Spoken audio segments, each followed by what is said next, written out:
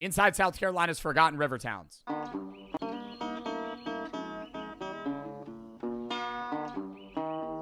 Yo, type 1 if you've been to South Carolina before. The PD, time, stand. Dude, weird state, man. I'm not saying I don't like it, but like that's why I wanted to watch this video for the people that have never heard of South Carolina if you're from another country or just like you've never been there, don't know a lot about it. South Carolina is like one of the most growing cities, or not cities, states, Charleston growing very rapidly right now in the US. Like a lot of people are moving there. So the city culture is like very high tech, very new, a lot of young people. But then the other opposite side of these areas is like these weird swamp towns that like are very isolated and no one lives. And there's people that are like fucking sharecroppers. Like not now, but like in their lifetime and they're like 50. Like then, like what the dude? Like in the 1970s, dude. Still. The PD region of South Carolina surrounds the PD River, which runs from Appalachia into the Atlantic. What's a sharecropper? Kind of like a lesser version of like fucking, like, I mean, dude, it's like slavery to like not indemned servant. What is it called? Indentured servant, sharecropper, where they're kind of keeping you in the system of you being stuck as like somebody that picks crops, but you're not a slave, you know? Well, the rest of South Carolina is America. Like that looks like a slave home, bro. That looks like some straight out of Django Unchained. Like. The rest of South Carolina is America's fastest growing state. The PD is a very different story. Oh, it is America's fastest growing state. I knew it was growing quickly.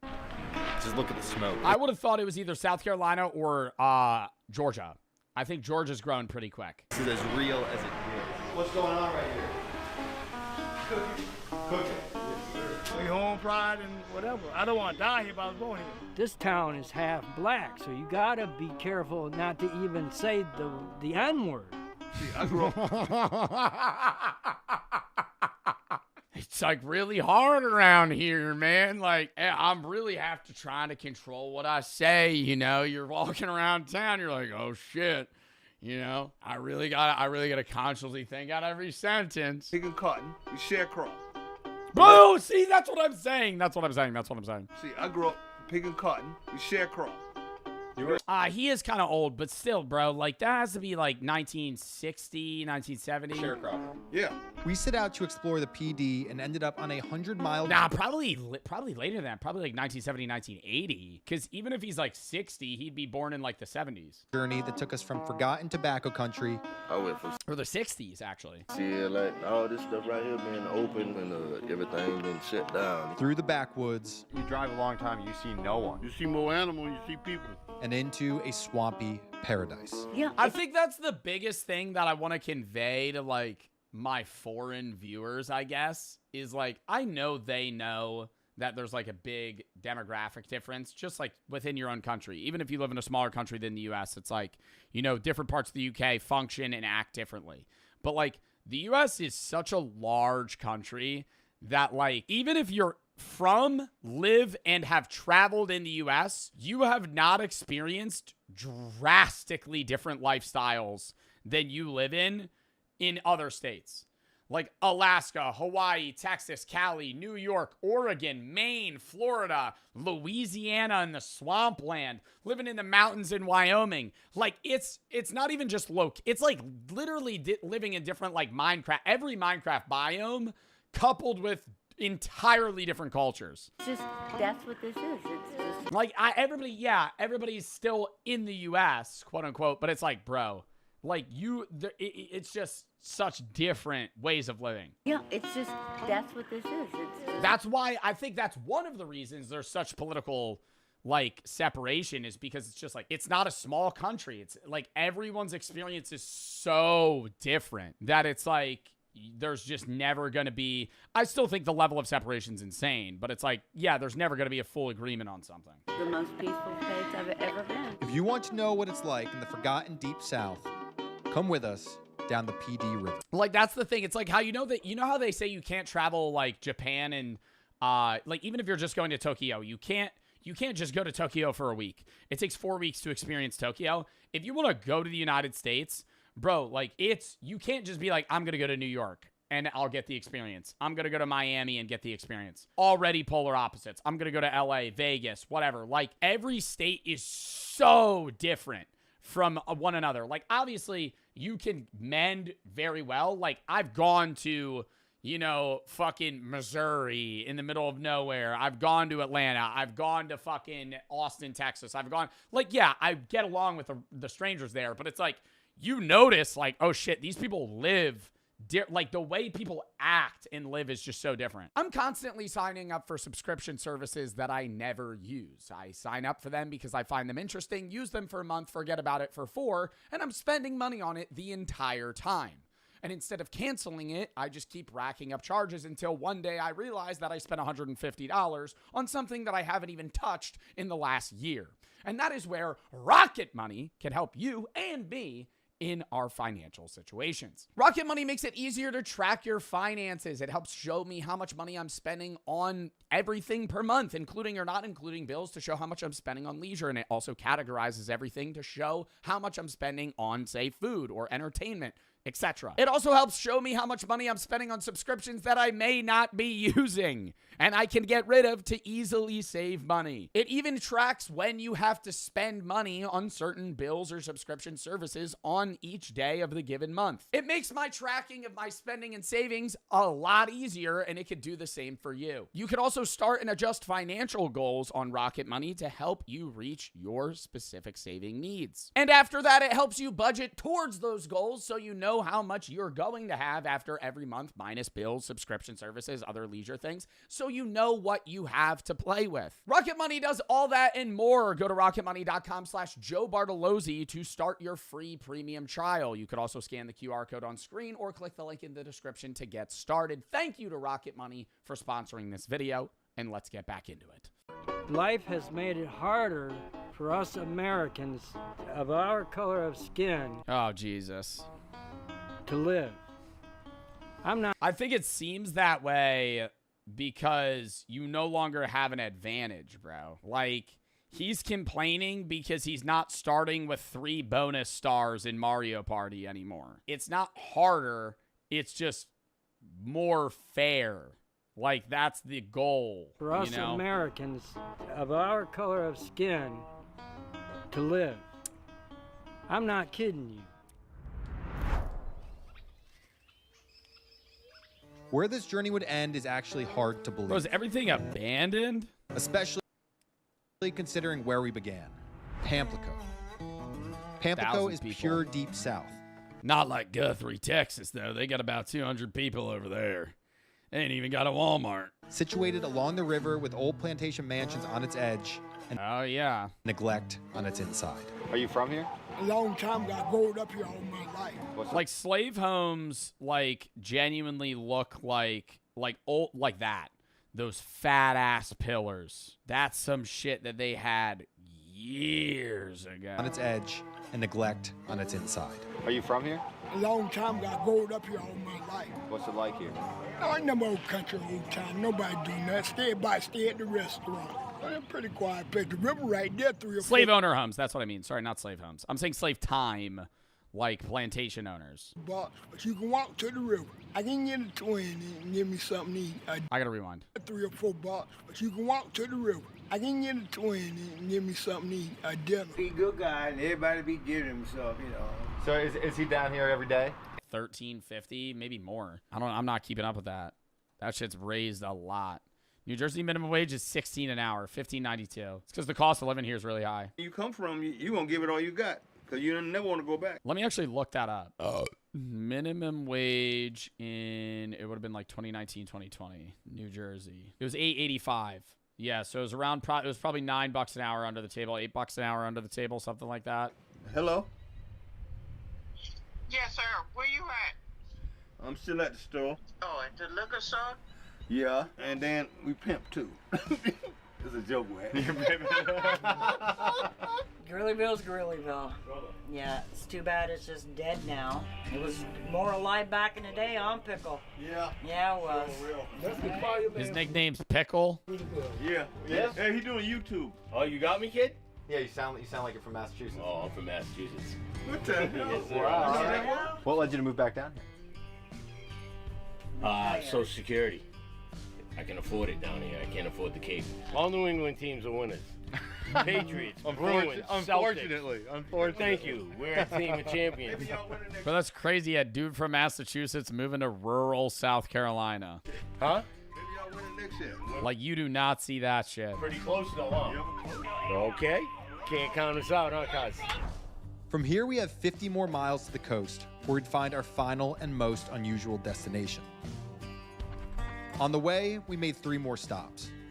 First, at one of South Carolina. Bro, they be playing this music too, and it's like, I don't know, man. This is coming from a guy, like a Jersey guy, so, you know, take that with a grain of salt. But like this level of like like country music resonates so much more when you're in the mountains of like Montana, North Dakota, Wyoming, like middle of fucking nowhere. Like, not the South, because the South is populated. Like, that shit's like the sticks, dude. Like, you're in the middle of nowhere. There's no people. There's like 4 people per square mile. Carolina's most famous barbecue Chris is joint. live? All right, word. It's Scott's. Yeah, I gotta shut the fuck up. We gotta finish this video. You know, we go all over the country searching for places like this. Just look at the smoke. This is as real as it gets. Dude, the smell. What's going on right here? Oh, it's gonna be so hot in there. And you guys do that. This is from the wood that y'all Oh! right back here. The smell. It's like. That's a better power back there. You have to use that power. Is this the man here? Hello. Are you the cook? Well, I'm one of the cooks. What's the secret? English and good. Yeah, I mean, we screwed up and then we make up. How long you been cooking? Smoking? Probably 12 years now. And he been here longer than me. He was 7, 8 years old. How long has this been here? Scott's. Since 72. 72. And we still proud of that. And the old man leave us here. He left the door for us. We keep it open. They say it's the best barbecue in South Carolina. Hey, look at we can't brag when we get feeding hungry. We get feeding hungry. What's it like around here, this area? Yeah, not quiet. Yeah, it's slow. And then every day, you know, somebody be. Yo, best pulled pork sandwich I ever had was on the side of the road in the middle of nowhere in Florida. I'm so serious. The best barbecue you'll ever have isn't at like a world-renowned Yelp-reviewed place. It's a place that doesn't even show up on Google Maps. And it's like in the middle, like in a back road. It's just like a shack. And it's like, we got blank. And they have 4 items. Just a dad and a mom at a smoker. Backing up every now and then. You know, anywhere you go. We live in here, I guess we used to here. And we home pride and whatever. I don't want to die here, but I was born here. Okay, so we went big. It was on the way to Keaton Beach. Now, I don't remember where it was, but it's somewhere in Florida. I used to go scalloping. There's a lot of stories I haven't told to chat. I don't know if I've ever told a scalloping story. I used to catch bay scallops, and I would shuck them in the summer. Lure, a little lure drop. I used to catch, it would be like 5-gallon buckets of little bay scallops. They're about yay big. They would snap. You gotta put them in a bag, and they would snip you. You gotta hold it away from you. And there'd be like sharks in the water around, stingrays and shit. And you were just like trying to avoid them. Oh my God. I remember that used to scare the fuck out of me, but I thought it was so fun. Oh.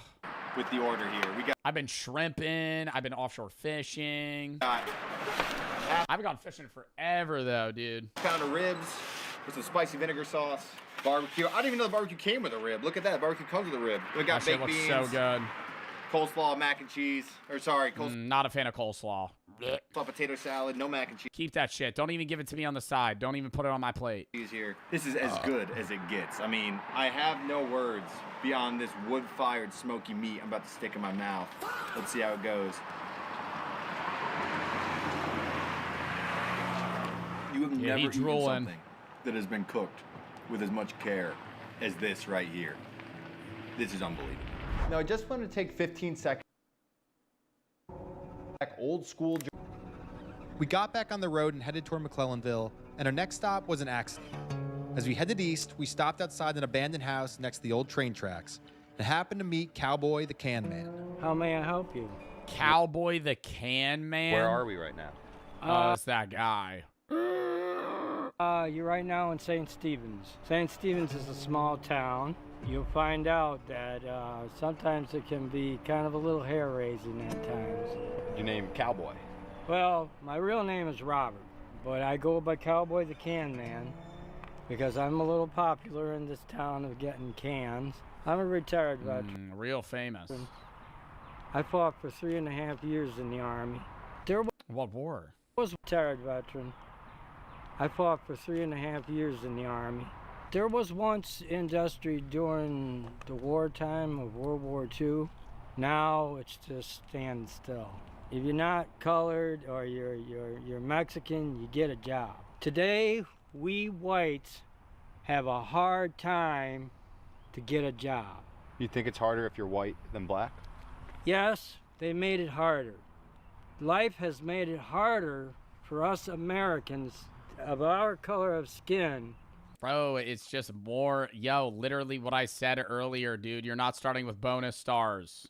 You ain't got 9 bonus stars in Mario Party anymore, bro. To live. It's not that, oh, they're just giving minorities jobs. Like, they're just on the even playing field as you, and they're beating you. I'm not kidding you. It is very rough.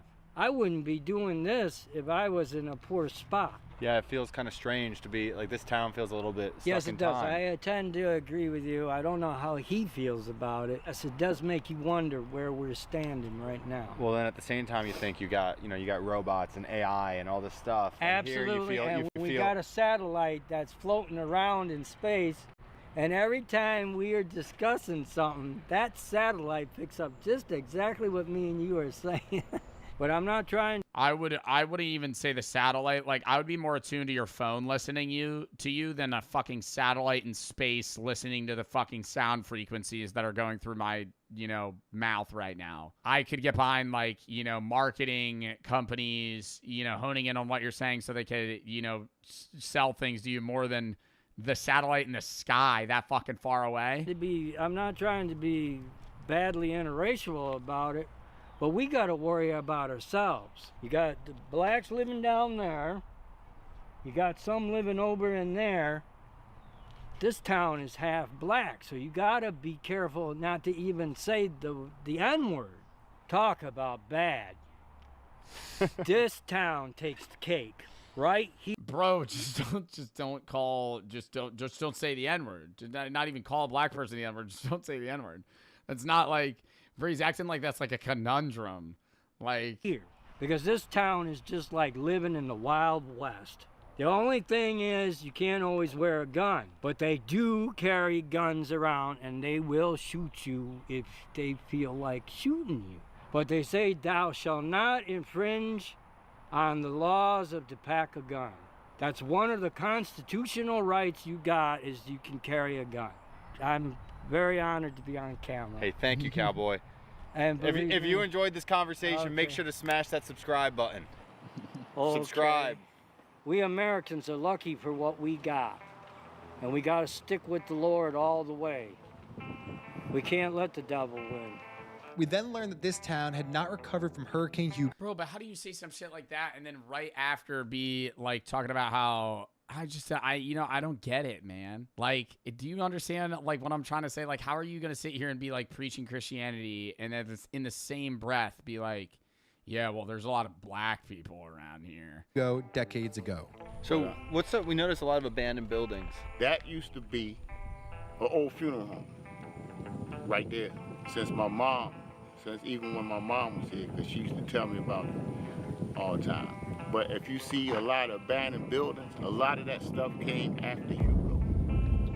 The hurricane hit it. Yeah, when the hurricane hit it, they just said, nah, we ain't even gonna build it. We ain't even gonna build it back no more. Wow. And so people just picked up and left? That's it. So it's only really that. There's a couple of gas stations up that road. You'll see that's abandoned, a laundromat, some stuff like that. But like I said, it's just a little small town, man. That's about it. Back in the car, we drove toward McClellanville, our last stop. As we traveled, we passed through swamps and dense forest. Wow. We decided to drive down one of the dirt roads to see what or who we would find.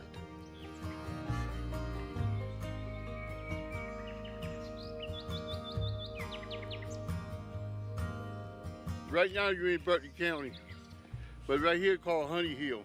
Honey Hill. Yeah. And mostly private country people, whatever. Then we got no money. I moved down here about 30 years ago. Wow. I don't get along with people too good, but back here it's quiet.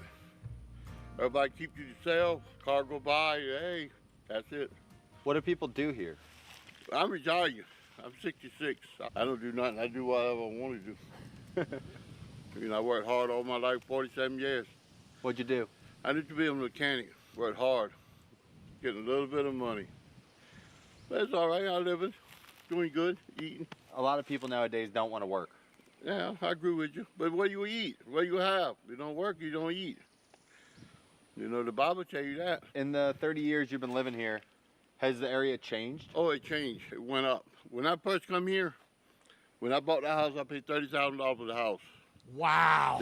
30 grand for a fucking house. That, I feel like that's not even possible, bro, anymore. 30 for that one, and 30 for that one over there. That one over there. That All one these houses were last 30K? year for 220.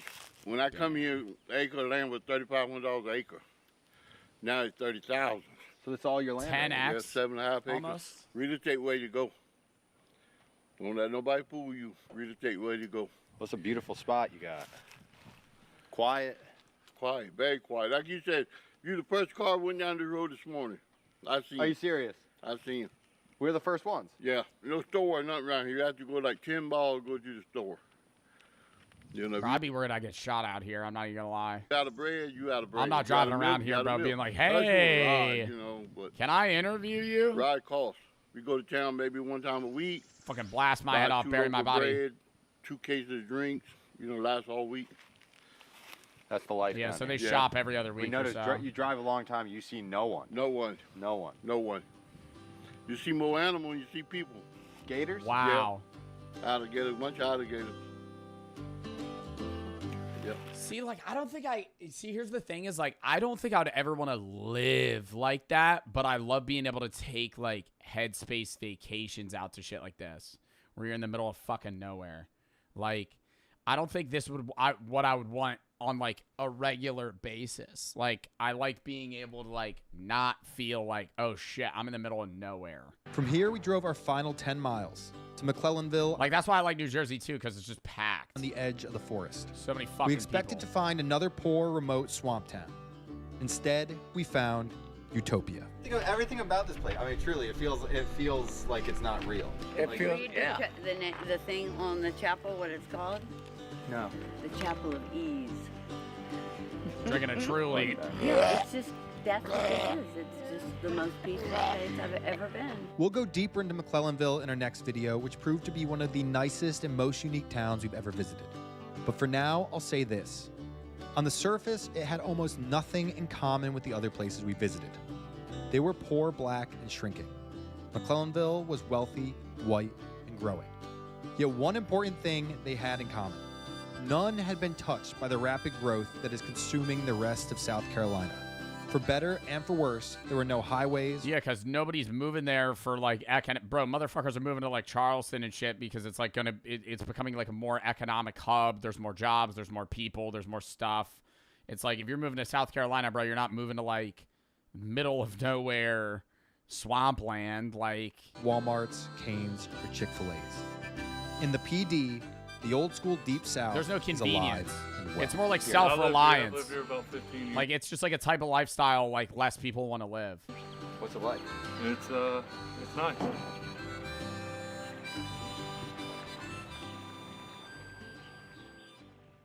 If you're still here, I'd like to... WVED. I'm not watching the rest of that. Roka makes some good shit. All right, you gotta be careful not to even say the N-word. Sounds like a real daily struggle, bro. All right.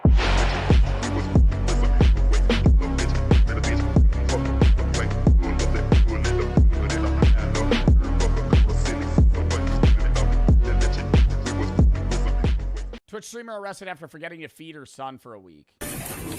Jesus. Good God. And when they say Twitch streamer, do they mean big Twitch streamer or just like somebody who streams on Twitch? God. She's been a just... These were the exact reactions of officers who just encountered one of the most horrific scenes of their lives. A 2-year-old boy was found lifeless in his crib, a scene that still sits heavy on everyone who saw it. Nothing's gonna bring him back. It was already hard enough to want to live. They were my only motivation to get us out of here. But you didn't check on them for a week, and they were in the same house. What?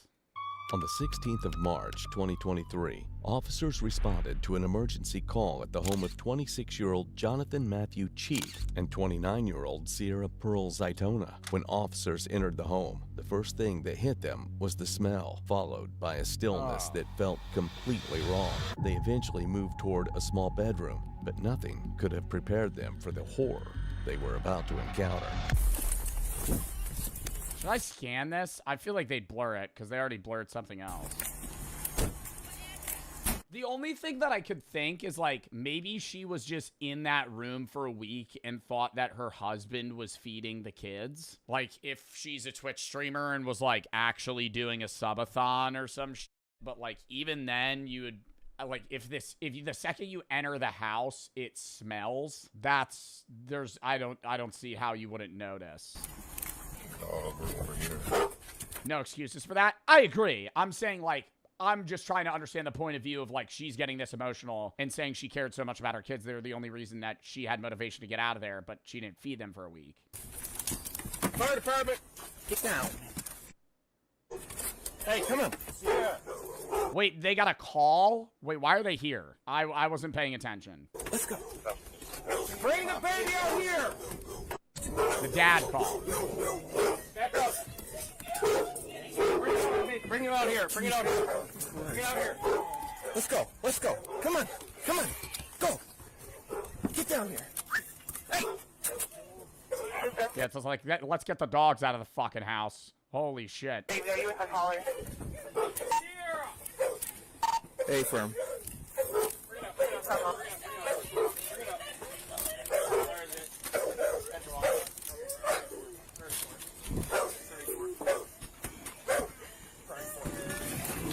Jesus. Why is it muted? Oh my god, is that the fucking crib? Jesus. What is he holding? Oh my god.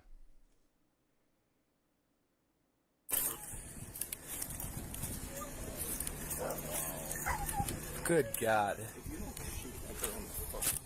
She's been a fucking just...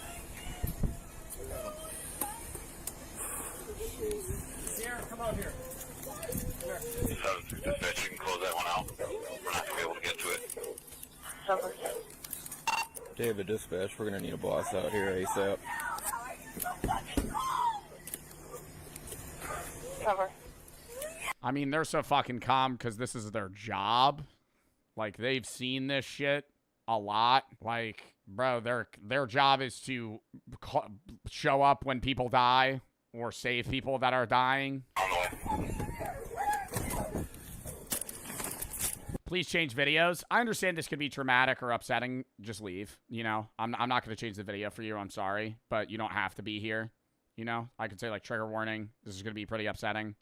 I think the title of the video kind of gave that away, though, before I hit play. Seeing that the kid died. I literally said Twitch streamer arrested after forgetting to feed son for a week.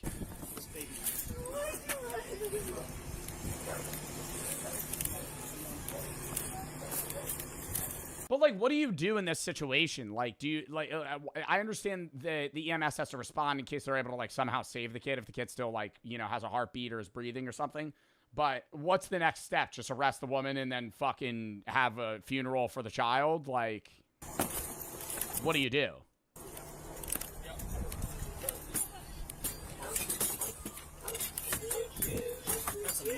That's a month. No. Stay back. They know the shit that goes on over here. Yo, let's take the fucking cat ears off, eh? You know, like, was she just live? Like, did she just end stream and then deal with this? Like, I'm very confused.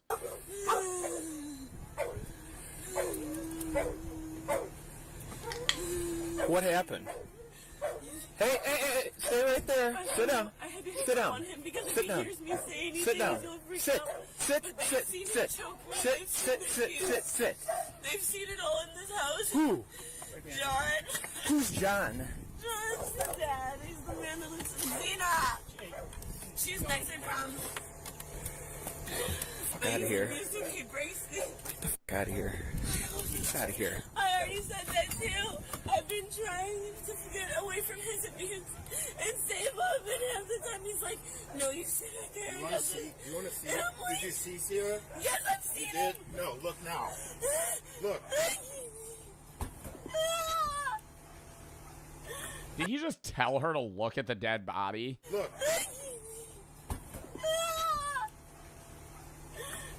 I'm presuming she's saying, like, oh, I had no idea, but, like, I mean, obviously it's blurred. I'm presuming that the dead baby looks very dead.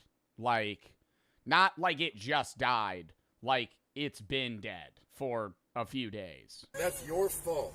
I know. Oh, yeah. I can't work. And, like, malnourished. Like, very skinny. He had control of my funds before. I just got control of them Take back. them other two kids up to the I've back been- of the fire truck. There's two more in there? There's two more in there.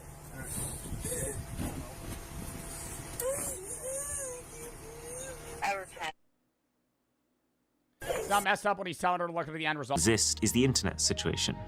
Or really, the lack of one. Look at this. On the Heyang phone. There is I want to also kind of side note here. There is like a level of U.S. meddling that people claim goes on for foreign phones for us as well. Like most U.S. citizens that own a phone own an iPhone and don't really ever have access to like Huawei, which is the Chinese phone that is a lot of the time seen as more technologically advanced and more user-friendly and developed than the US iPhone and iOS versions. But like nobody owns a Huawei. It's like impossible to get a fucking Huawei. You can swipe down from the top and you see your control panel that looks basically the same as every other Android's. And there's even a Wi-Fi button there, but when you press it, absolutely nothing happens. Weird, but let's go into settings to click on Wi-Fi directly, but you can't. How the fuck does the phone work if you don't have LTE and you don't have Wi-Fi? What the fuck do you use the phone for? It's just constantly in airplane mode? And they've actually gone a step further with this more recent Samtaisang, because you go into the quick settings, there isn't even a Wi-Fi icon at all. It's like they don't Then want... what do you use the fucking phone for? The calculator app? Like, what am I gonna play offline Subway Surfers on the fucking phone? What do you use the phone for? You're not fucking connected to anything. Messaging, you can't message people without fucking connectivity. Or bars. You to even consider that the feature could That's the point? Well, then don't even give them phones. be as accessible as that. The only way to get something that even resembles Wi-Fi is this. It's called Mirai, and it needs so many details from you, including your government Oh, shit. So they just, like, require... Because it's too easy to just connect to something, so they restrict that. So you have to use an app that, like, tracks your Wi-Fi. ID and an authenticated North Korean physical SIM card that it's pretty safe to assume everything you do while using it can be traced right back to you. And even with all of that, this still doesn't get you onto the internet. There's actually no way for a North Korean citizen to do that. All this can get you is access to a highly curated North Korean... Whenever I see shit about, like, North Korean technology, I always remember, like, the videos of the Russians talking about how when North Korea sent their troops to help Russia in the war, the Russians always cited the North Korean people being, like, cripplingly addicted to, like, porn and cartoons. Like... because they've never seen it before, so it's like it was such like a culture shock for them that like their eyes were just like glued to the screen. Like the technology that they have there, like the unrestricted access to the internet's like absurd. Intranet, where you can look at specifically government-approved TV, news, propaganda, and apps. More on that in a bit, but the key thing to know for now... Damn, bro. Do you think there's like any apps they could use that we use? No. Because it would be non-North Korean tech. I'm thinking like games. Like, dude, like Doodle Jump. Like, you think I feel like, bro, like, do you think they're like restricted from playing like Doodle Jump? Is it doesn't look like it would be a great experience. The app itself tells you to expect speeds between 2 and 33 megabits per second, less than a 14th of the speeds that South Koreans are getting on their public Wi-Fi. I imagine. Well, to be fair, doesn't South Korea also have the best Wi-Fi in the entire world? Like, by area? Like, their Wi-Fi's crazy.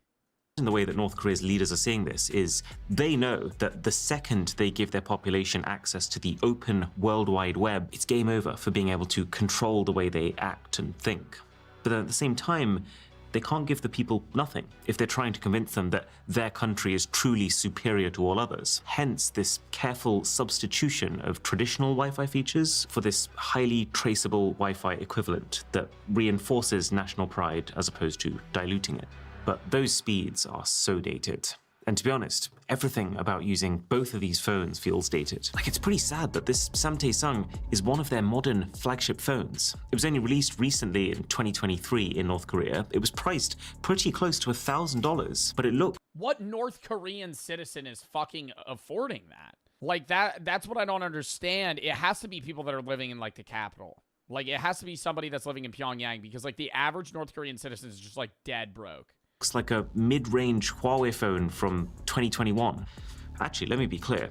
It has to be people that I think they're also giving people the phones that are in like some sort of not substantial power, but they're in a position of luxury, or I guess they're well off enough to where like they would start looking for like tech. They would want the next thing. And if North Korea doesn't give them the next thing, then they're going to be like, okay, I'm not revolting, but there would be some sketchy shit behind the scenes. Looks like a mid-range Huawei phone from 2021. I'm almost getting deja vu looking at it. The way the camera module has an identical style and position. The way the body and the screen curves around in a seemingly identical... I mean, yeah, bro, they literally probably got a Huawei and went, how do we copy this but make it fucking 10 times worse so our citizens can't fucking do anything with it? Even this incredibly unique Huawei-style cutout around the buttons and this red line in the middle of the power key is the same. Plus, for security reasons, I've got to keep the IMEI number hidden. But when we traced it back, it does look like this phone was manufactured in China, just like Huawei phones. So I think there's two possible... So there's Chinese companies that are making phones for North Korean people?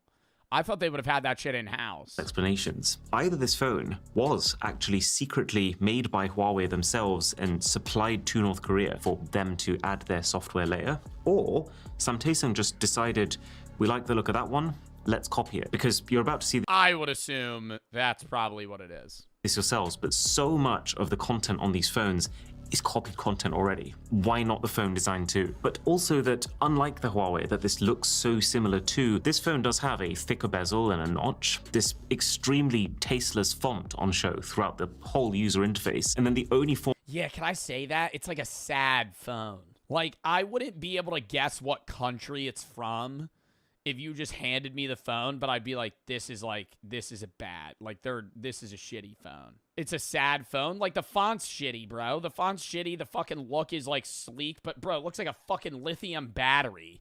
Like, it looks like I'm staring at something that would charge a fucking e-bike. Form of branding on the camera is a feebly written 64 megapixel that gives me absolutely zero reassurance it's going to be a good experience. And it is not. On the Haeyang phone, we're just getting extremely poor, grainy image quality all around. And even though there are 3 cameras on the back of this phone, there is still no ultra-wide and no zoom. So both extra cameras are just useless macro and depth cameras. A trend that, globally speaking, started to die out pretty fast after 2020. And so the idea that this thing released in 2023 with that kind of setup shows the time lag that we're operating with here. And then on the flagship Samtae, the camera is super buggy. We couldn't even get it to flip around to the rear cameras. And it's also got this really unusual watermark plastered over it, which when we reverse, it spells out, please contact Heinetron. Now, I did a little digging and turns out Heinetron... Anytime you take a picture, it fucking watermarks your face. ...is a small, private, China-based company who makes a lot of smartphone parts. So it kind of looks here like they've supplied some of the bits for this phone, but then North Korean Samtae has just, like, not paid their license fee or something. Regardless though of whether this phone is a secret Huawei collab or just a blatant ripoff, it doesn't change the fact that it is terrible value when you consider the global market. But that makes a lot of sense. With North Korea, we are talking about a very unusual market that has almost no competitive pressure. There's almost no incentive to give people cutting-edge tech. And if anything, the more dated the tech, the simpler it is, and therefore the easier it is going to be to control. That would also explain why the Haeyong is still running Android 10, with seemingly no ability to update beyond that, and why Samtaesong is stuck on Android 11, making it 5 years worth of updates behind current Android. I don't understand that about fucking update shit. Like, what is so bad? Is it like vulnerabilities? Like, what's so bad about not updating something that works currently? That eventually there's vulnerabilities that haven't been patched? Yeah, it's like security shit, but also probably like lag and glitches. So they're using like 5-year-old fucking software on a brand new phone. Show you what I mean by all this copied stuff. So there is an It'd be like running your computer today on like Windows 8. App literally here with a Microsoft Word logo. You open it up and it gives you the option for Excel, PowerPoint, and Word. But I can assure you what you are getting here are not Microsoft apps, not even close in functionality. I would actually go as far as to say that at least 50% of the icons that you see on these phones are stripped directly. I feel like they're unusable, dude. Video editor. There's people making fucking CapCut edits in fucking North Korea. Get the hell out of here. Theme manager, what is this? Directly from other companies, like File Manager and Compass. Those are basically Huawei icons that are very slightly reskinned. Maps is an almost one-to-one of the Google Maps icon. This random game uses the same icon as the Mobi Office work application. But let's just zoom out for a second. Even the official Samtaesong wallpaper, I'm pretty sure they have literally just downloaded the wallpaper from an Honor phone and then added an 8 to it. And then if I go over here to the About Phone section, I recognize that image. That image is actually stripped straight from the promo material of the completely different looking Huawei Mate 30 Pro phone from years ago. And yet it is serving as the poster image for the Samsung. I'm surprised they even put this much work into like making it look nice. Like, do you think that's a part of the appeal for the North Korean people? Is like they're really trying to con you into thinking this is a good phone? Because like is the average North Korean person that gets this phone like staring at this image and being like, wow, I really have the next big tech. Samtaesong 8, which makes me side with the theory that this is a copy of Huawei as opposed to made by Huawei. Because if it was made by Huawei, surely the company would use an image that at least matched the design of the phone. There's a whole library of informational videos that you can buy as part of North Korea's intranet, like this one, all about the football club Arsenal. And on the face of it, you're like, oh, this is really premium, how professionally produced. But look a little closer, and you can see this is actually ripped straight from an Amazon Prime series. It's just instead of Stay in the Game, it's titled Sweat for the Win. And it's got the logo of a North Korean company plastered across the entire length of it. But there is literally no way. Wait, and the North Korean people have to fucking pay for like a shitty cut, like rip of 480p Arsenal's Netflix, or not Netflix, Amazon Prime documentary. Like they're paying for like a 480p rip of like a shitty,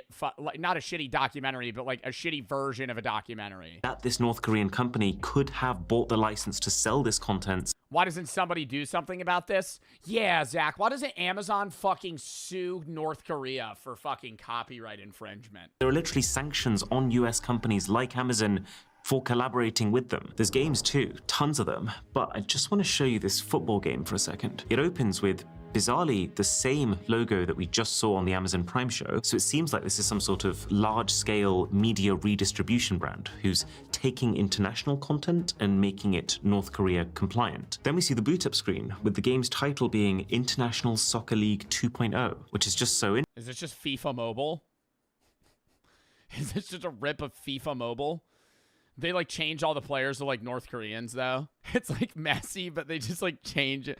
Like everybody's just reskinned just like fully. Like it's just every team's just only North Korean citizens. Interesting because this shot of Messi's face, I reverse image searched it, is not from International Soccer League 2.0, but instead a screen grab from a trailer of Japanese-made Pro Evolution Soccer. The other thing that I think is absolutely fascinating about this football game is the Asian players are missing. Like, you can select the I was joking. I was fully joking. There's no way they got rid of all the Asian people if they weren't North Korean. team, Tottenham Hotspur, with all the correct roster as of 2022 when the game was launched. But they're missing all the Asian people. But with the only South Korean member of that team, Son Heung-min, not present. They just chopped him. Again, presumably to not show North Koreans that South Koreans have proper international... Oh my god, bro, because that... an illusion for the audience. This is a great vibe. This is the bar to beat right now, for certain. I don't even know the name of this bar. I'm gonna call it the IKEA bar because it looks like we're in like a fucking furniture store. Everything in this area is so, it's the cleanest, most staged looking place I've ever been to. For that, what is the vibes? Okay, well the vibes, I love the cleanliness, I love the fanciness, but it's like too perfect that it's uncanny, so it's gotta be docked to like a 3 flat. There was a lot of people here and we passed this bar originally. We came back and there's not as many people now. I don't know. What is the vibe? The vibe? It's not a 3, it's a 2. To put it simply, the vibe fucking sucks. It's a 2. The drink, however, we've gotten a feather in our drink, free feather. High on Life drink, it's Scarlet Night apparently this Friday. This is the specialty drink of the night. High on Life like the game. Ever heard of it? Played both of them. Never played it. This Creators is of Rick and Morty. This is the NPC bar. This is the NPC bar, and this is the NPC drink because they were handing out flyers for this shit. Dude. So double whammy here. Consumerism. Cheers it. And sink it.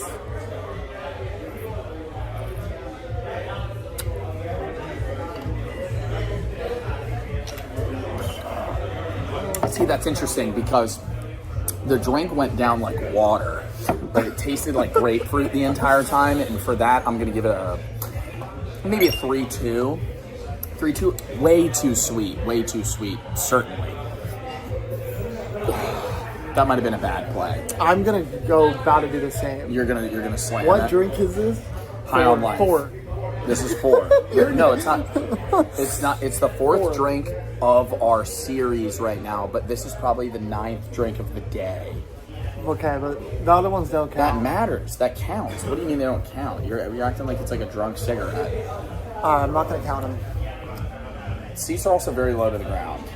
Drink number 4. Look how I'm sitting. Genuine reaction. We also have Korean barbecue in about, an hour? And I was not happy about it because when we booked it, Jack made it so it was... okay, I didn't make he didn't make it that way. The server made it that way. We're going to be sitting with random people, and it's a real RNG toss of the coin on how good they are. I think I'm going to try and get everybody to do a sake bomb. That would be awesome. Whether or not they agree, we'll see. All right, guys, my opinion matters. Drink 3.5. Vibes 2 out of 5. It's like the same fucking rating I gave. I'm telling you, we were just bickering about how I said I'll just do my score and then whole average his. I gave a 2 and a 3.2. You gave a 2 and a 3.5. Does that change it? If we averaged it out, it'd be like 0.1 higher. I would have given it a 9.8.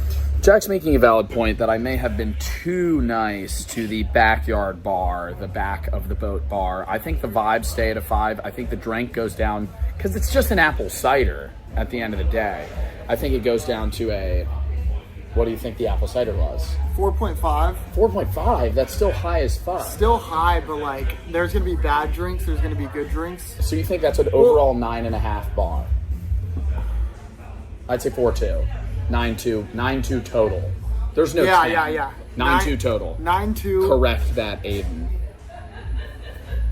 We'll correct it. Thanks, Aiden. We'll update it right now and it'll overlay.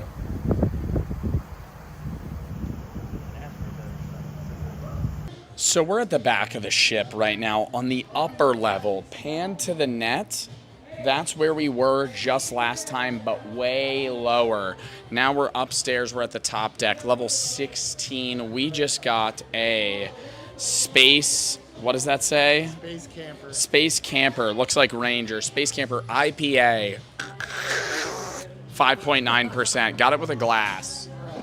Quick pour.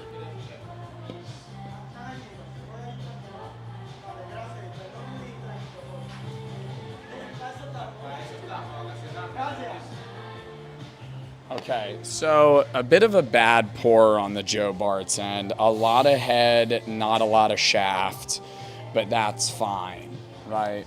And that's a user error. We'll take that into account. We're gonna let it settle for a minute here, and then we'll give it a rating.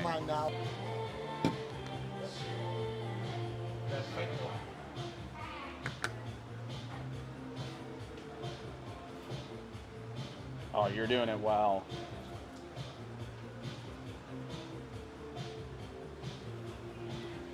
I mean, this guy's a world-class pour. Too little head, right? Which would you rather have? Chat, which would you rather have, A or B? You can't have too much head. Space camper, 5.9% IPA, low hopes. Anything, actually not bad hopes. 6% can be okay, but over 7's usually poor. Cheers it.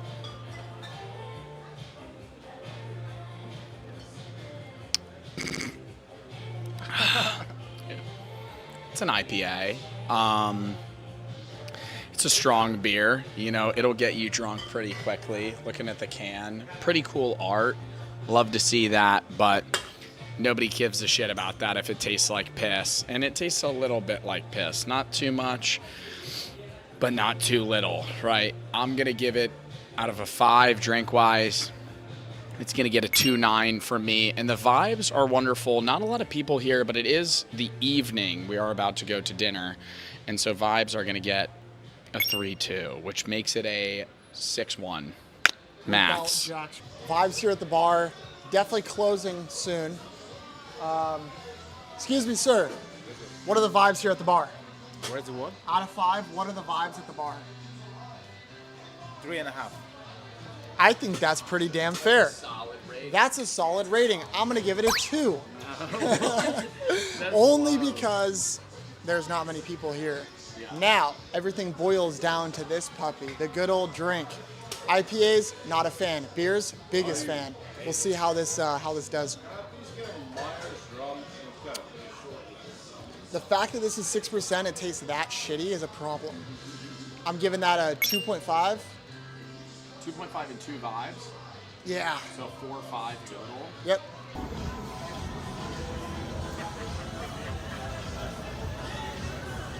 I don't know how you're not scared right now. This beer fucking sucks in hindsight. This beer's fucking terrible. This beer's a 1, dude. And there's a fucking bug that's landing on me. We're in the middle of the ocean. How's there a fucking bug that's landing on me? The vibe's awesome. Look at this shit, dude. We're like chilling on a couch. Beer's terrible. Vibes, I'm giving a 5. Drink? 1. Dude, it's like one of those shitty ass mystery box beers. Whoa. How you feeling, Joe? Fucking fantastic, man. Whoop. No, imagine I threw it off. That would be really rude. That'd be fucking. All right, guys, the buzz is definitely kicking in. We're feeling really good. Sunset. About to go to gun by. Throw the shoes off the board. Nope. You'd probably get fined crazy. I'm not getting fined. Dinner time. All right, so gun by may be out of the cards right now. And we're going to flip a coin right now on whether or not we go. Heads we go, tails we don't. Flip a coin. Big deal right now. Series in the hands. Hey Siri, flip a coin. Wait, what? Heads we go, tails we don't. Okay. Hey Siri, flip a coin. We don't go? Then what the fuck do we do for dinner? I kind of want to go. I drink. I kind of want to go, though, now. Why did we do that? You said you didn't want to go initially. No. You were the guy that said you didn't want to go. I said, should we go? Should we go? Probably not, but like, are we gonna go? I don't know. Like, what if it's great? The odds are it's not. The odds are it's gonna be pretty rough. The odds are we're gonna have. I feel like we're gonna get the food and we're gonna be like, Yeah, the odds are It's not gonna. great. The odds are it's gonna be me, you, Gertrude, Mildred, and fucking some other Bartholomew. dud ass character, and Sims NPC, and we're gonna get some Straight unseasoned raw food, and we're gonna fucking cook it with them. We're gonna go. Hey, you want to do sake bombs? Oh, sorry, we don't drink. And I'm gonna go. with Garland. We could go and go. Who's our group? Look at them be like, and decide. But like, Oh. the downside is we show up and go to their face. We're like, No. hey, brother, could you move us? Yeah, no. Could we actually sit alone? I could be like, no, I have an allergy. I could pull Oh, that. you'd be like, I have an allergy to I do have Gertrude. I have an allergy to alpha gal. I could be like, oh no, it's like I can't. It can be shared. That's so funny. I could do it though, You'd be like, I got an allergy to lambs. bro.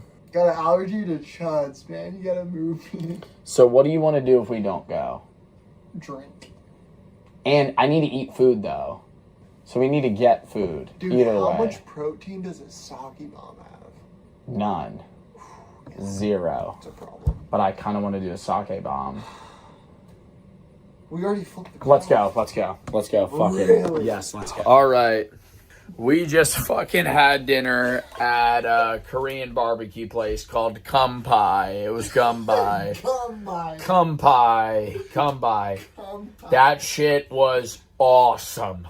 I was so pissed about it yesterday.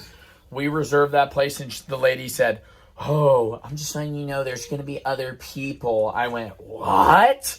We're going to be with other random ass people? That's going to suck. It was me and Jack, 2 vegan Hindi people, that's the plural, and 3 other people. And they were vegan, the 2 Hindi people. I was chatting them up. We were having a great philosophical talk. They ended up leaving because the main course was all meats. They were lovely people. Me and Jack were getting fucked up. I mean, we were drinking it was a Bohemian beer. What was the name of the beer? Ziki. Some shit with soju, and I was hammered. We were just drinking that nonstop, and then the 3 other people stayed with us. We ended up having shots of soju and a game, and I don't know, we're probably like 10 drinks in tonight. Total for the day, we're probably 15 in. We're about to go to the nightclub, see what shit happens. I don't even know if I'm gonna rate that that wasn't a bar, it was a restaurant. Doesn't count. It doesn't count. What are you rating it though? 5-5. 5-5. It was Holy a 10 out of shit. 10. I wouldn't rate it a 5-5. The food and the atmosphere combined was like a 3-8. The atmosphere was a 5 if you're going for the vibe that we got. The drinks were the best drinks we've had so far. Yeah, they had By far. They had a mango mixed drink that was like actually So fucking delectable. And like the spicy one was good too. yeah, I had a spicy mango margarita. He had a regular mango smoothie drink, and both of them were like 10s. And so the drinks were a 5, and the fucking food vibe was a 3. They left, and I felt really awkward. Oh, it made my night. Yeah, we had a lot more space. I felt bad they left, but I was like, oh, thank fuck. Because we were like sitting like this, and then it was like a spread the legs, pause. No, because you were worried about us pulling up and then thinking they're lambs and leaving. Yeah, and I was that's worried what they would be. did to I was worried they were going to be a bunch of lames, and then they left us, and I was like, "Fuck, are we the lame people?" I was like, "Fuck, are we the ones that suck?" And the silver lining was Oliver, bro. Oliver, our waiter, man. I started asking his life story. He's from Mumbai. He was Hindi, turned Catholic. I learned about this man's whole life story. He told me a whole route to go from northern India to southern India. If I travel, I said, hey man, I'm trying to go now. Like, chimpanzees have entered the Stone Age. Rise of the Planet of the Apes, chat. It's coming true. That chimpanzee just made a stone tool, and that one's hunting with a spear. If this looks like the Stone Age to you,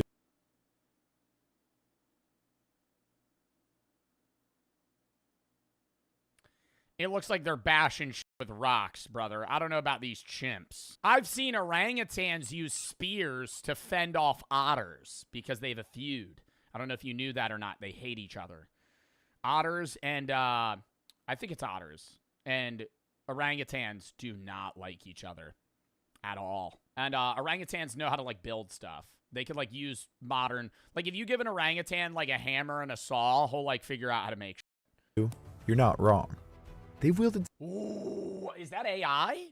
No way they made that. If it made that, that's impressive. That's like an old school, like, obsidian spearhead, almost. That has to be AI. They've wielded stone tools for thousands of years, and some are virtually identical to those crafted by our own ancestors. So are they truly in the Stone Age or just standing on the edge? Let's find out. Let's find out. I'm going to be going to the rainforest today to go interact with some of these monkeys. Or chimpanzees, apes, rather. Because monkeys and apes are different things. Anyways, he walks in, he's like, all right, I think I've spotted one. For decades, researchers thought tool use is what separated us from the other animals, what made us human. That was until a revolutionary primatologist conducted a study in the 1960s. Jane Goodall ventured into the remote Gombe Stream National Park in Tanzania. One day, she witnessed chimpanzees at a termite... Why do I know that name? Did Jane Goodall recently die? Oh my God, she recently died in October. At 91. ...mound repeatedly poked stalks of grass into the holes. The termites would bite onto the grass defensively, allowing the chimp to pull them out and eat them. Astonished at her discovery, Goodall told paleoanthropologist Louis Leakey, who wrote, "Now we must redefine tool, redefine man, or accept chimpanzees as human." Okay, I don't know about accepting them as human, but I do think they're a lot more intelligent than we give them.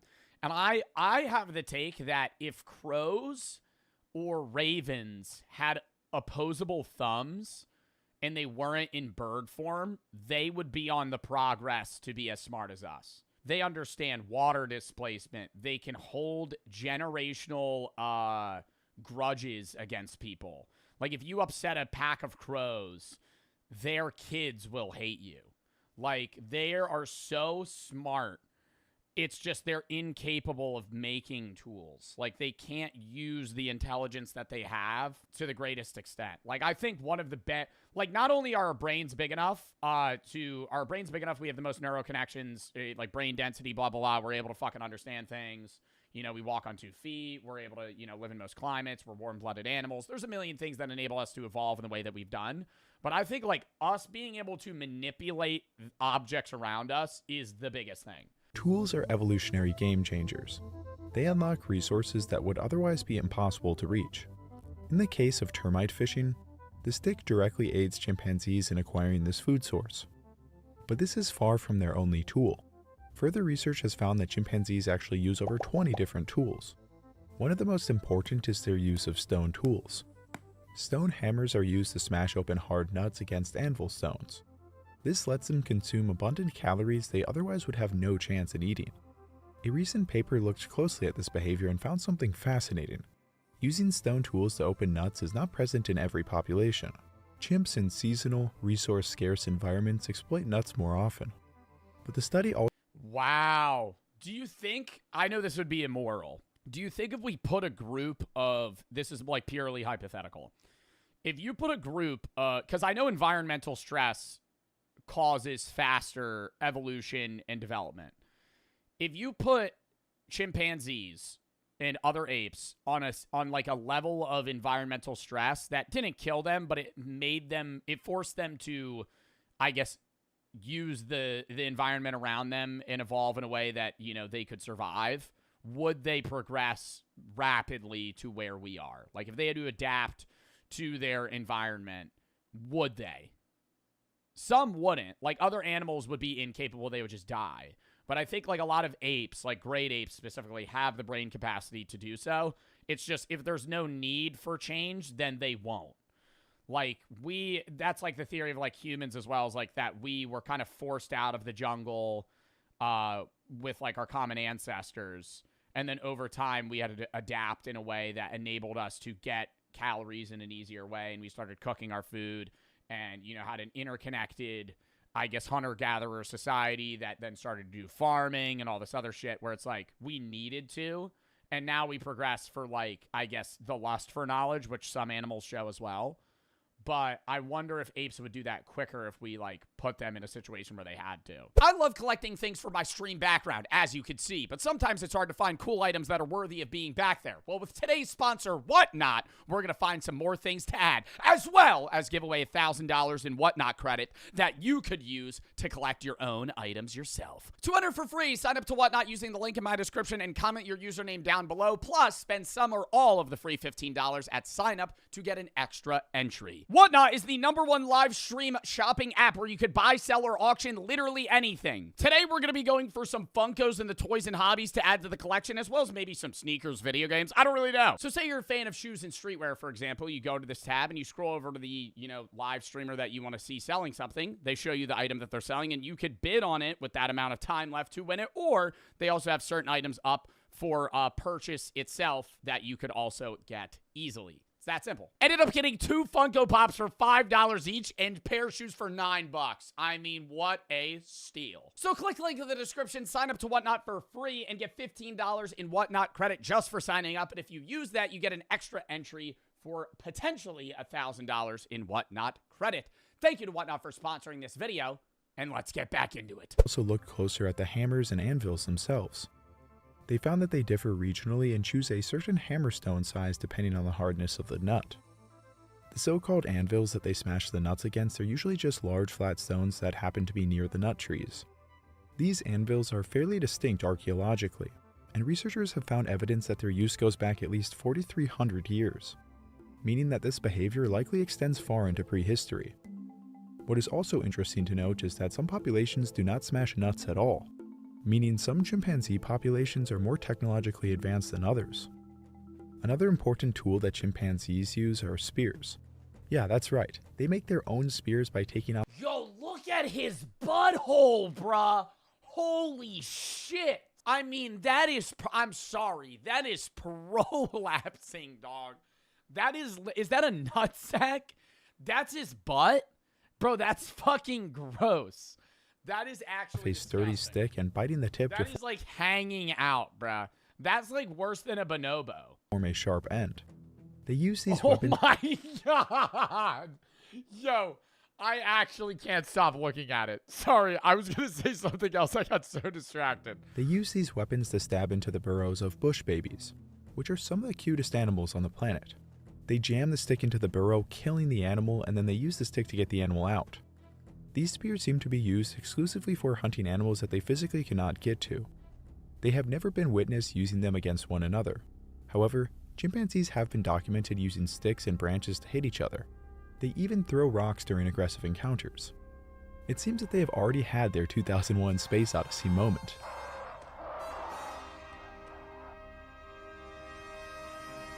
So chimpanzees use rocks to crack open nuts, they fish for termites, and they even— Actually, no. Yo, they had to do that. Because if you were playing this game as a North Korean citizen, you'd be like, wait, this guy's on a fucking UK professional soccer team, and he's from fucking South Korea? Athletic careers. In fact, just the general situation with apps in North Korea is so different to what you and I are used to. The first thing that jumps out is there's just so many of them. Like, have you ever seen this? I low-key feel like this phone emits radiation, but like not like ionizing radiation. Like this, I feel like this phone, like if you slept next to it, would probably cause some health problems. This many apps pre-installed on a smartphone. This right here is a medicine app, but a medicine app where you can order whatever you might need for home delivery. There's maps with navigation too, although fascinatingly, it doesn't show a clear dividing line between North and South Korea, and also doesn't let you zoom any further out than the country itself. It's a little bit more advanced. Bro, you can't see the fuck. Do you think they have a globe? Do you think they have a globe? Do you think they teach? Bro, we've seen so many documentaries about North Korea. I don't think I've ever actually asked that or, like, looked into that. Do they know what, like, the continents look like? Than I was expecting in They have to. They have to. some ways too. The Earth's flat? I don't think they think the Earth's flat because there's no religion. There's no religion, and that's where, like, it kind of got phased out. There would be no reason for them to say the Earth's flat. Like, there's a store here where you can buy things like And there are genuine fucking scientists in North Korea. Like, dude, there's people working on, like, military high-grade, like, physics-based shit. smartwatches and So they know the Earth's round. TVs, all using an electronic wallet, and it's part of the intranet. It's also on this phone, really surprising to see, if we look past the logo that is very clearly just an NBC ripoff. This is... It's so weird, though, that they're just, like, choosing random logos to just kind of rip for different apps. online gambling, with even the option Huh? North Korea has gambling? of the intranet. It's also on this phone, really surprising to see, if we look past the logo that is very clearly just an NBC ripoff. This is online gambling, with even the option for sports betting, as well as just What fucking sport are you gonna bet on? North Korean sports? a pretty hefty catalog of video content that you can download. Oh my god, how much are you gonna bet that shit's fucking rigged to the gills? Oh my god. Betting on a fucking North Korean football match, and you fucking throw like $5,000 on some shit, they're like, just lose. Just lose. I go, okay. Download onto the phones. But you can also see that the North Korean government's influence permeates every layer of this, even the types of movies available. I couldn't find one from the US or South Korea, but Russian movies? Loads of them. Remember, the criteria here is not which movies does the North Korean population like the most, it's which movies does the regime want the population to watch. And so it makes sense that it's all filled with Russian content, since Russia is one of North Korea's closest political allies. And Russian ideologies line up very closely to North Korean ones. There's also, weirdly... Yeah, but it's Russian ideologies, but it's not just Russian film. What's that one movie where they use real bullets that was a Russian film that we watched? Come and see. I'm telling you right now, the North Korean people do not have access to come and see. That's like an anti-war, like, movie about how horrible it is for people, and it ruins lives, families, and fucking everything. Yeah, no shot in hell they'd have that. A bunch They have access to Russian films that are pre-approved. of Indian movies, including ones that I've seen before, like 3 Idiots. The link between North Korea and India isn't as clear-cut, but the guys from Daily NK have a theory that Indian culture hits a bit of a sweet spot. It's kind of different enough to seem exotic and interesting to North Koreans, but they won't want it. but while still not posing a threat to their culture. Yeah, it's not gonna make them want to change their own culture. In the way that Western content does. And then there's just a whole load of apps that feel not just guided by the government, but directly requested by them. Like this one is entirely biographies of past and current North Korean rulers. Something else I've never seen before is a general guidance app, which is split into 4 categories: laws, regulations, a legal dictionary, and then common sense, which really is exactly what it sounds like. You imagine you're doing some sketchy shit on your fucking North Korean iPhone, and, like, out of nowhere, you just get a fucking phone call, and it's just Kim Jong-un's face. It's like John Pork, but worse. Sounds like. It's so strange. It's like way worse. How should we legally understand the family?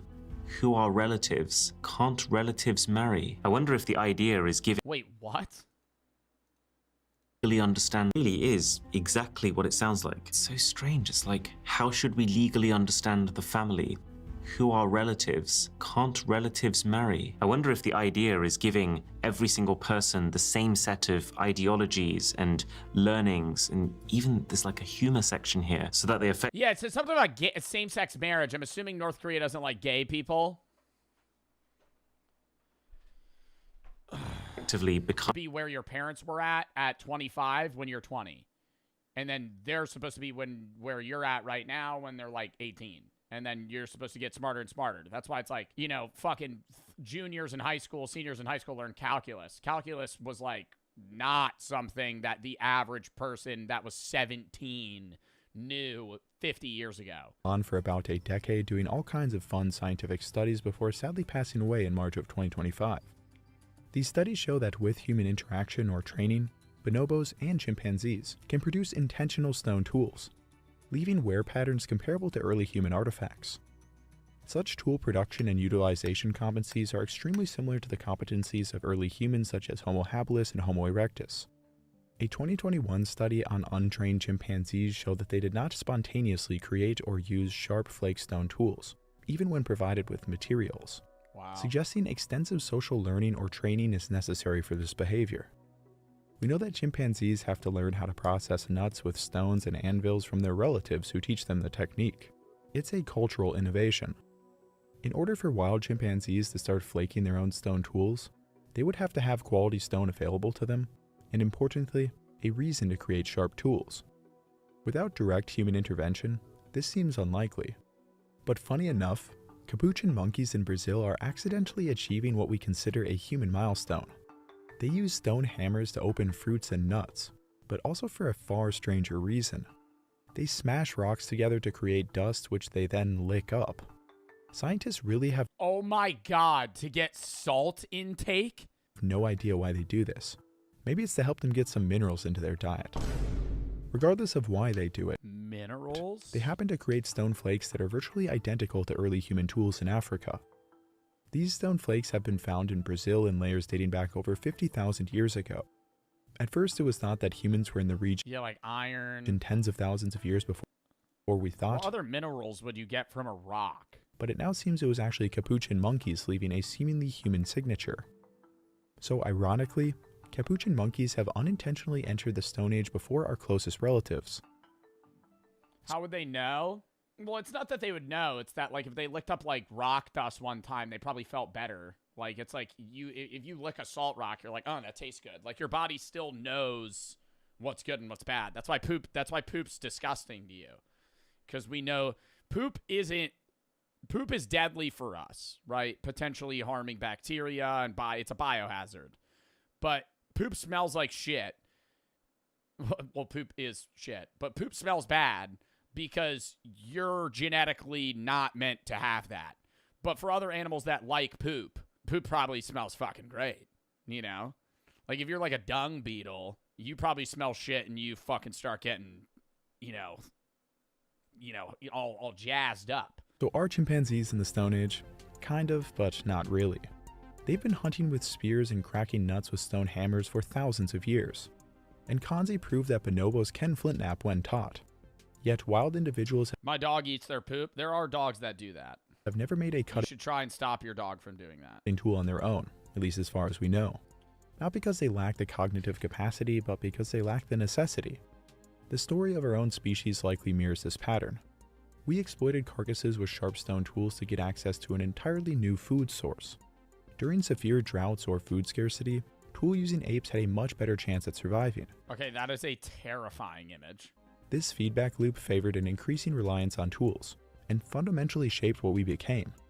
Tool use likely became non-negotiable for our survival. Chimpanzees do not face these same circumstances. They simply need a reason, and let's hope they never get one.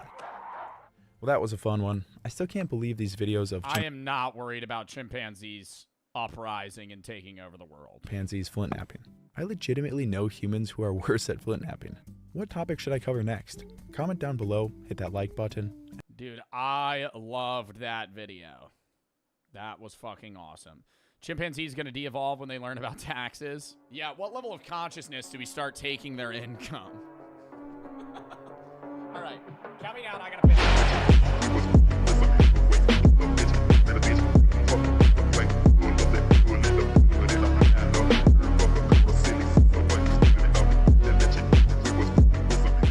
Hey everybody, we're going on a Virgin Voyages cruise today. We're going to be trying every bar on ship, rating it on a scale of 0 to 5 vibes, 0 to 5 drinks, just like Friday Beers. And I have a very special guest with me today.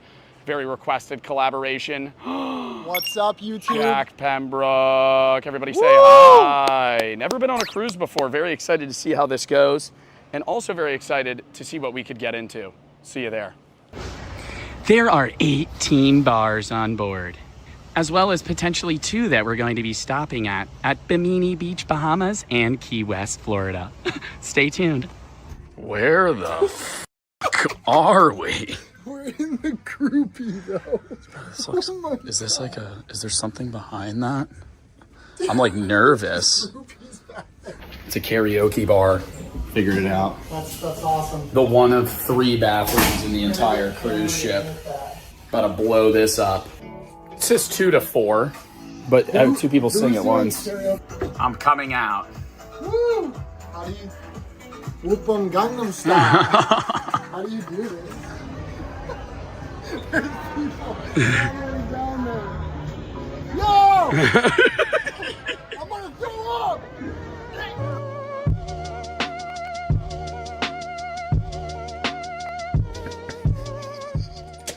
Oh, hey, welcome to the MTV Crib Tour of Virgin Voyages Cruise. Come on in, come on in.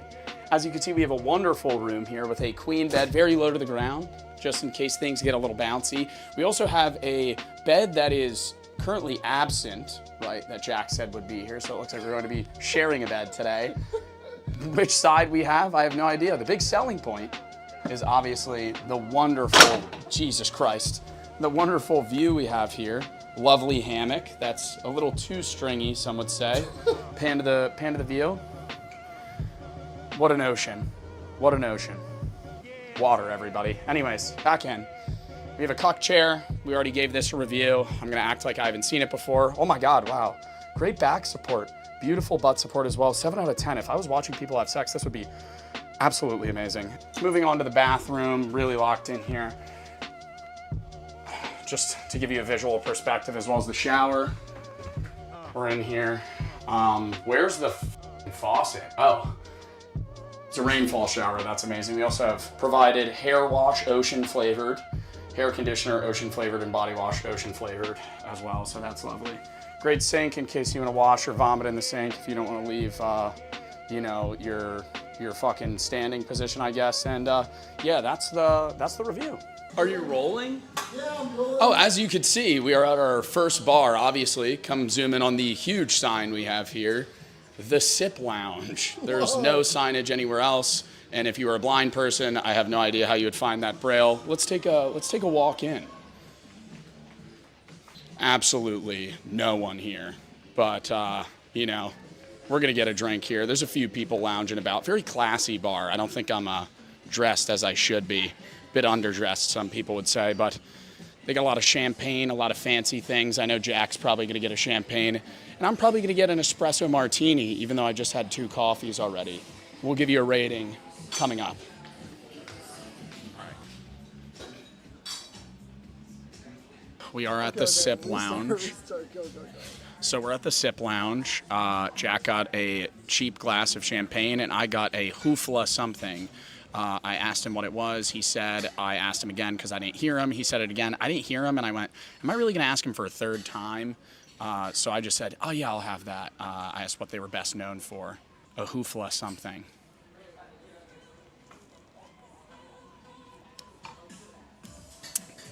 Really good. I thought it was going to be, it's really good. I thought it was going to be a grapefruit bitter drink based off the glass and the color, and I was like, yeah, this is going to be a fucking 2. Drink's probably a 4-2 vibes. Kind of dead. You want to pan left, maybe. Not many people here, but it is the first night, you know, and I feel like I need to be like somewhat, I guess, light on the rating to take that into account. A lot of people tired, you know, not a lot of people out and about. So I'm going to give vibes 2.6 out of 5. I'm going to give the drink a 4.2. It's pan to you. What is up, guys? Here at the Sip Lounge, as previously mentioned. So I went really out of my comfort zone. I got a glass of champagne, Yeah, I'm pretty sure it's called. Let's see if it tastes different than every other glass of champagne I've had. I will say they didn't skimp on this. It's pretty full. I wonder how much this costs. $10. I bet. Yeah, we're gonna have to check and throw those prices in. If it's over $13, we have a problem. Bottoms up. Oh, hell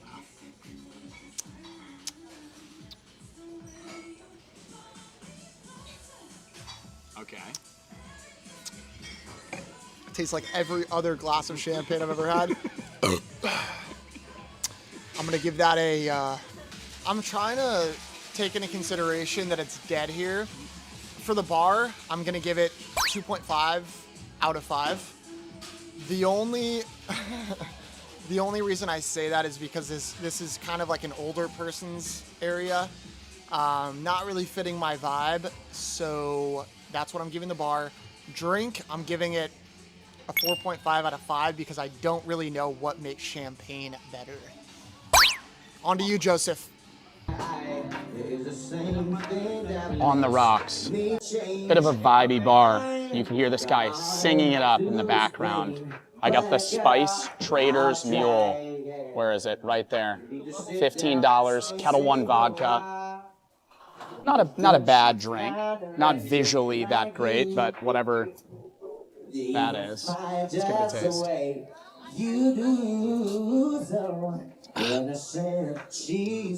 Pretty standard mule. A bit sweeter than I'd like. Not a lot of ginger.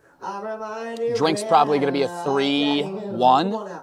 Vibes pretty high. This guy's singing it up. I'm going to give it a 4 vibes.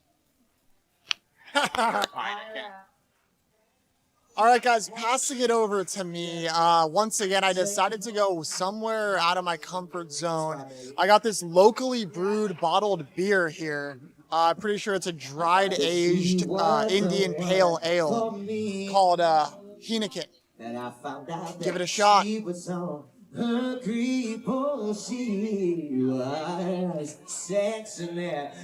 Honestly, I haven't had a Heineken in a while. Better than I remember. 3 out of 5 vibes. 3.7 out of 5. Joe peer pressured me. No. I actually didn't want to drink this trip, and he's buying me drinks. Sober Sally.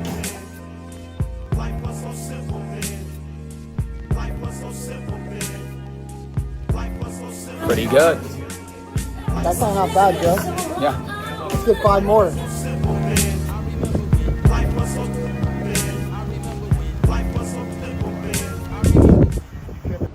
We're in wonderful Key West. Only filmed like 2 bars last night, then ended up just staying at one and getting pretty drunk. We got a lot to hit today. Ended up looking into it. There's 15 bars on board, and we might hit some outside of the ship as well as a little added bonus. We shall see. So we just ate at the worst possible restaurant ever. Editor threw up the B-roll of the pigeons all over the restaurant. Initially thought it was pretty cool. Then they just started flying around and shitting everywhere. And could you describe the food? So we ordered tacos. What we were given was tartar sauce.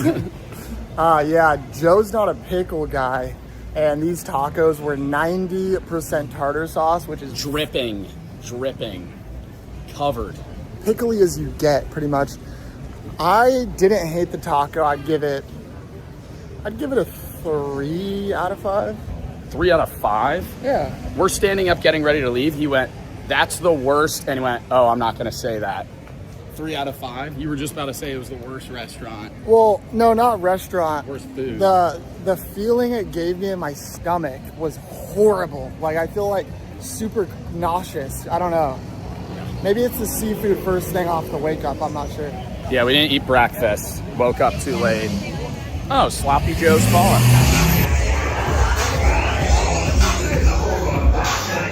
World's smallest bar. Really liked that drink there. The drink was great. The drink was a 5. The key lime pie shot, that guy really put us on. But, I mean, I can't really... The drink I'll give a 5, but the vibes, it's like... I mean, it's cool, but there's no one there. It's just the guy at a booth. Yeah, not much to do with the world's smallest bar. I'll give that a 2. Wait.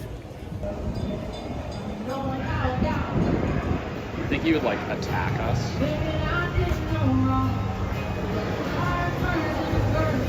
W purchase. Dry mouth sucks. Flint mints make your mouth water.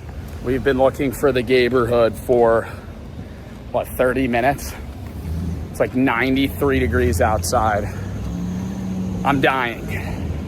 So hot. FedEx. I'm not getting super good. Look at this AI. What the fuck? The Legend of Conkzilla. Oh, hell yeah. Dude. $40 Bobby Balls. Scorpion shot. Ew. Yeah, fireball's the move. I can't for the fireball. Scorpion. You I can't do That's fireball? the first I've ever blacked out. Just whatever's not fireball and isn't disgusting, I guess. Bro won't do fireball with me. You're getting a vodka pineapple. That's gonna make the Scorpion taste better. Yeah. Is the strategy to chew it or just swallow it like a pill? Chew it? What the fuck are you talking about? I feel like I'm gonna chew the Scorpion. Yeah, get mine. Oh, I'm gonna go easy on the Scorpion. No, give me a big one. Get you a small one. It's not that bad. Yeah. Wait, no. I'm looking at it backwards. Wait, am I? I feel like this isn't organized. It looks like it could take it every like 10 minutes or every 5 hours. Many times per day. And the most alarming part of it is all you can do is look. You can't click on them, you can't check them, you can't delete them. Now, whether the phones are sending those grabs over the intranet to the government continuously, or if they're just used when an official has doubts about you and wants to specifically confirm their suspicions, it's anyone's guess. But would you want to risk it in North Korea?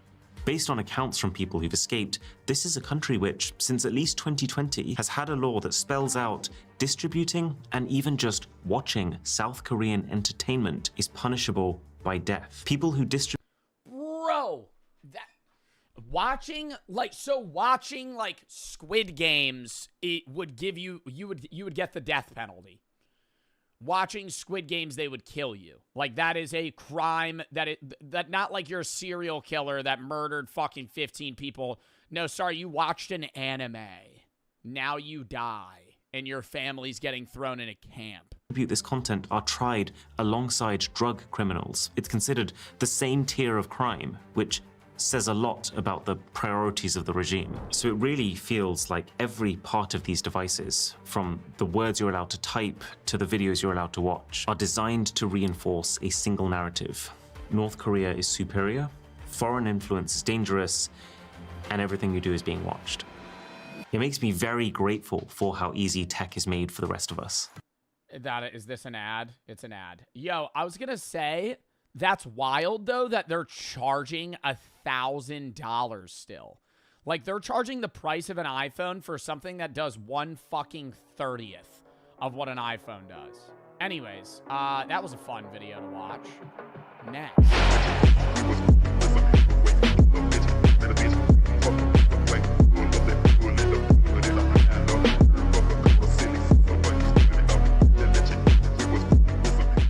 Indonesia's deadliest ritual is getting worse. A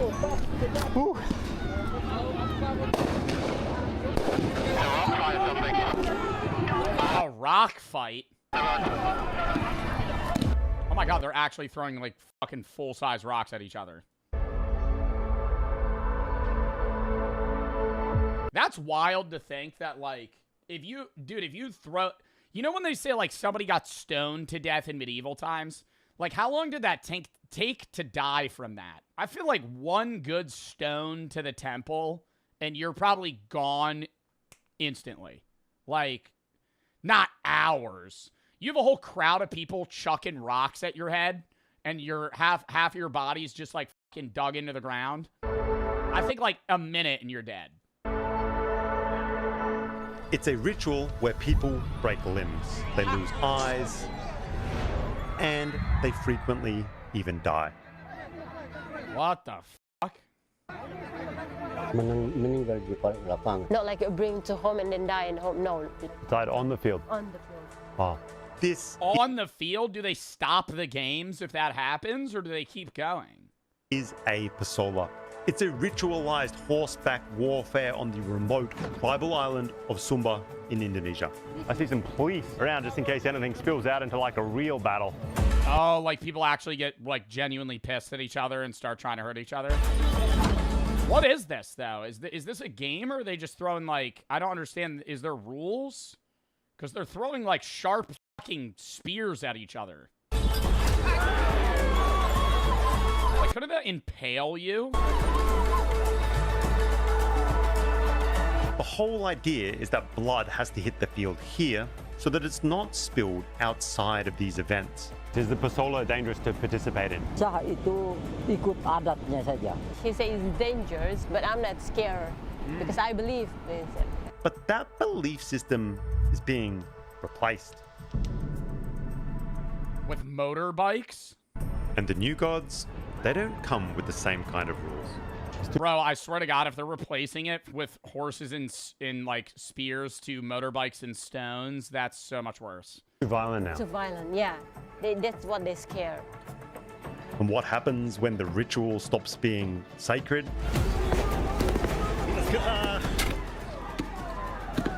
Well, by the end of this video, oh my God, did the police tear gas everyone? you'll see what happens when things start to get completely out of control.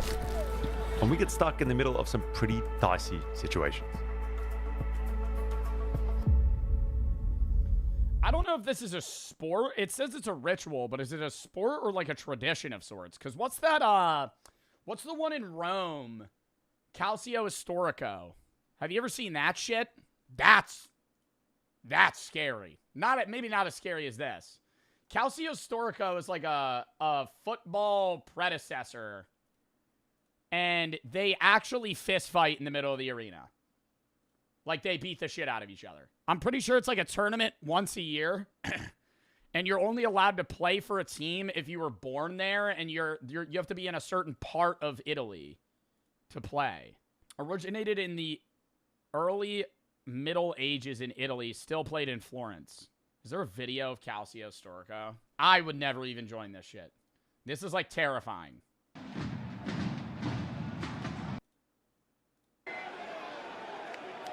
There's, like, guys that's goals are to actually just, like, fist fight. You see how they're, like, holding each other down? Like, they're wrestling. There's dudes that their whole point is to, like, pin people down so they can't move. Where's, like, the start of a round? I want to see somebody, like, fist fight. It's kind of like rugby and handball. But they're also, you see how he almost just tried to kick the shit out of them? Like, they're allowed to hurt each other.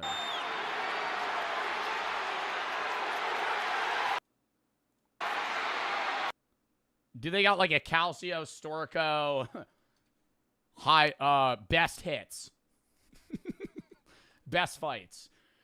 Where's the Here Comes the Boom? Fun Sport Friday brings us to Florence, where we're watching... What, they're fist fighting in the middle of the game! Fun Sport Friday brings us to Florence, where we're watching oh my God! Storico, a game in which you'll never guess. It's so simple. The front lines box. They just try to kick each other's ass, knock the opponent out, so they have less people, while the back play the simplest game. You just try to put that ball... Yeah, you just fucking slump him. He just faints in the middle of the fucking arena. You go, okay, on to the next guy. You get third-partied. Imagine that. You're winning a fight. Some dude comes up behind you, hits you with a fucking haymaker.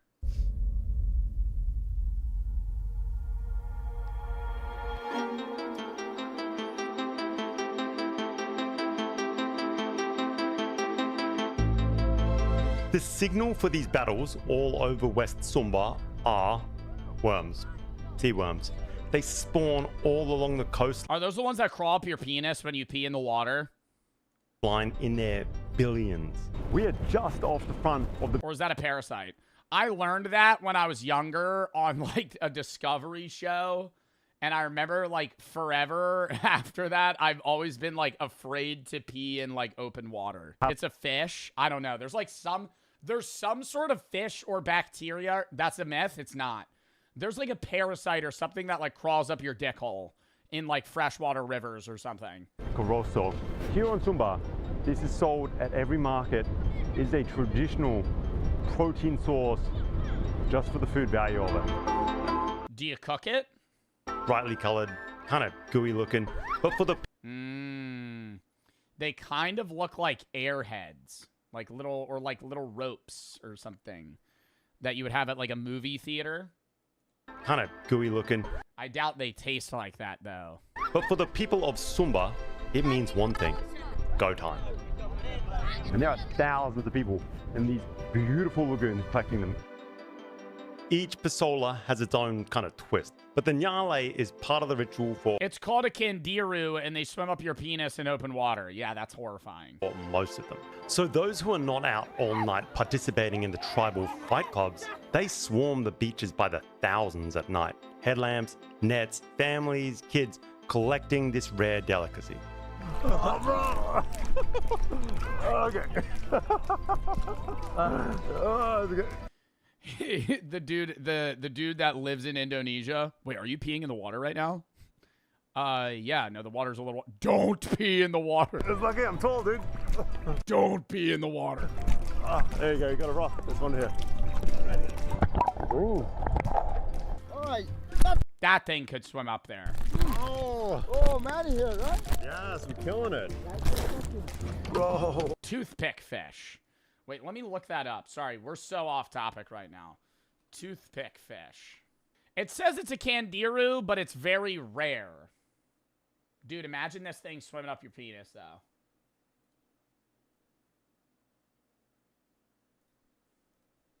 Wow. That's crazy. Yeah, that is sea worms. So many. Yeah! Oh my god, he's gonna eat it right now? I thought you were gonna cook it or something. Oh, yeah. Oh my god, dude, you should have just ripped it. Yeah, you can. It's good, bro. It's like, salty. Kind of explodes, creamy. Salty, right? Yeah, man. That's wild. I think I could get down that, no problem, comparable to like balut or there's certain, it might be in Indonesia. There's certain areas in like East Asian countries where they eat like live fish. Could not do that. I think Andrew Fraser did that. It's squids. No, there's squids and then live fish. Andrew Fraser live fish. He did it with that one dude that wears a bandana. Yeah. We went fishing. It took forever, but we caught a good amount. Wait. Right here. Sour vinegar. Oh my god, I would never do that. I would not catch one. Bro, what is going on? So he grabbed the fish, he put it in the salad, he pinches it together with the salad. Dude, what is going on? No, I would not eat that. I would not eat that.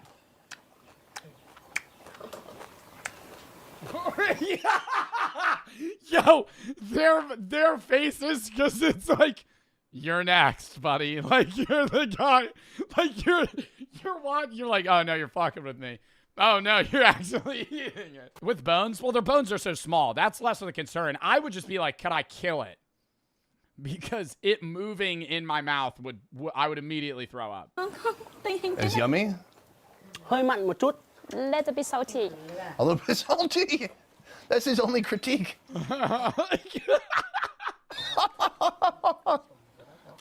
Andrew, please, I don't want to be rude. Yo, I'd be like, I think I need to go to the bathroom. Just fucking run out of there, dude. Here's the salad. Find your fish. There's some big ones in there. Wow, I don't see a world where you could eat that one while it's alive. I'm getting this little fucker. Oh wait, no, one's dead. I'm grabbing the dead one. I'm grabbing the dead one right there. Bro.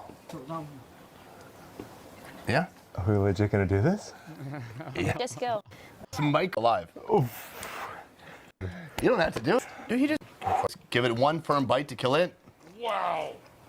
Is it swimming in your mouth? Just try to enjoy it you hear it. You hear it. a little bit. Andrew, don't be rude. Can you give us a mid-bite review? Sorry. I would just want it to be really spicy so I wouldn't taste it. Those bones, bro. The fins. You gotta munch this. Are the bones? Oh, dude, eating the fins. I mean.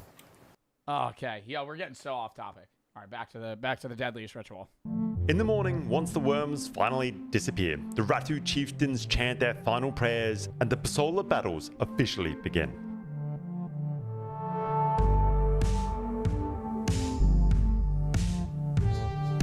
Bro, being a front row person in the crowd's got. Whoa! Look at this place. What? Look at the water. This place is beautiful. Sambu? What's the name of it? Or Samba?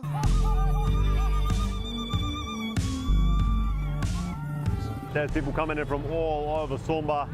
There's trucks coming in. We saw horses rolling in last night, like having to travel halfway across the island just to get here on time. Teams from competing regions.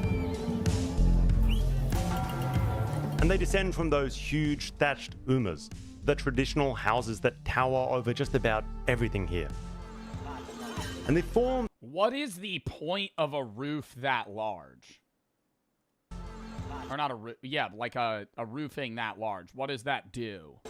And they form these massive circles on the flat, open ground that's smoke being used for pasola for centuries.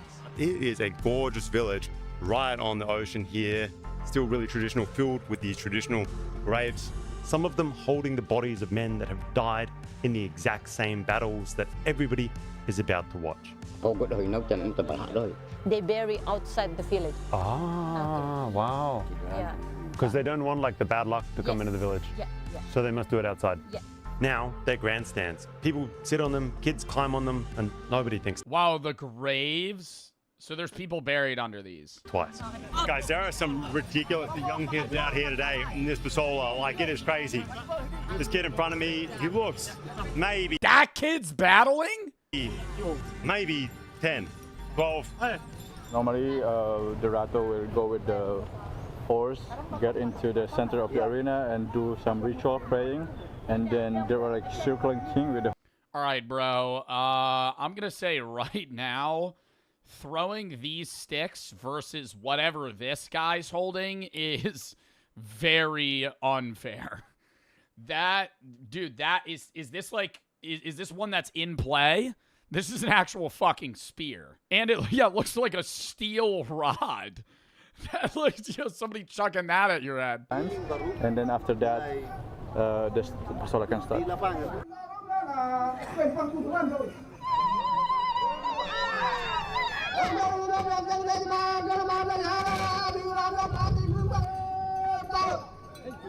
Alright guys, we just kicked off. These guys didn't hold waste time. Spears are flying already. But what are the rules? How many members on a team? Are there 10 people a team? It seems like there's 30 people running out here. Oh fuck no. Yo, look how deep he's getting on the horse though.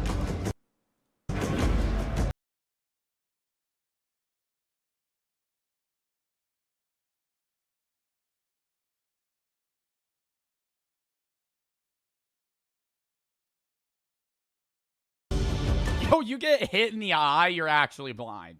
If you get hit in the eye, you're going to the hospital.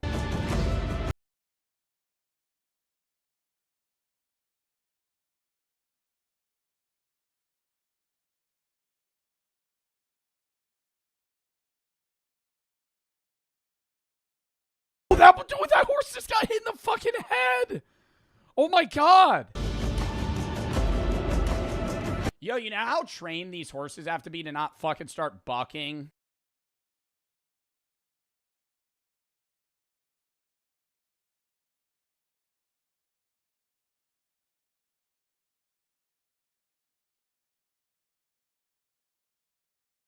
Maximum effort.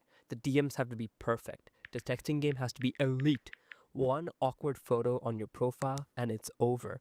The first date has to absolutely carry on personality alone, because physical attraction is not going to do any of your work. But here's the hidden advantage of being a 2. The gap between a 2 and a 4 is literally effort. A solid haircut. You pay extra for a good barber, but yeah. Bro, a 2 is crazy. Like, I don't know. Maybe my rating scale is just off. But, like, I'm so dead ass, I don't think I've seen somebody that I would be like, you're a 2. Like, That's such a low rating to give someone. Get a solid haircut even if you're a 2. Basic skincare, clothes that actually fit you well, and 6 months at the gym. And suddenly, life starts looking way better. Brother, wearing a suit tie, good haircut, dressed well, and in shape's a 4? What's a 10? God?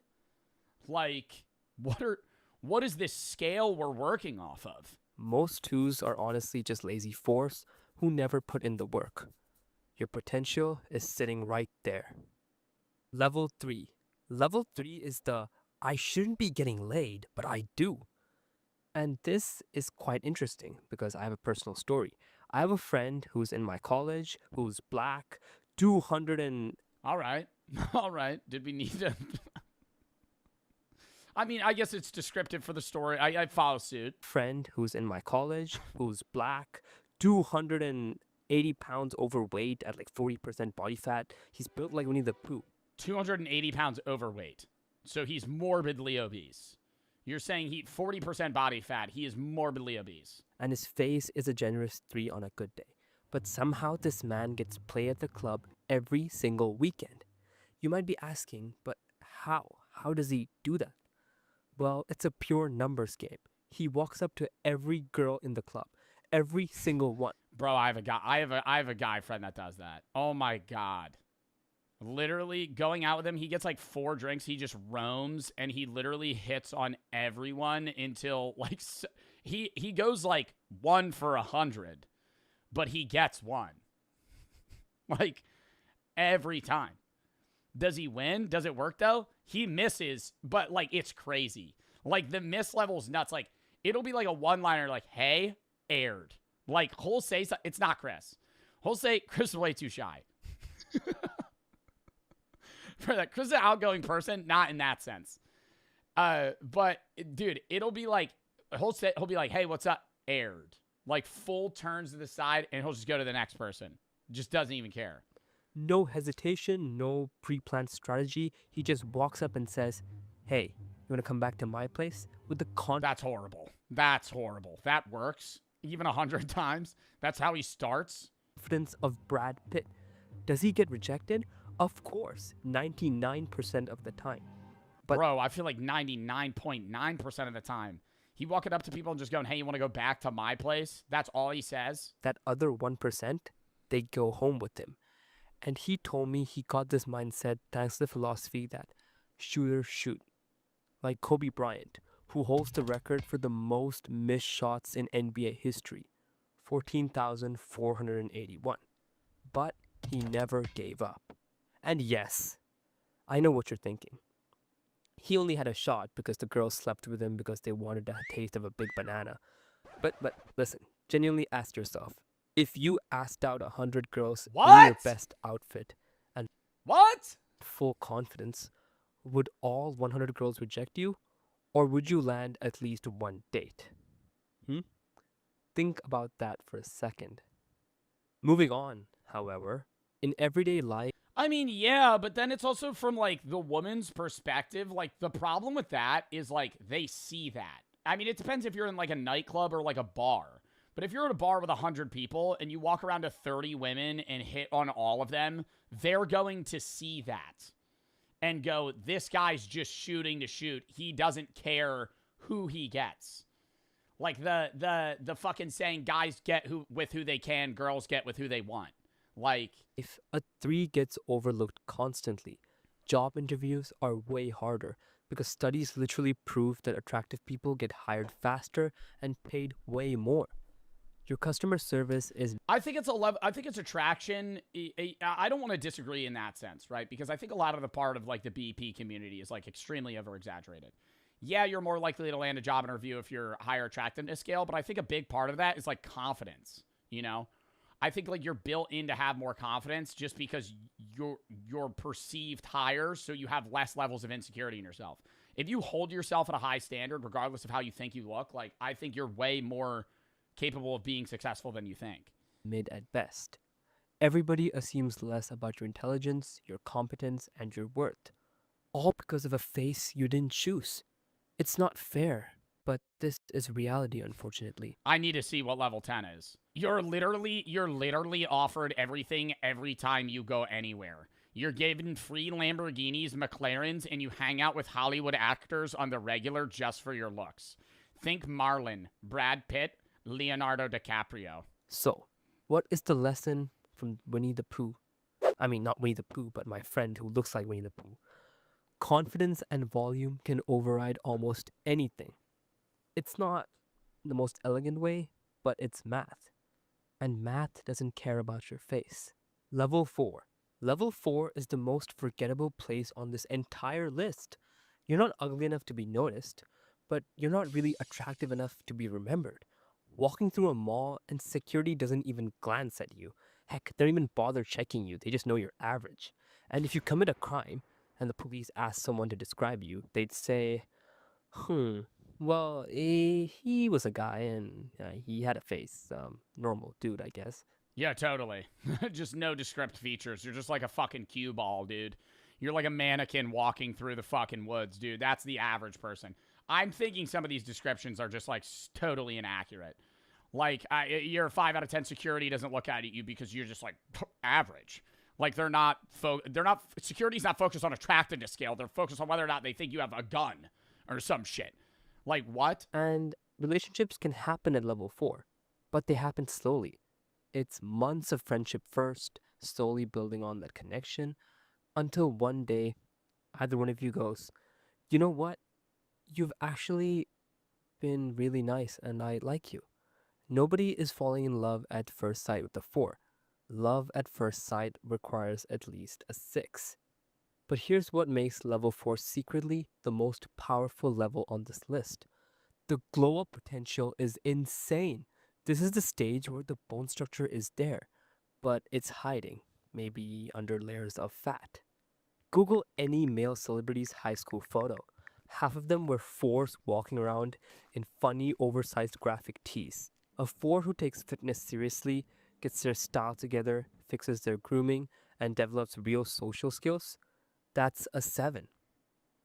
And a 7 who was once a 4 is the most dangerous person on earth. Because Yo, I'm actually losing brain cells watching this. I'm actually losing brain cells watching this.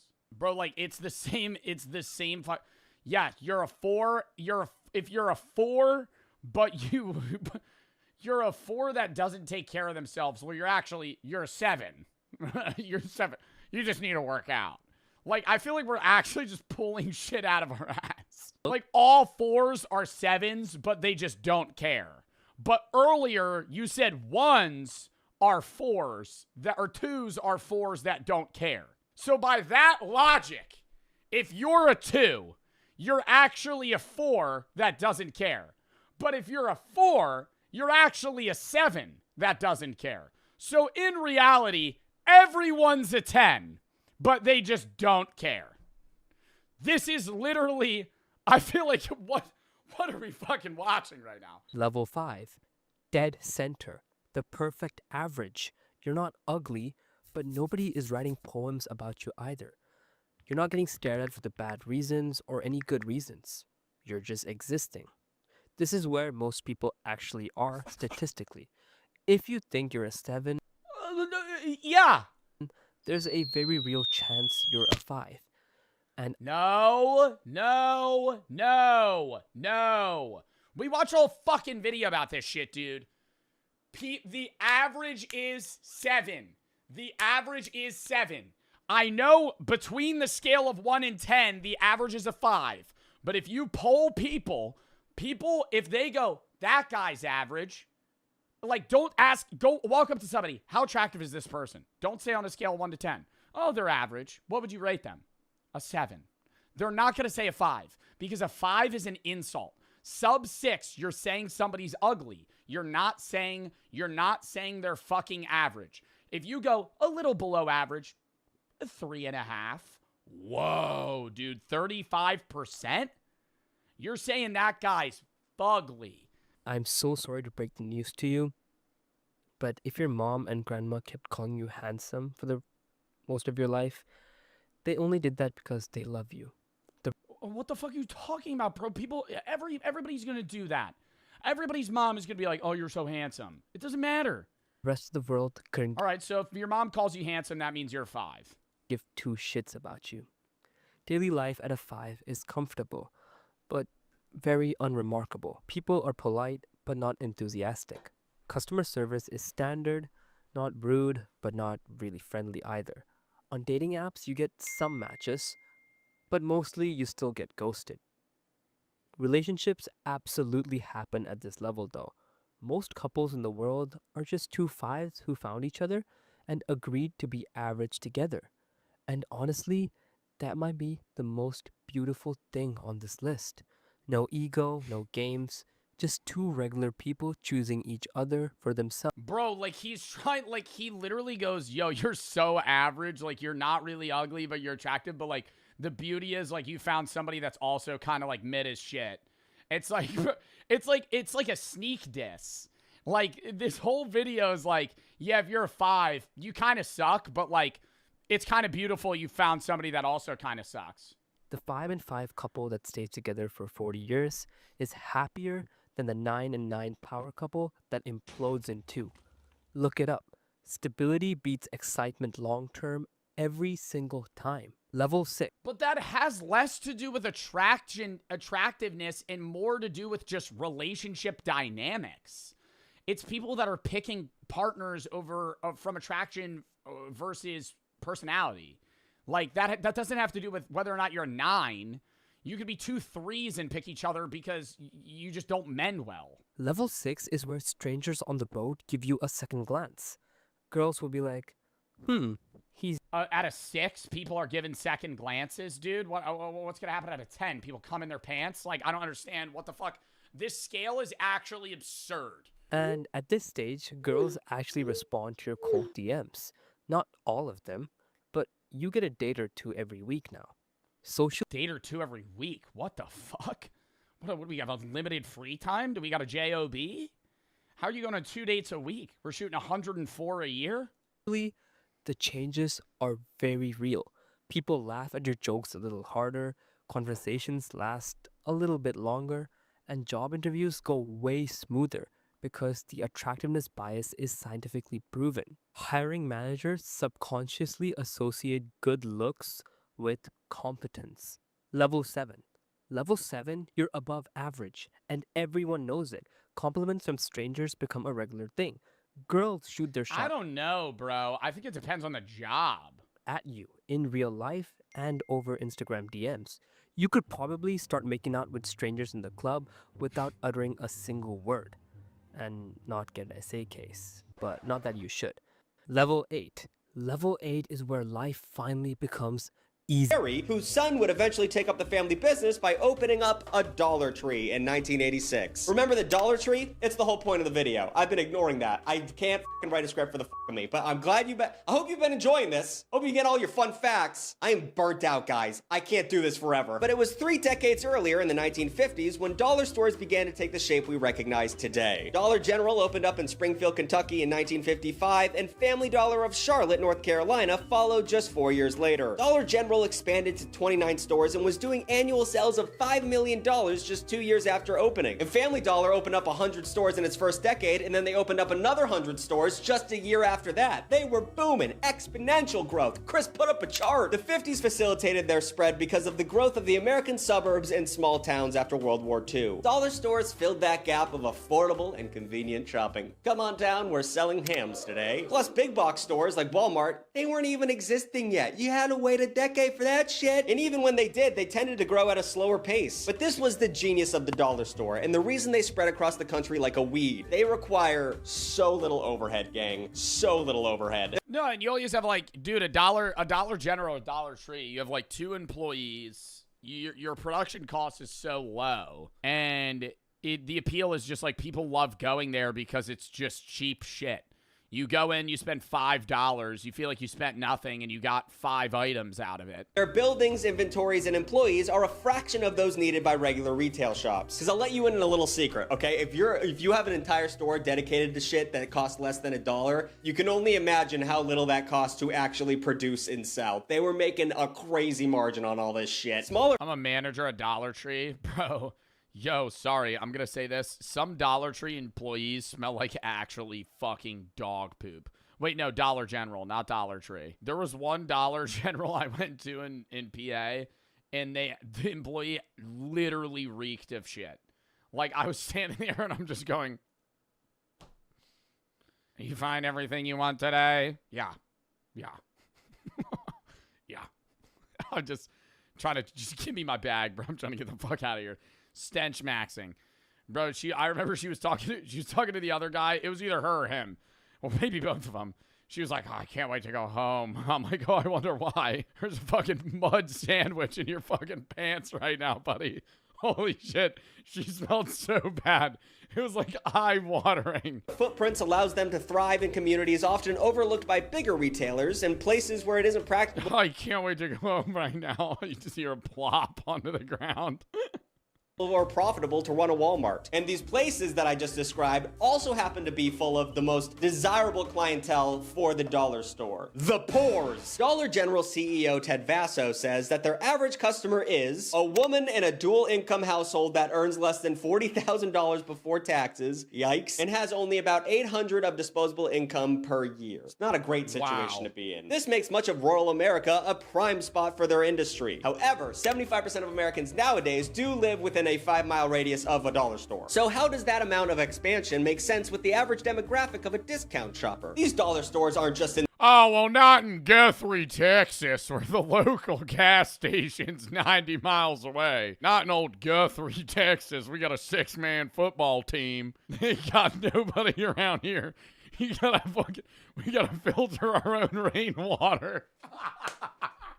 the shanty towns. They're in nice suburbs and they're around the rich people. So how's that going down? Well, ladies and gentlemen, it's that time of show where I bring up the fact that shit's pretty bad right now, and it's been pretty bad for a while, and it doesn't look like it's getting better. The rich people are poor now. We're a Pew study. Well, that's why Target's a failing business, right? Because rich people will go to what's like a rich people grocery store? Rich people will go to Erewhon if you live in LA, or higher quality grocery stores. And Target was targeting the middle class, but now the middle class is starting to not really exist. So everybody just goes to Walmart or Dollar General. So it's you just have two polar opposites. Trader Joe's, yeah. Trader Joe's, Whole Foods, some shit like that.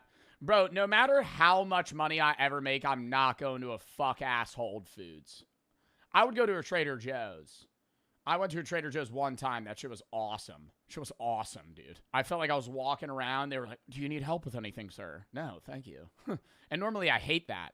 Right? Normally I hate that, but every item at Trader Joe's makes no sense. I feel like I'm in the back rooms. Would you like help with anything? Oh, yeah, what's this? Oh, well, that's our fresh squeezed lemonade. It's $14. What? Best lemonade you ever had, though. Found out that in 1971, 61% of Americans lived in middle-class households, which earned 2/3 of all income. And in 2023, only 51% of Americans were middle class, which earned less than half of all income. And I know I'm throwing a lot of numbers out here. It gets a little confusing when you start thinking about how bad things actually are, but they're important in this discussion because you can quote me on this. Chris put up on the screen, numbers are business. That's the first thing they teach you in business school. You like numbers? Because that's business. What I'm saying is the middle class is shrinking, and that's a great thing for people who own dollar stores. To quote Vasso, as this economy continues to chug along and create more of our core customer, Jesus Christ, that's so dark, I think there's going to be more and more opportunities for us to get in and build more stores. That's so f***ed up. I'm sure we're thinking of it in the wrong context. I'm sure he's talking to people who aren't poor, but oh my God. And this leads us to the consequences of the dollar store strategy. While they often like to position themselves as businesses that do good for the community by helping Yo, I hate card shopping, dude. I think that's actually a bottom tier shopping experience, is being oh, I need to go buy a birthday card. And you stroll the stores, and they're just all ass, dude. And you'll see some shit. It'll be such niche things. Your nephew's graduating. Why do we have a card for that? Why do we have a card for that? We have a business we have a factory that's printing out cards for your nephew's baby shower. Why is that a subsection? Just have birthday. Marriage. Your nephew's friend's bat mitzvah. And it'll just be a card that has nothing to do with, like, the relation of that to you. Why is that a thing? Consumers stretch their dollar while providing access to shopping in underserved areas. They actually play a role in destroying local communities, and we're going to talk about that. As dollar stores aggressively expand, they're no longer just filling in needs for rural towns and small suburbs. They're competing with local grocery stores and effectively wiping them out. Dollar stores often open up right next door to local businesses and... Bro, but I don't understand how they're competing with local grocery stores. Because I understand on the snack perspective, like smaller skewed things, like if you have to just grab something in the moment.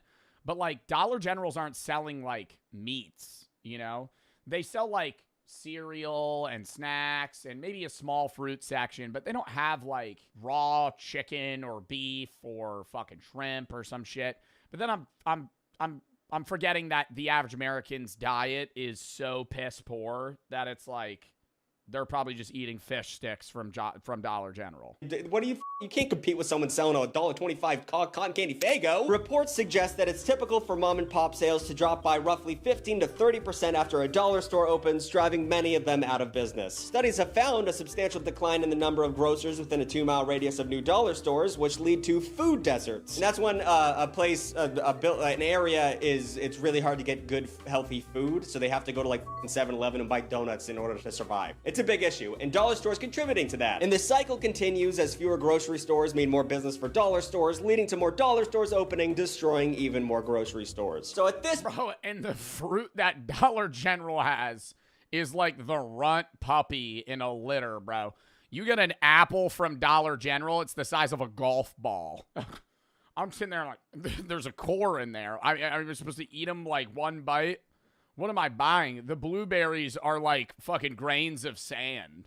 It's just sad. Point, I know what you're asking yourself, Tucker. Is this all this bad stuff you're talking about? Is this all worth the savings? Is this worth the $1.25 Faygo, which is the only item I currently know that sells at dollar stores? But honestly, that question might be a little bit of a moot point. Dollar stores have a penny pinching reputation that's made them a favorite among thrifty and low income households, but that reputation might actually not be warranted. After all, if you think about it, these stores are making an insane amount of money. In 2024, Dollar General... How?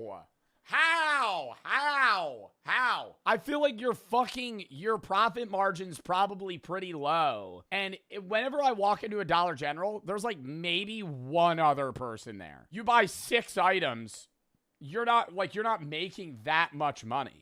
Net sales topped 40 billion, while Dollar Tree raked in 17.6 billion, and Family Dollar made 13.25 billion. How could a business that keeps inventory so cheap make so much goddamn money? Guys, they do it by doing what everyone else does. They f*** over the customers. It's so simple. Why didn't I think of it? One of the most common tactics dollar stores use to increase profit margins is shrinkflation. Yo, Doritos be doing that shit, dude. You buy like a mini gas station bag of Doritos recently. There's like 5 Doritos in the bag. Not even. Other side note, not even a shrinkflation. Lay's chips struggling for their lives to get fucking people to buy their shitty ass potato chips. They rebranded from the gross fucking classic fucking pick to new brand.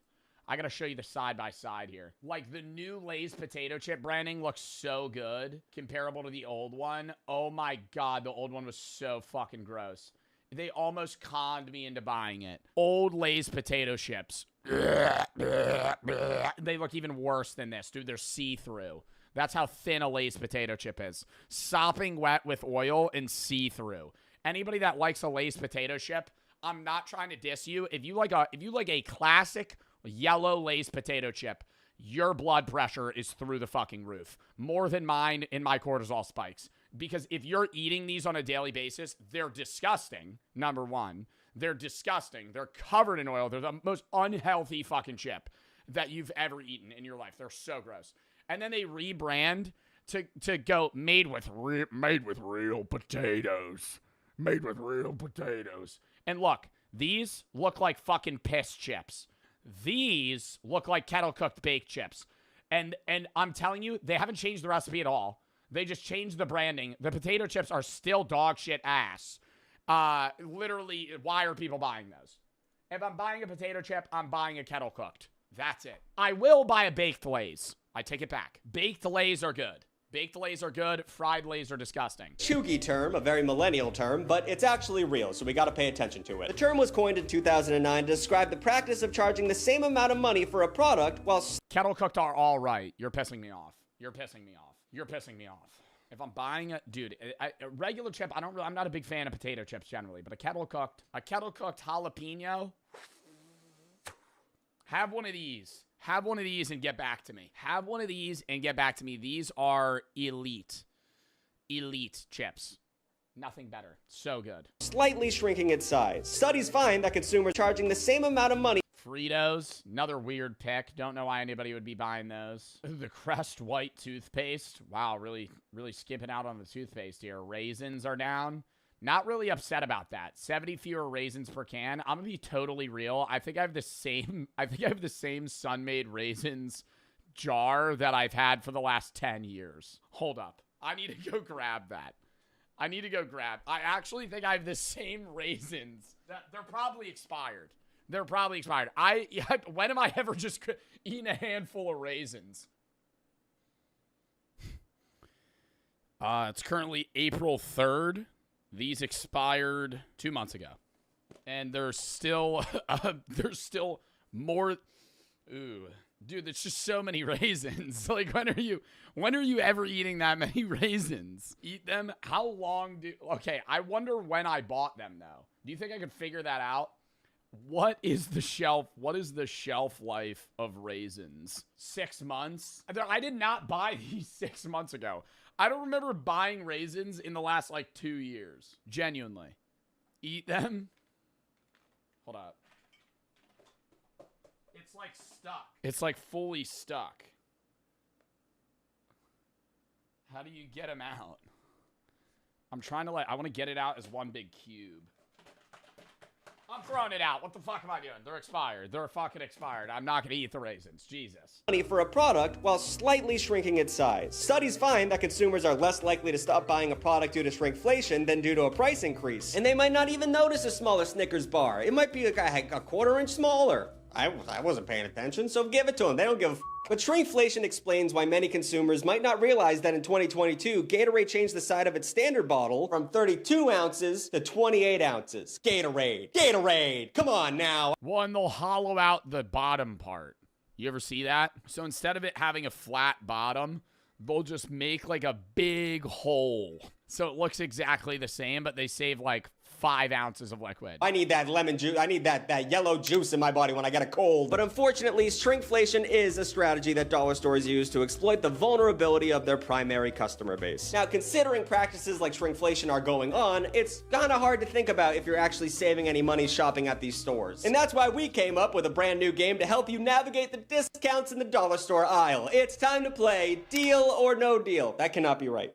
That's already taken, Jimmy. You f***ed that up. I can't say that. That's a f***ing copyright. All right, that's why we're playing a brand new game called Thrifty or Shitty. Well, I can't say that over and over. I'm gonna get demonetized. Thrifty or Shifty. You dropped the ball on this one, Jimmy. The rules are simple. I'll show you a dollar store item, and then you get to decide whether it'd be cheaper to just get it at a local grocery store. And it probably is, because I love the deals down at Market Well, most Dollar Generals I thought are more expensive. It's just the convenience of them. Basket. More product placement. Go to Market Basket. They f***ed over Demula, but the deals are still there. All right, number one. Challenge number one. Mayo. Put it on the screen, Chris. Got a jar. Is mayo cheaper at a grocery store? Yes, because they're buying it in bulk. Of mayo. This 8-ounce jar of Kraft Real Mayo sounds like a steal at $1.25, which equals about 15.625 cents per ounce. Holy, what a steal. But honestly, I've never heard of mayo coming in an 8-ounce increment, so I'm already confused and a little bit suspicious. I also hate how I don't know. I do like the convenient size of the mayo. I'm not a big mayo guy. I like the squeegee mayo for my sandwiches.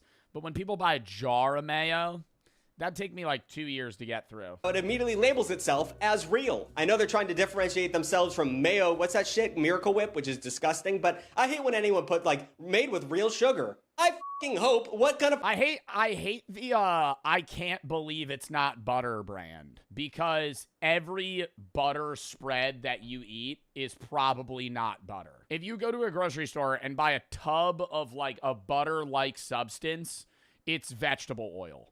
That's what it is. Country Crock is not butter. I can't believe it's not butter is not butter. right? Land of Lakes might be butter. I don't know if it is. But, like, most of that shit's, it's just canola oil. Fake sugar can you use? I don't know. Calling it real mayo makes it seem like it's a naturally occurring element on this earth instead of being whipped up with a shit ton of oil and eggs. Like, it doesn't grow on a tree, gang. It's not, real is a big word. Okay, so it's time to decide, Tuglets. Thrifty or shifty?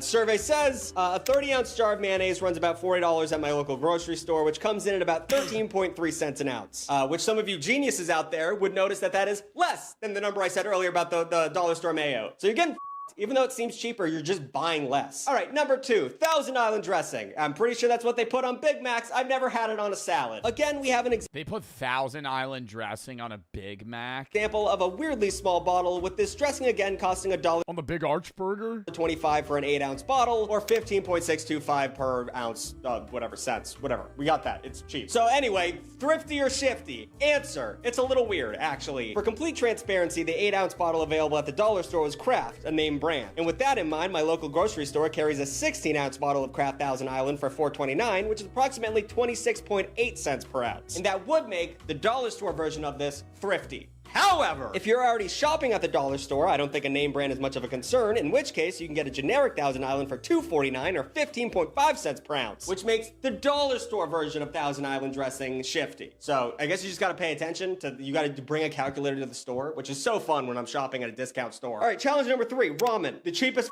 thing on earth. I remember. All right, bro, if we're nickel and diming ramen, though, I don't know. That's where we've lost the plot. That's when society's cooked, is when you're worried about the price of ramen. Ramen's like actually just $1.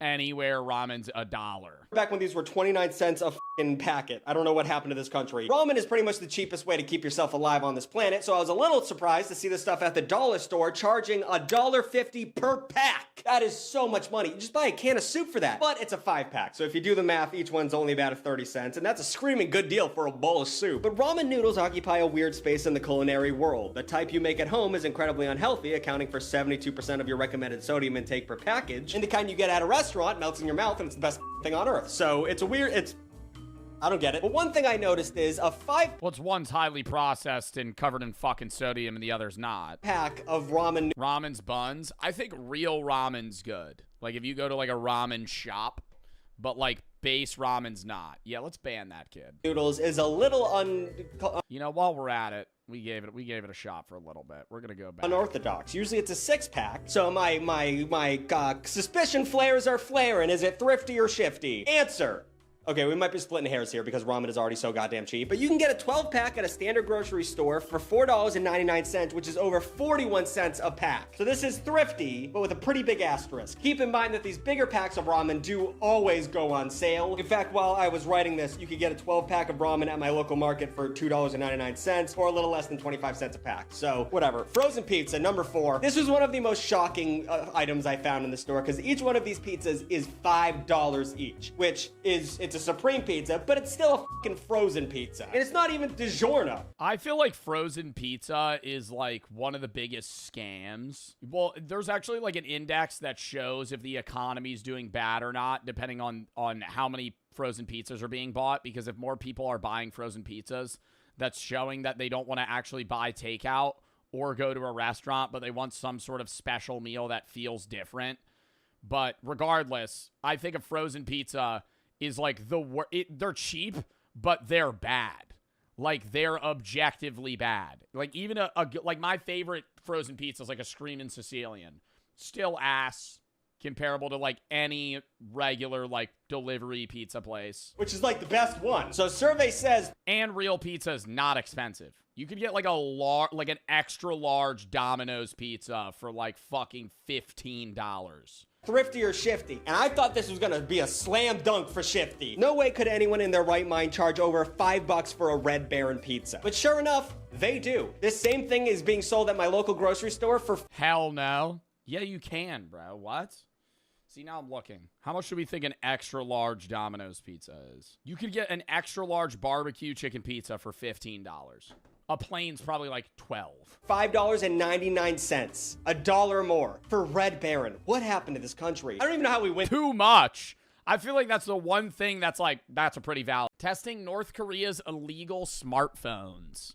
I'm gonna be real, before we even started, I didn't know they had like their own brand of smartphone.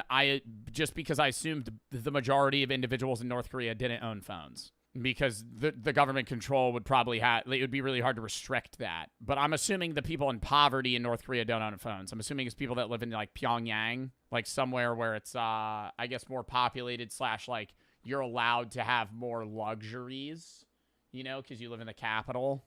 These are two extremely rare phones from North Korea, and it's kind of insane that I'm even holding them. The North Korean why is one of them in English?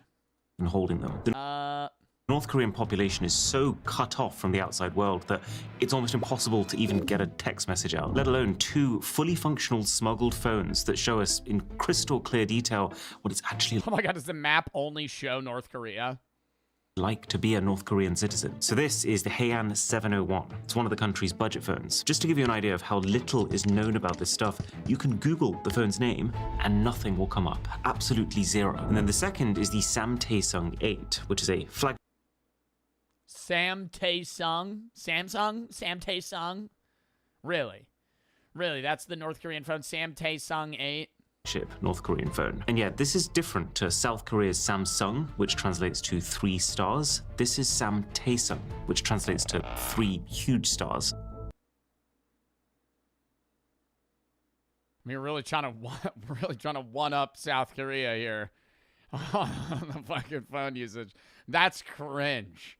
That's what they named that shit. 3 stars versus 3 huge stars. A lot of this whole my dad could totally beat up your dad energy. But that's because convincing North Koreans that they are superior to South Koreans, that they are morally purer and militarily stronger, is about the most effective way of keeping them loyal to the government. And it's pretty clear when you look at these phones that the smartphone is playing a big part in that. I can actually yeah, I feel like, yeah, it definitely plays a part in the brainwashing, but I don't understand how, like, yes, even if you're grown into the North Korean society, kind of like believing how they function and also kind of like living it for generations, if you had a smartphone that's like clearly restricting you, I feel like you'd be like, what are they trying to hide from us? Or do you think it's like they just perceive it as a protection? Like, oh, Kim Jong-un's trying to protect me from bad Western ideologies. Or maybe they don't even realize that it's like being censored or like restricted. Maybe that's like what they perceive just the phone is able to do. These phones. So if I write Namhan, this means South Korea. The second that I hit the spacebar, that gets auto-corrected to puppet state. It is bonkers seeing censorship this explicit happening in real time in front of my eyes. You physically cannot send the word Namhan even if you try, which shows just how committed North Korea's government is to sustaining its narrative that South Korea is this inferior, less individual country that just blindly follows whatever the US asks them to. Other ways of wording it, like Republic of Korea, that doesn't even get corrected. That just turns straight into asterisks. Kind of like you're a child and you just tried to make your Club Penguin username a swear word. And you can actually see the censorship becoming more invasive as time is going on. Because if we use this... Or Twitch user, because this was years ago, so the VODs probably aren't up anymore. But I'm just imagining, like, she's just fucking, like, bubbly and on streaming, like, thank you for the biddies. Oh, thank you. Yeah, no, we're going to be playing Among Us today. Like, just giggly and happy, because you got to put that on. To the last time they saw the child.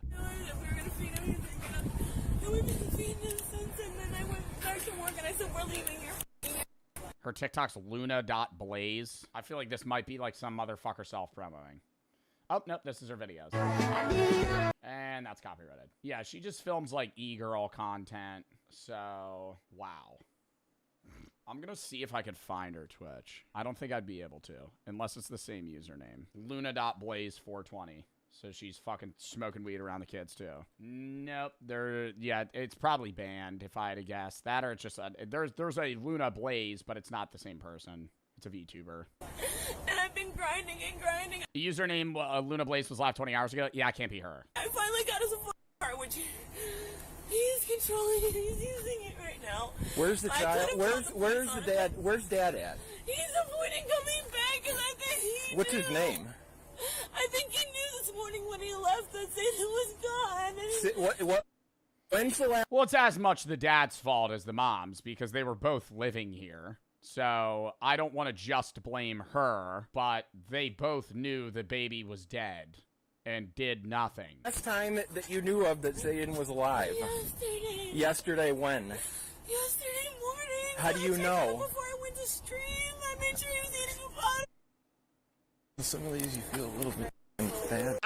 Yo, yesterday morning you gave it its bottle and you gave the baby its bottle and went and streamed, and then it died and started smelling like a rotting corpse in 24 hours. No. Oh my god. No, Yeah.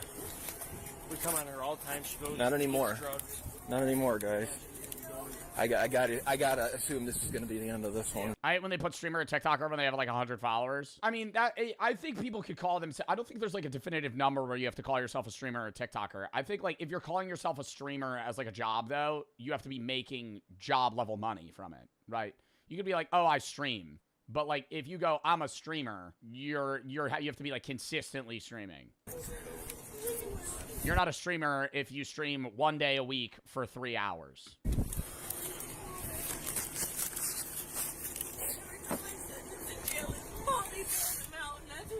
Right now is his mommy. What's his name? Jonathan G. Sit with her. I'm gonna run some stuff here.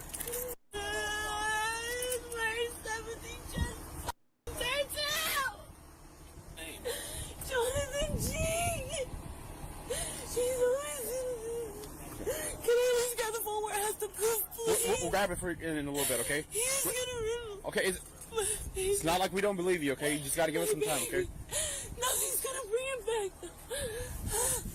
It was already hard enough to want to live. They were my only motivation to get us out of here. And now What do you mean? baby's What do you mean? What do you mean? There's nothing that's gonna bring him back? What do you mean by that? my baby. I tried. I was breathing. I was breathing. He's one of those black. What does that? Why is it like that? Why is it like that? He looks like he choked it through about something. What was that color? Yo, what? He had to have known even when I called him and I said he's f***ing cold. There's no way he didn't know. Oh, she's saying the husband knew and just didn't say anything. His mom's driving him blind because where's my car? Bro, she is all over the place right now. And I know this is traumatic, so I'm not like... That's not a shock, you know? Like, I think any mother in this situation would be fucking tweaking, but... What has he done? Why can I not escape? I'll never be able to give them the life I imagined. I wanted to get in the house with a yard away from him, away from thing one, which was also narcissistic and abusive, which is my oldest dad. The child's mother, Sierra Zaitona, starts to cry and blame everything on Jonathan. Her emotion is loud, but her explanations don't line up. But here comes Jonathan, the father of the child, who is lacking in both emotions and explanation. Hey, hold on. Who are you? Okay, the father? Yeah. Okay. Okay, do you live here too? Yes, I do. Okay. Real quick, you got your ID on you? Okay. Did she call you or something? Why is he so chill right now?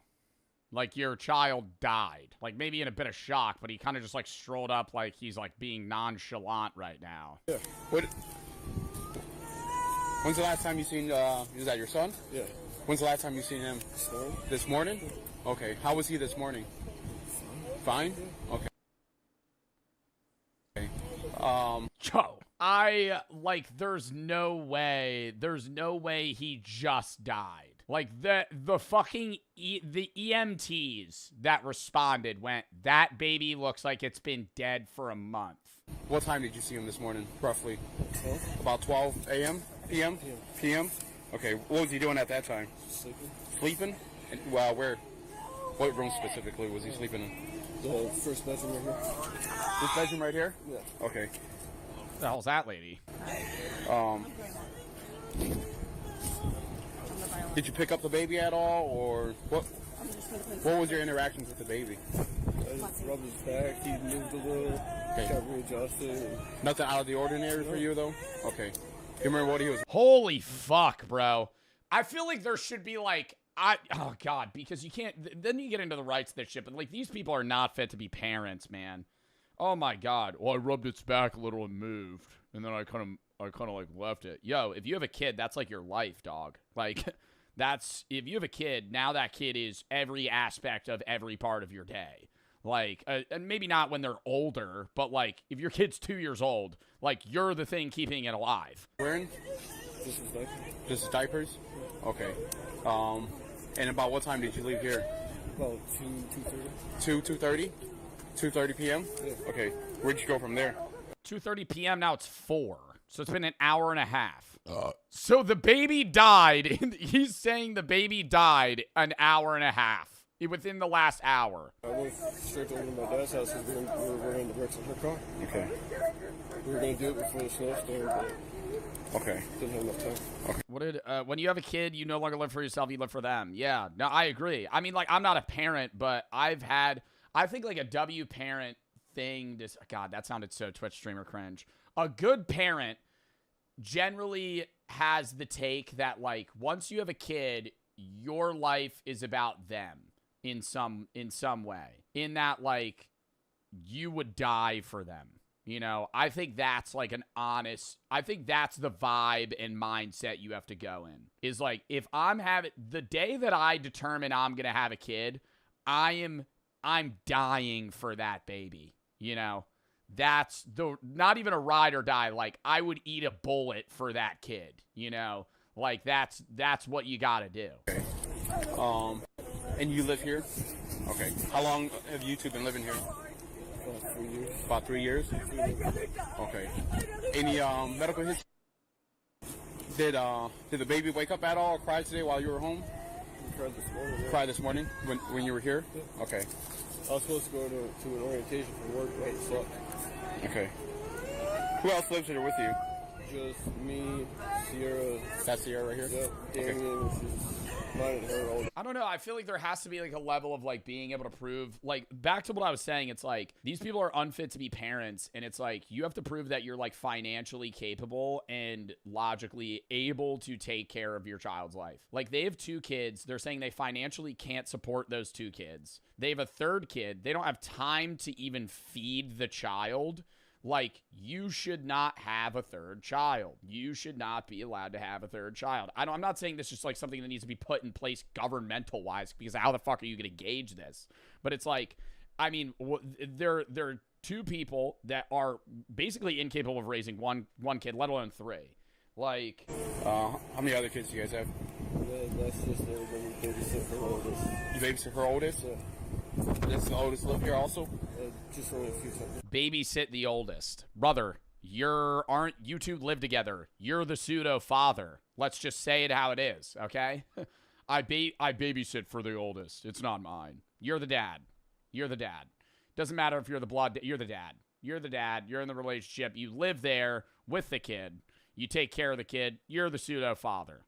You're the stepdad, effectively, even if you're not married. Just maybe for a few days. So it's just you, Sierra, and I understand it, like, takes some of the blame off of him, but it's also, like, if you're getting into a relationship with a woman that is not raising her kids in a way that's, like, keeping them even alive, get the fuck out of there. Like, don't be like, oh, well, I kind of just, like, babysit them. How many kids do you have with her? 2. What's you? Like, you being in that relationship is signing some sort of unwritten contract that now you're taking care of the kids. We'll call CPS first. Yeah, I know, but I'm saying, like, he shouldn't have gotten into that relationship if he knew. You told my partner what the name of the 2 were. And then we babysit her oldest. The oldest. Was everything okay with Zayden? We'll still investigate. Maybe he thought she was a rich streamer. Really, the smallest little dude. You think that? You think so? They've trash in their yard. Yeah, both. 95 both, or? Yep. Okay. Both our car. In one car? No. Okay. Yours and mine. The kids out of your car? They're in 14. No, they're in 14. Okay. I'll take this. Again, the father claimed he saw the child that morning and he looked fine. That would have been believable, but the cause of the child's death totally nullifies this. The medical examiners eventually confirmed the cause of death. It's starvation. The parents... Like, the easiest thing to avoid, mind you. You know, how much food does a 2-year-old need? Starved their own child to death. Prosecutors said it was one of the worst cases of neglect they'd ever seen. And back to the question, how can a... Like, I feel like it'd be different if it was like, oh, the child had a health problem that they didn't address. It's like, no, you just didn't feed your kid. Starved child looked just fine in the morning, only to die just a few hours later. Apparently, there is more to their story, and eventually, the inevitable came. Can I just have you put your hands behind your back, okay? Interlace your fingers. No. Anything in your pockets that you know about? Okay. Nothing that's gonna cut us, poke us? Okay. No drugs or anything in your pockets? You said no? Okay. I got it.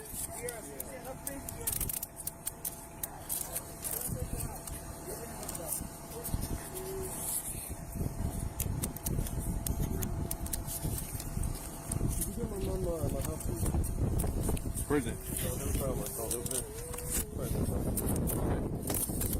I'll give it to her in a bit. Bro, and then you just feel bad for the other 2 kids that are now going to be like, I'm hoping they can like live with like the fucking grandparents or some shit. Because it's usually better when it's like that, bro. Because if they have to go to like foster care and now they're just like off on like just a terrible start, bro. Like this way.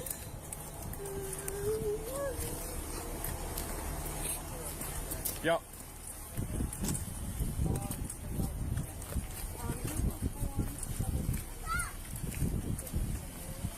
Bro, if you don't want kids, just give them up for adoption. I understand what your take is. And I mean, that's like a thing a lot of people say about abortion as well. But it's like, you realize like the adoption system in the US is like pretty bad.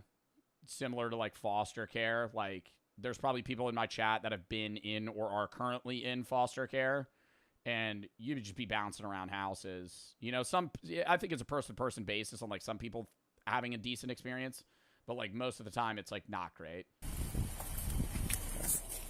Getting your chest against the car.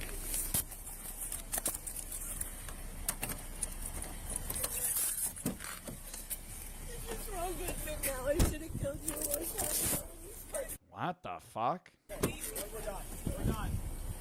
Real quick.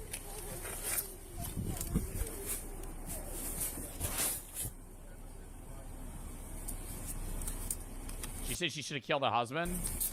Or the boyfriend? I don't know.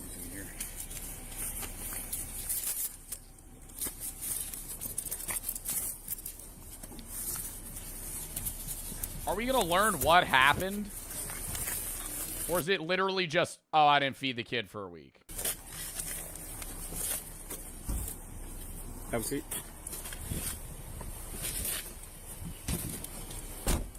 Miss, what's your name again? Zero, can you stand up for me? Turn and face your house. Put your hands behind your back.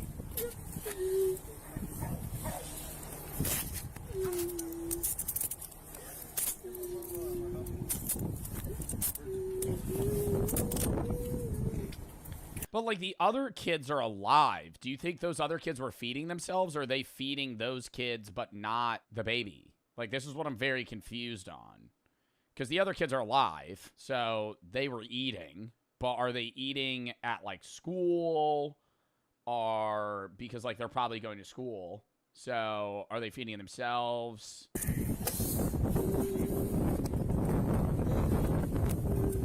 Yeah, probably just eating whatever they could in the fridge or some shit.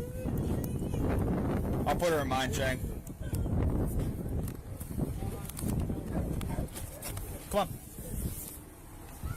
Why didn't he read them their Miranda rights? I'm not really caring about that right now, big dog. I think these people are clearly going to fucking jail.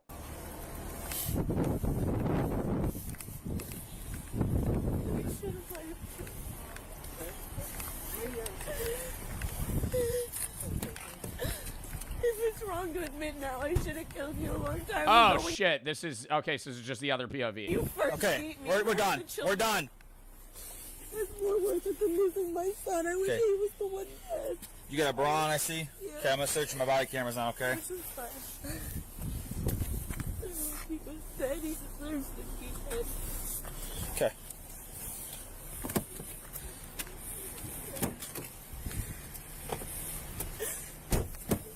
Have a seat. Bro, don't tell me the video just fucking ends, dude. Just step out this way.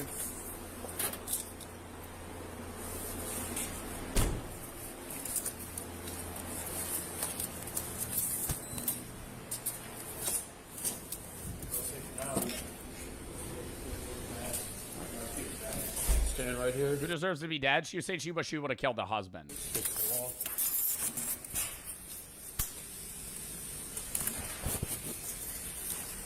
We're gonna take all his clothes right now. Okay. Take the suit. Okay.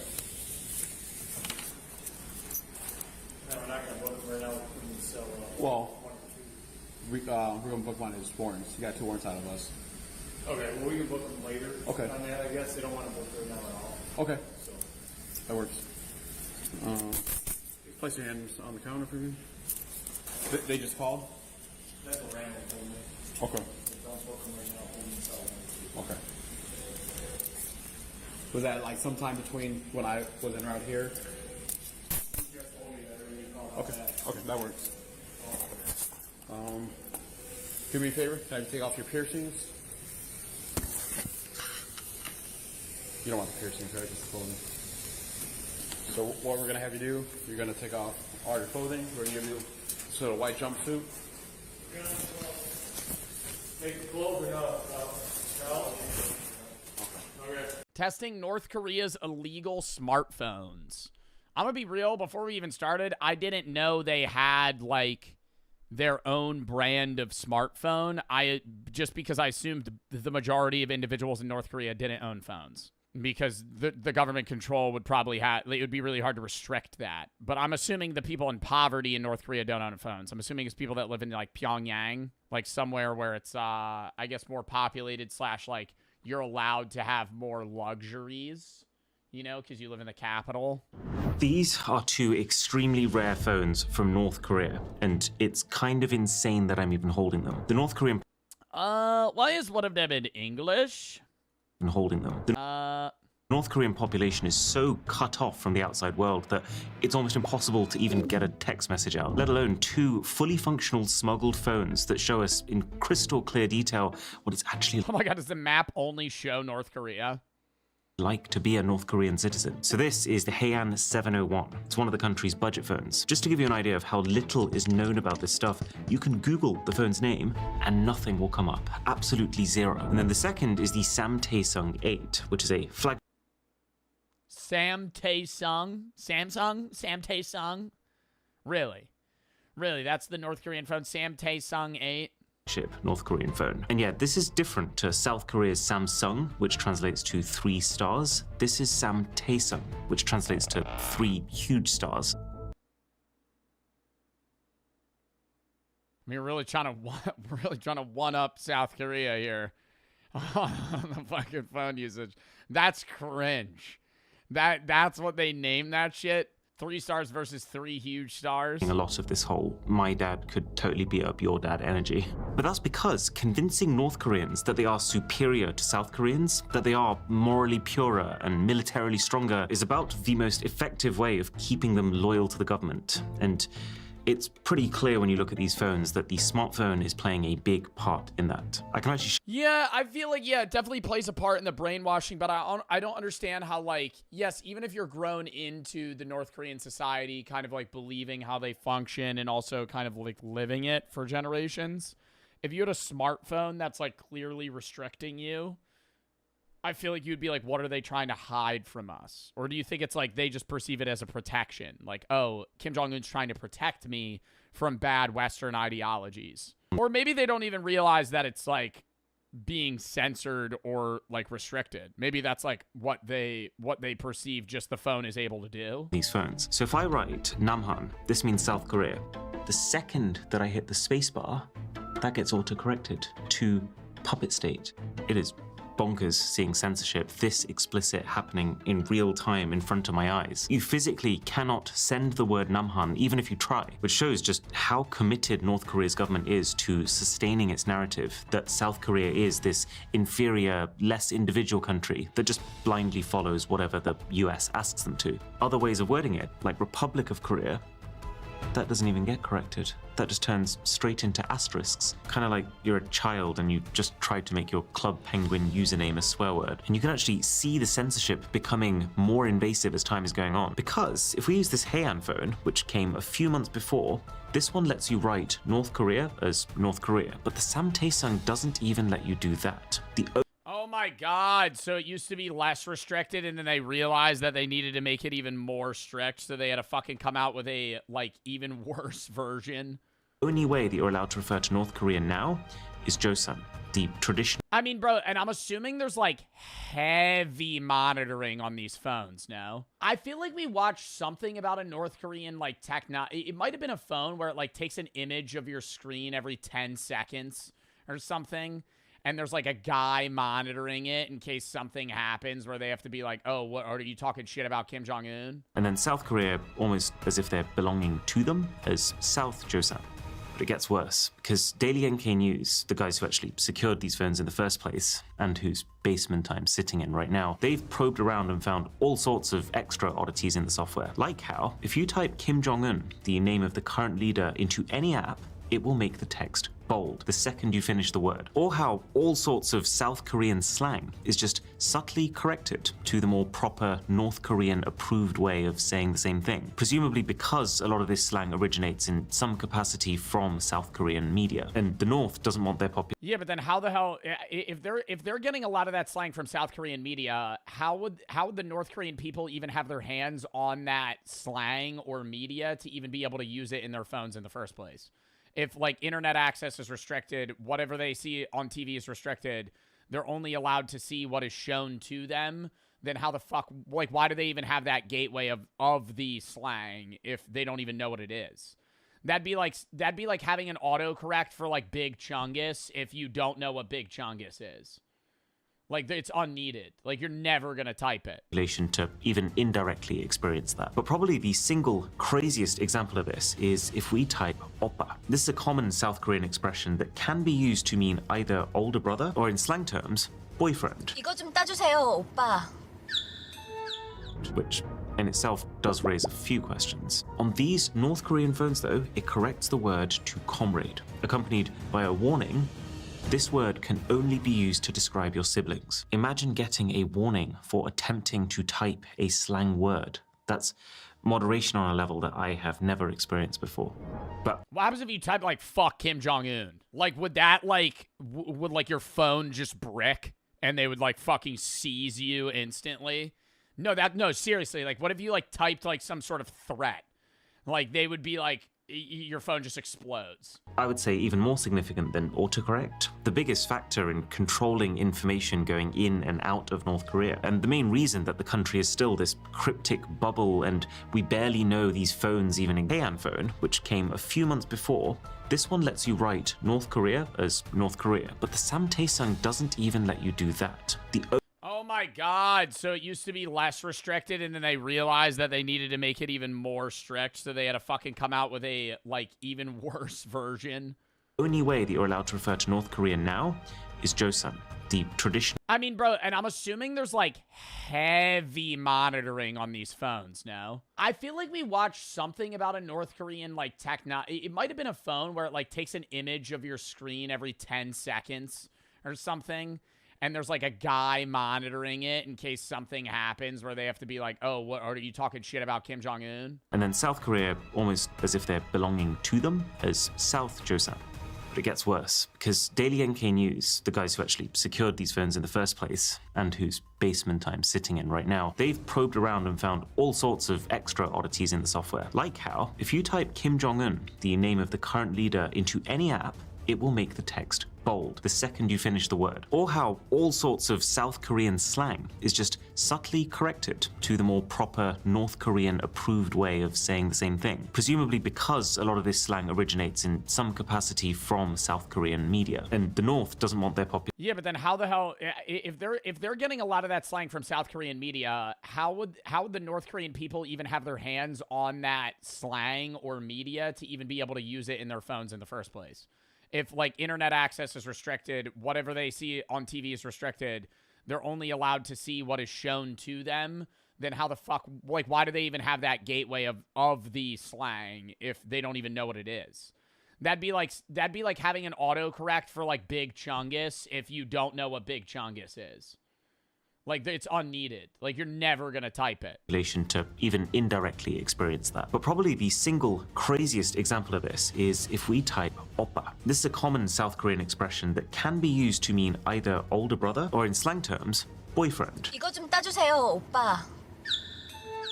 Which in itself does raise a few questions. On these North Korean phones, though, it corrects the word to comrade, accompanied by a warning. This word can only be used to describe your siblings. Imagine getting a warning for attempting to type a slang word. That's moderation on a level that I have never experienced before. But what happens if you type like fuck Kim Jong-un? Like, would that like would like your phone just brick and they would like fucking seize you instantly? No, seriously, like what if you like typed like some sort of threat?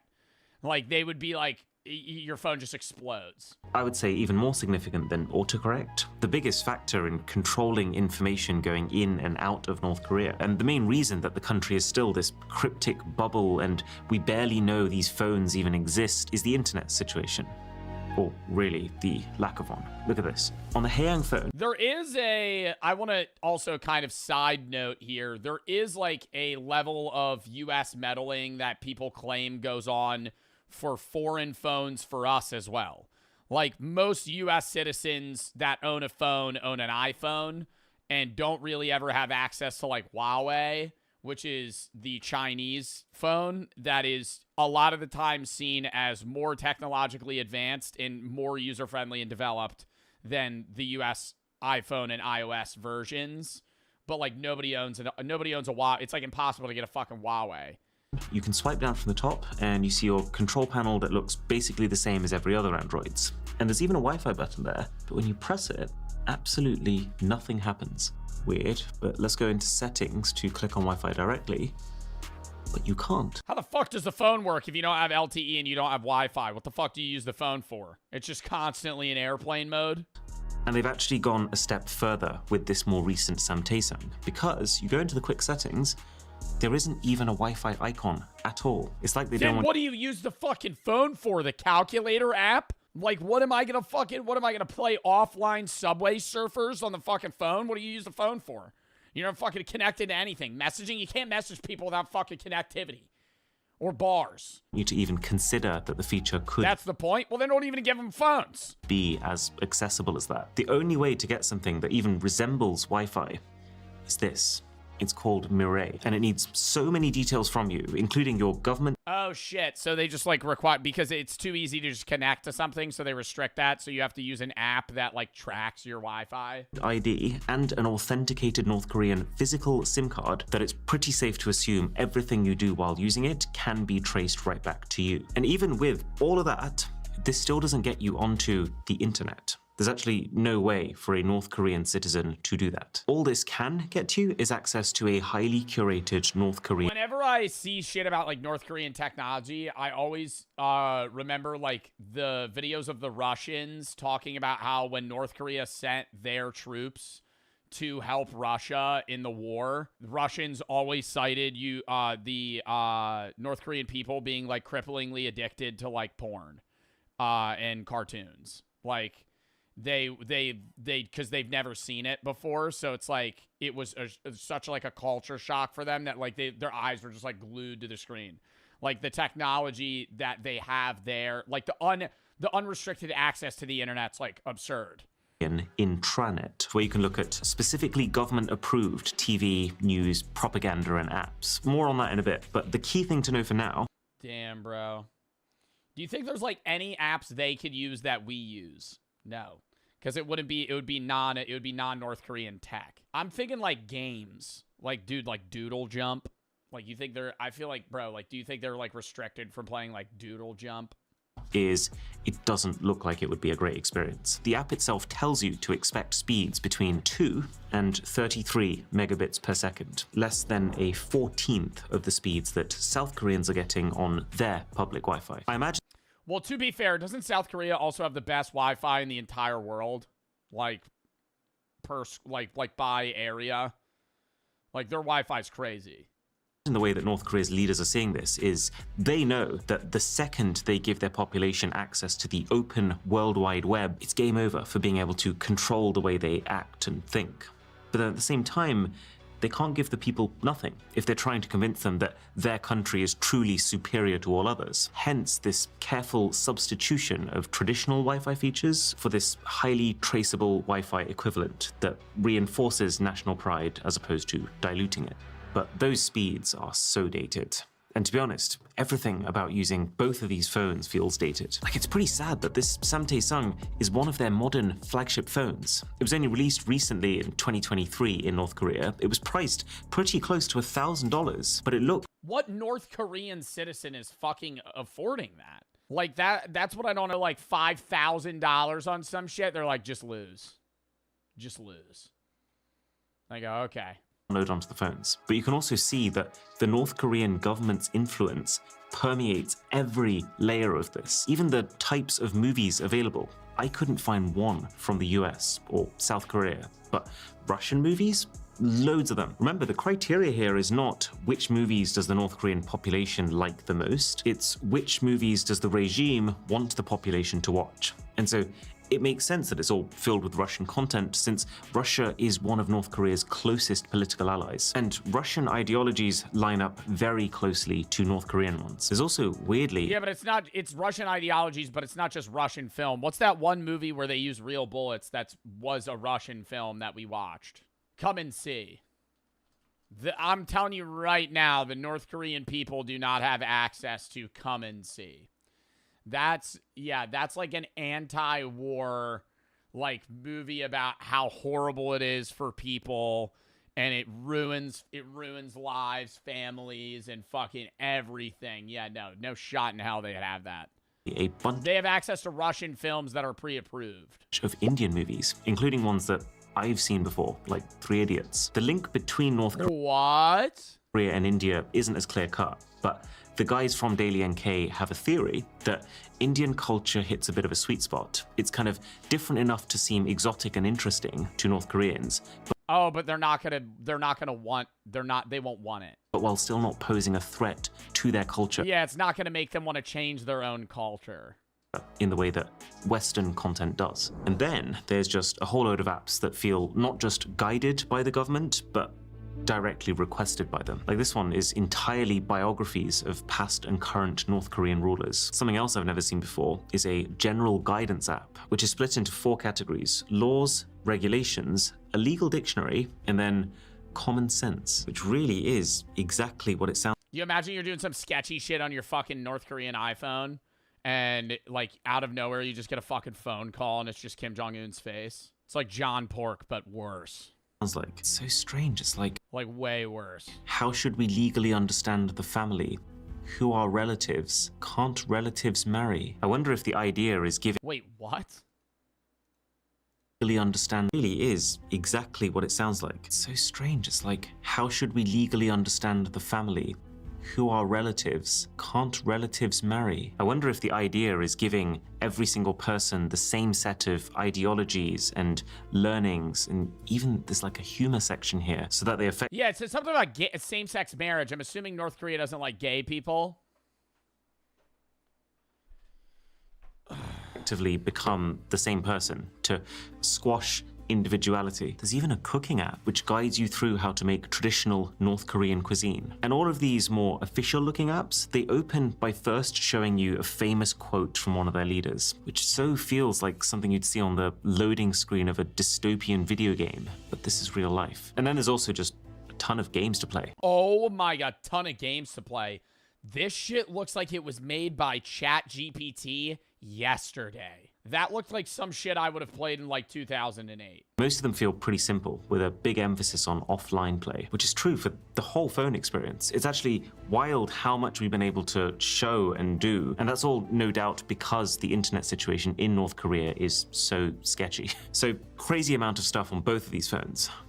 But there's a very good reason for that. See, getting new apps is not as easy for North Koreans as it is for us. They have an app store. You can download apps on your own, but, and I can't actually quite wrap my head around how this is the reality. You can't open those apps until you've taken your phone to an in-person store where they will authorize them for use and download the necessary back-end data for them to function. And believe it or not, what? So if you want to download an app to use it, you have to basically redo like a background check at like a physical fucking phone store for them to like give you access to play fucking Flappy Bird. there's an extra wrinkle that comes with this. Your apps in North Korea expire. So this one here is telling me it's Oh my God, you have to get renewed access to use an app. Oh my God. Do you have to pay? Is that money? run out, and is basically asking if I want to pay for 6 months or for 12 months for a bit of a discount. Effectively making Oh my God. Don't let EA get their hands on this. Don't let EA get their fucking hands on this. North Korea's charging people to use an app. They have a paid subscription service for like a fucking free thing. Like just a regular app you would use on your phone. free app, a paid subscription, even ones you would not expect to be, like the laws of North Korea. Bearing in mind, North Korea is one of the poorest countries in the world, with its national income per person being just 3.4% of that of South Korea. Then how are they buying phones? This has to be solely restricted towards like the top 5% of North Koreans. Like I could see the average not the average North Korean. I could see like a middle like not middle class. I want to say the median North Korean individual by income having like a pager where they have like a phone that like is so restricted. It's basically just like a flip phone where they can call like 4 people, and it's like how they talk to their boss, or like if the government needs to send them a message or something. Like I could see that, but I feel like this is just not, no one has this. Concept of being able to sustain a large library of apps is a luxury that very few will be able to afford.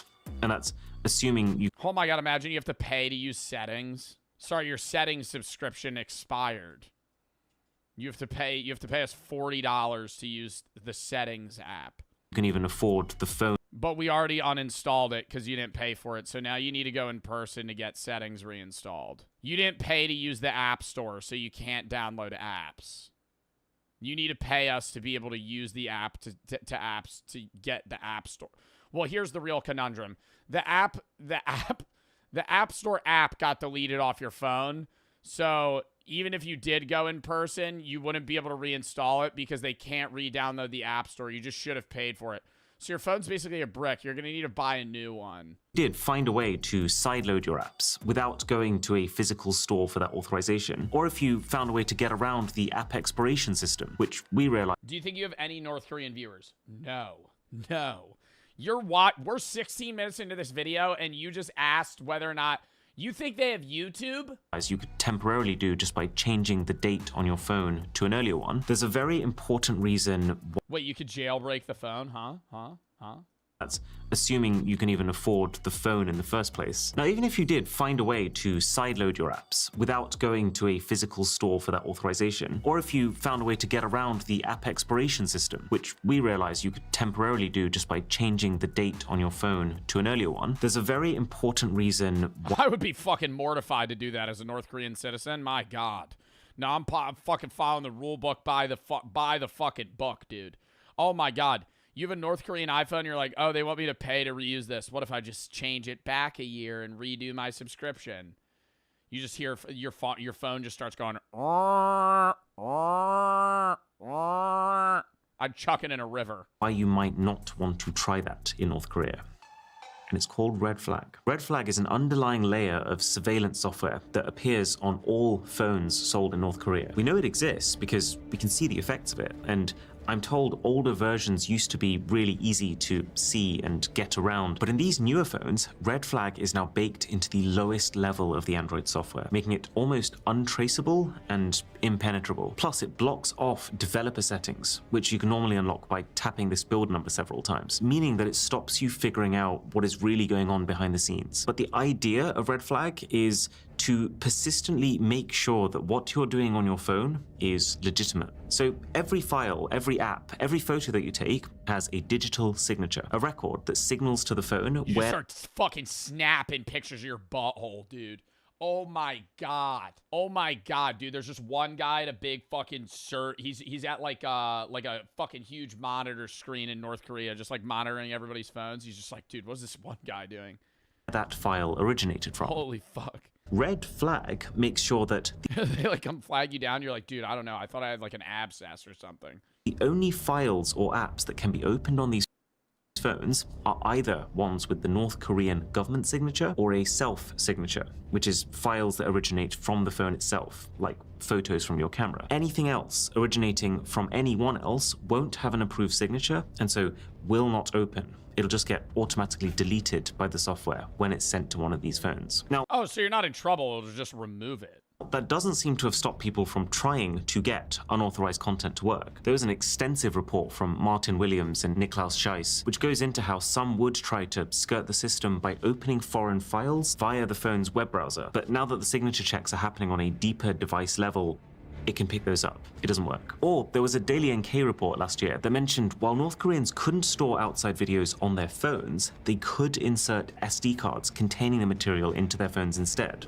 However, there is one final, very sinister surveillance feature, clearly designed to deter any attempts at this. These devices, both of them, will take periodic screenshots as you're using them. I thought that was the red flag thing. What the fuck? Am I stupid? That's what I thought he was just talking about. Like that it was just showing times and you couldn't click on it. Isn't that what it is? See these screenshots being taken in the same way that you'd expect to.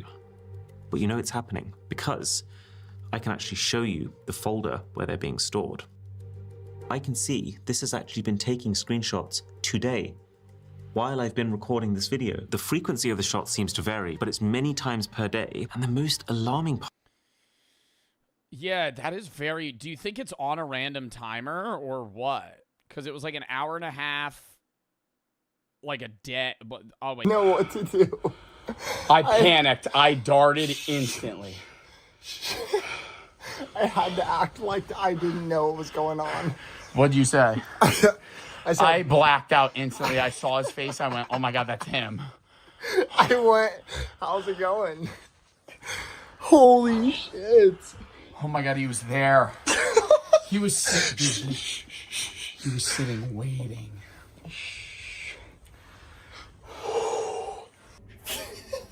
Holy fuck, he wants to have sex so bad. He's cheating. He's like actively cheat. Like he's like his husband's asleep and he's trying to fuck. We should go meet him. No, you go. I'm not going out there. I'm going to meet that motherfucker. Zero chance I go meet that motherfucker. Bro, I filmed Jack talking to him at the club, and the whole time I'm going, oh, they're just like talking about swingers. The dude puts his arm around Jack and leans in. I go, oh. And then he comes to me. Jack goes, he's meeting us at the room at 1. Who cares? I'm not fucking opening that. Oh, shit. No. This is real. Stop. I'm locking that door. I'm not gonna lie. I thought that was like kind of cap. I thought, yeah. Me and Joe exit the elevator and he is sitting there. Waiting. Oh my God. Dude, he's gonna still come knock on the door. I hope so. I'm not, don't answer it. If you answer it, what are you gonna say? Listen, you have to go ass up. I'm an ass up. Joe, for the video, you have to go ass up. That was the craziest thing no, literally, I was like, he's not gonna come. He's drunk. He's drunk. You had a 2-minute conversation with him, and he's just ready to fuck. Like that? Like... His husband's asleep. Yeah, he's gonna cheat on his fucking husband. Oh my, this cruise is so freaky. I really thought, I was like, damn, maybe it's not that freaky. No. We just had to go to the nightclub. Yeah. The nightclub's full of all the fucking horny ass. Dude, Jack didn't get it on camera. The second we walk in, a woman goes up to me, she goes, pineapples. And Wayne, like, literally, like, looks at me and then walks away. I go, what? How did you even pick that guy out of the crowd? You just went, oh, he looks like he's alone. He just, like, looked at me first. And I was like, he wants it.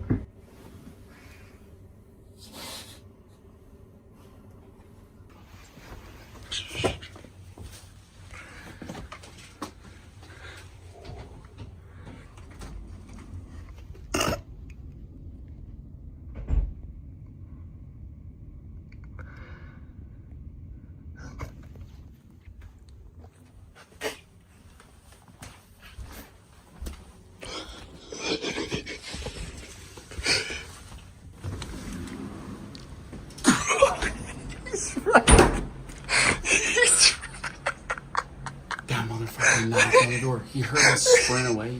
Bro, how long is he gonna stand out there? Oh my god, we're like fucked. What if we see him tomorrow? What if we see him tomorrow? That's what I'm worried about. Like the other dude that had a dick on his phone. Oh my god. Oh my we god. cannot leave the room, dude. No.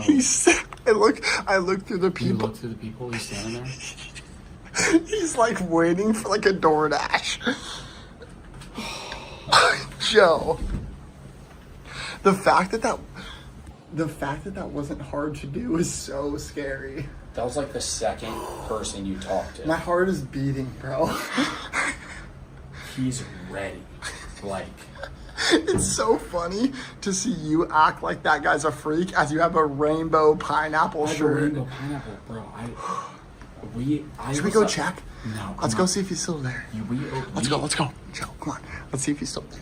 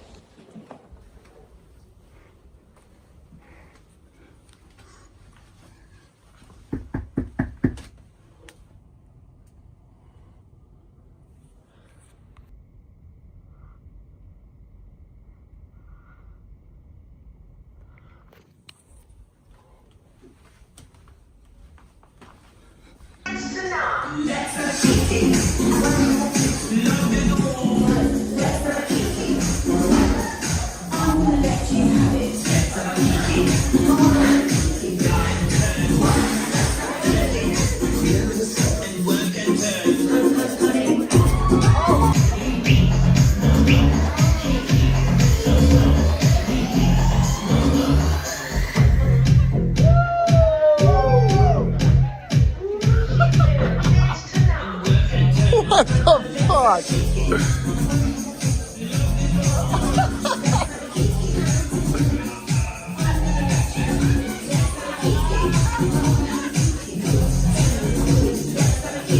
I know what she needs! If you wanna ride, Hold on, bitch, I'm coming! ride the wide. Switch coming to the rescue! If you wanna ride, Easy boy. Yeah. You can do what you need to do. I tatted a porn star as well. What? On a cruise or? Yeah.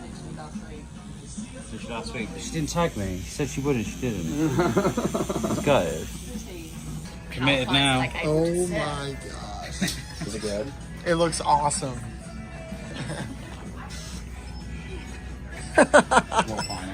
Yo.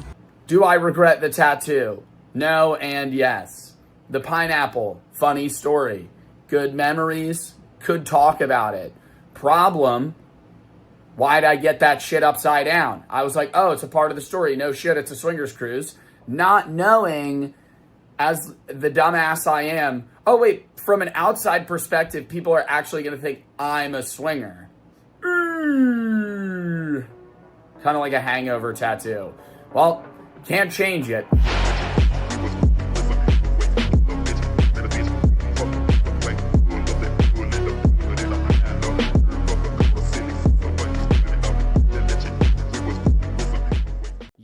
Your life at every level of attractiveness. Level 1. Bro, it's over. Give up. At this level of attractiveness, you have an asymmetrical face, hairline that started receding in your mother's womb, nose going east. Most people have an asymmetrical face to some degree. Nobody's face, like if you look at my face is not symmetrical. Like if I started inverting, wait, actually, can I do that? If I can invert my camera, but if I invert, yours is super bad. You're super bald. Okay, I'm not super bald, dick. But everybody has an asymmetrical face. I don't think you should be like insecure about that. So a chin goes west, your teeth pointing in 6 different directions like they're all trying to escape your mouth at the same time. The kind of face that makes babies cry and dogs bark. And you're probably in a wheelchair too. Nah, just kidding. Oh my God. But real talk, daily life at level 1 is genuinely rough. Walking into a room. What is level 1 attractiveness? Like a 1 out of 10? A level 1 attractiveness would be like 4 or below on a scale of 10. If average is a 7. I feel like it's very rare you meet somebody that you would describe that low of attractiveness. Like the average person I see in everyday public, like I would rate like a 5. Nah, I would rate like a 6. It's like, oh, you look like a normal dude. 6. Or worse, feeling people actively look away. Trump's a 1. Yeah, Trump is also a 84-year-old man with a spray tan that has semi-annoying mannerisms and is also severely balding with a toupee-esque haircut. Cashiers don't smile at you. We're talking about like the average like 30-year-old. Strangers don't hold the door. In group conversations, nobody makes eye contact with you. And on dating apps, you get no matches. But bro, you're getting no dating. You're getting no matches on dating apps, even if you're like a 6. Here's the thing. There's plenty of people at this stage living a life. Remember that one guy on YouTube who straight up called himself super ugly and made it his whole brand? He got millions of views, built an entire community. Are we talking about the guy that made a video about how he's ugly and now he has a wife that was one of his viewers? So first of this guy is not a 1. Like, what are we fucking bro? When I think like what a 1 would be, I'm thinking like you don't look like a person. Like, what are we talking about? This guy's not that. This guy's, I mean, like, yeah, he's not fucking Brad Pitt. What? He's like a 3? Chat, I would rate him like a 6. 5. I have a big forehead. Same here. And my hair is making me look really good, but if you would take away the hair, like, I got pretty bad pop. Bro, he literally looks like Luke from the Outdoor Boys, but like younger. He's not, I don't think he's bad looking. Like bro, we're sitting here, he's saying, oh, this is 1 out of 10. People aren't going to open the door for you. What the fuck? What type of rude shit is that? You're walking into a fucking Target. Or, well, Target has automatic doors. You're walking into a local coffee shop. You swing open the door, you turn around, you're like, oh, let me hold it. Fucking shut it in their face. Like, that's never going to happen. This is what a 1 looks like. I'm not clicking that link. I am not clicking that link. That is an I've Been in the Hills video link, and I'm certain of it. I'm certain of it. It's me. Around himself, and eventually even found himself a girlfriend who approached him first saying he was cute. He got set up for life. He found a girlfriend who genuinely loves him. Because the truth is, at level 1, you're forced to develop things that most people never bother with. A personality. Dude, that's why, like, people talk about this shit, and I feel like it upsets, like, a big level of, like, the BP community. But there's, like, a lot of very attractive women that get with men that are, like, way on, like, men, there are a lot of men that get women that are way above their league, and they get, like, frustrated about that. But I'm like, dude, it's because, like, guys that are considerably, like, 9s or 10s, a lot of the time don't focus on, like, being attractive personality-wise because their looks carry, rather than actually trying to, like, develop a connection with an individual. Stop overpaying for your wireless plan. Being more expensive doesn't necessarily equate to being better. Mint Mobile is here to ensure that you can have a wireless plan starting at as little as $15 a month. Mint Mobile provides 5G coverage to 98% of Americans and 4G LTE to 99% of Americans. That's almost everybody. All plans include unlimited talk and text, as well as free calling to Mexico, Canada, and the UK. And the more you buy, the more you save. Plans come in 3, 6, and 12-month bundles, so if you get the larger month bundle, your monthly payment price is less. A lot of people also think it's really hard to switch, and that's why they don't want to make the change. You can do it from the comfort of your own home in minutes with an eSIM. You don't need to go in person to go talk to somebody for 45 minutes. You could do it right now. They also give you a lot of data options, so you're not overpaying. So you could use 5 gigabytes, 15, 20, or unlimited, depending on how often you're going to be using data. If you like your money, Mint Mobile is for you. Shop plans at mintmobile.com/JoeB. That is mintmobile.com/JoeB. And thank you to Mint Mobile for sponsoring this video, and let's get back into it. Real humor, real character, and a real personality. And sometimes that ends up being worth more than a sharp jawline. Level 2. Level 2 is the great personality zone. When someone asks your friends what you look like, they pause for a full 3 seconds. All right, but we gotta cut this here, though. Like, now we're stereotyping fully that, like, uglier people are inherently better personalities. Like, I think that applies, but there are also people that don't take care of their body, don't care how they dress, don't shower, and don't have a personality. Like, that, like, there's people that exist on every level of the spectrum, personality-wise and looks-wise. And then they say, he's really funny though. Daily life at a 2 is a constant low-grade rejection that nobody talks about. The barista never remembers your name. At parties, people... What fucking barista is gonna remember your name? What are we, like, I feel like we're just making shit up right now. Like, I mean, they write your name on the cup. People only talk to you as a stepping stone to talk to your better-looking friend. Getting a haircut feels pointless because the barber can only do so much with what he's working with. Yo, on God, though. No, that's actually, like, facts, dude. I feel like every time I get a haircut, I feel like my hair looks like shit. And then, like, a week later, I think it looks great. Grow out your hair? Bro, my hair looks better when it's grown out. But I want to get a haircut. I don't want it too long. Took out What? It was lodged into his skull. And his teammate went and ripped it out of his head. I would think that he would definitively die. If I saw somebody that was on my team get a spear stuck in their eye, and I had to rip it out because he couldn't pull it out of his head, oh my God. So the spears just like stick in his eyes. So they had to it was so deep that they needed to put their foot on his face and pull it out. He could have died. Does he feel lucky that he didn't die? Itu belum ajalnya. Isn't like he's lucky. Yeah, but that doesn't like he compete next year, like. Very lucky. Wow. This circle is now getting smaller and smaller. The fence has been completely defeated. I mean, it was just a couple of pieces of string. I think it was inevitable. We are slowly pushing them into this kind of like circle of death, the two teams closer together.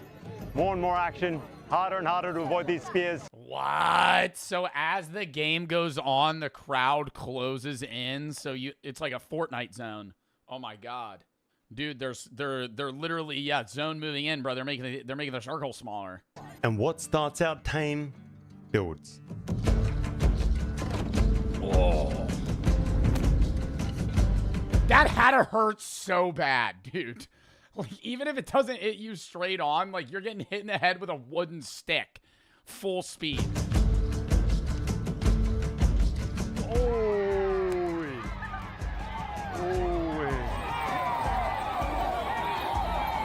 Yeah, imagine Shohei Ohtani on one of these fucking horses. That'd be crazy, dude. Kids are getting hit. Tensions are rising. Anyone who's... Or, actually, not Shohei Ohtani. Because they kind of throw it like a javelin. Imagine they get one of those, like, world record German javelin throwers to fucking get on one of these horses. Start chucking sticks. Kids are getting hit. That'd be scary. Tensions are rising. Anyone who's getting hit wants their own back.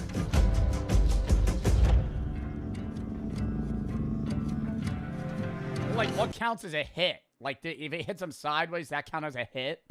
You see quickly how it works. He got nailed, but He straps his head up and he goes back right in front of the other team and sort of taunts them back, like, let's try it again. You want to get hit, you cannot show weakness, you can't show you've been beaten. In fact, yeah, that guy throws actual fucking darts. Get that guy back. And that's when you start to feel the genuine competition, the grudge match. Would you compete for 10K? Yeah, if I get to wear full bubble armor. I'm going to be real, I don't even think I could ride a horse like this. I think we're not factoring in, it's not just throwing it, like, they're on an animal right now. Like, that alone's probably one of the hardest parts of this, is that they're actively controlling a horse while they're leaning over and throwing shit at each other.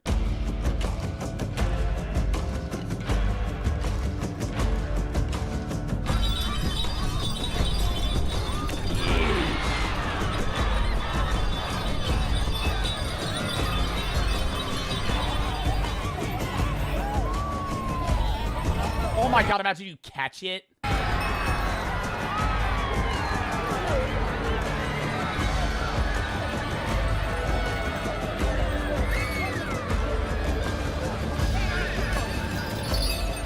This looks so fun though. That's the problem, dude. Like this looks dangerous, but it's like I get why they're doing it. When one person scores a hit, the whole side of the field that scores the hit, they're going to go ballistic, and more ballistic depending upon how successful that hit was. Oh, so there's no score.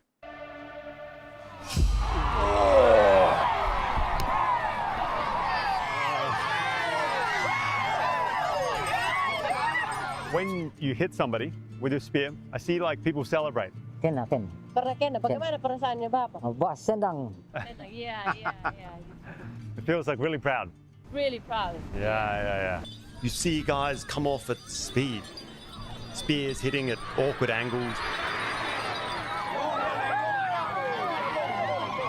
The horses must also die in the Pasola, right? They must break legs and stuff, because I see them like fall over. Saya belum masuk Pasola, ada yang baku tabrak kuda mati. Yeah, the horse also die on the Pasola. They run into each other. Oh, that's crazy, huh? Horses sliding, slipping, breaking their legs and getting carted off the field. Don't worry. Oh, see, that's fucked, because then they gotta kill the horse. All that meat's getting used tonight. Are there particular riders that have beef against each other that are like looking for the Pasola to vent that anger?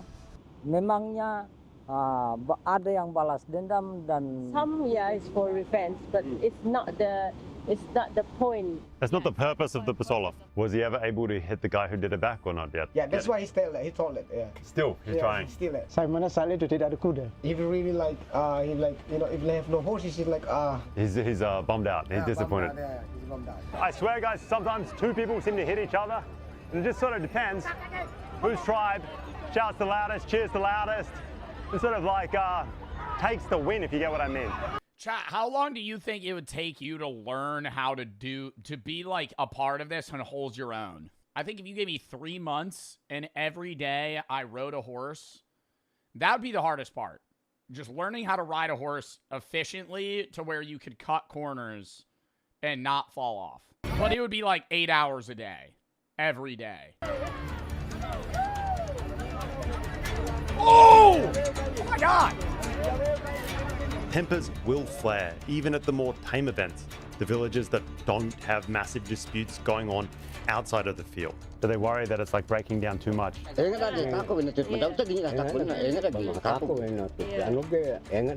Yeah, they worry about like people not gonna come to Pasola because they're scared. It's too violent now. Too violent. Yeah. That's what they're scared. There's just frequent separations between crowd members and participants alike. People stepping in, carting off riders who are furious about one thing or another.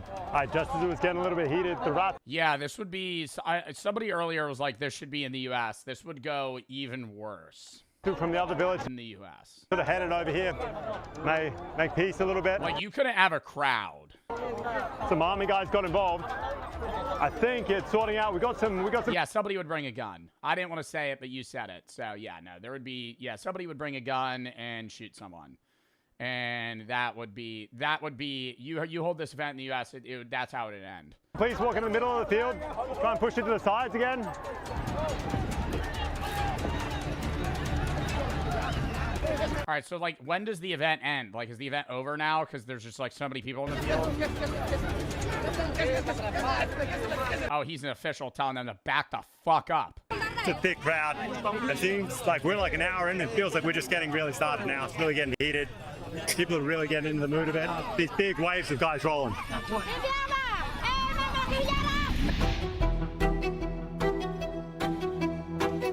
And when you understand this island, you get why they need it. Sumba is one island. 1 million people, but it has 1 million people live on that single island. People, but it has almost a dozen languages. Are they similar languages? Dozen languages. Or are they, like if you hear one of them, can you kind of understand or not really? Not really.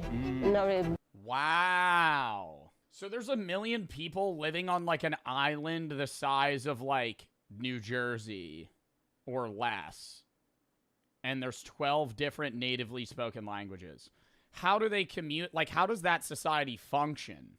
I never understand that. And that's like my own perspective because obviously I've grown up in the US, not like Europe where it's like in the US, the average person speaks English and that's it. Then maybe English, Spanish, or something like, you know, English, Spanish, English, and, you know, German, English, and Russian.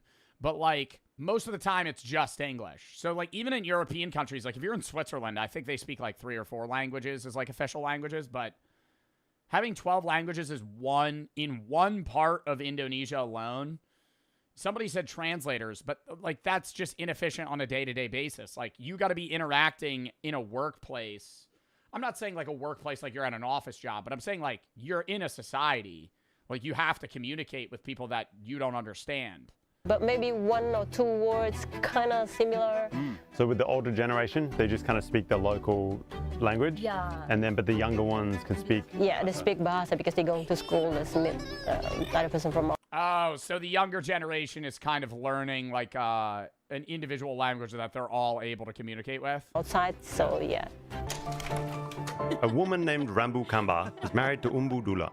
He went out to sea and he never came back. She thought he was dead.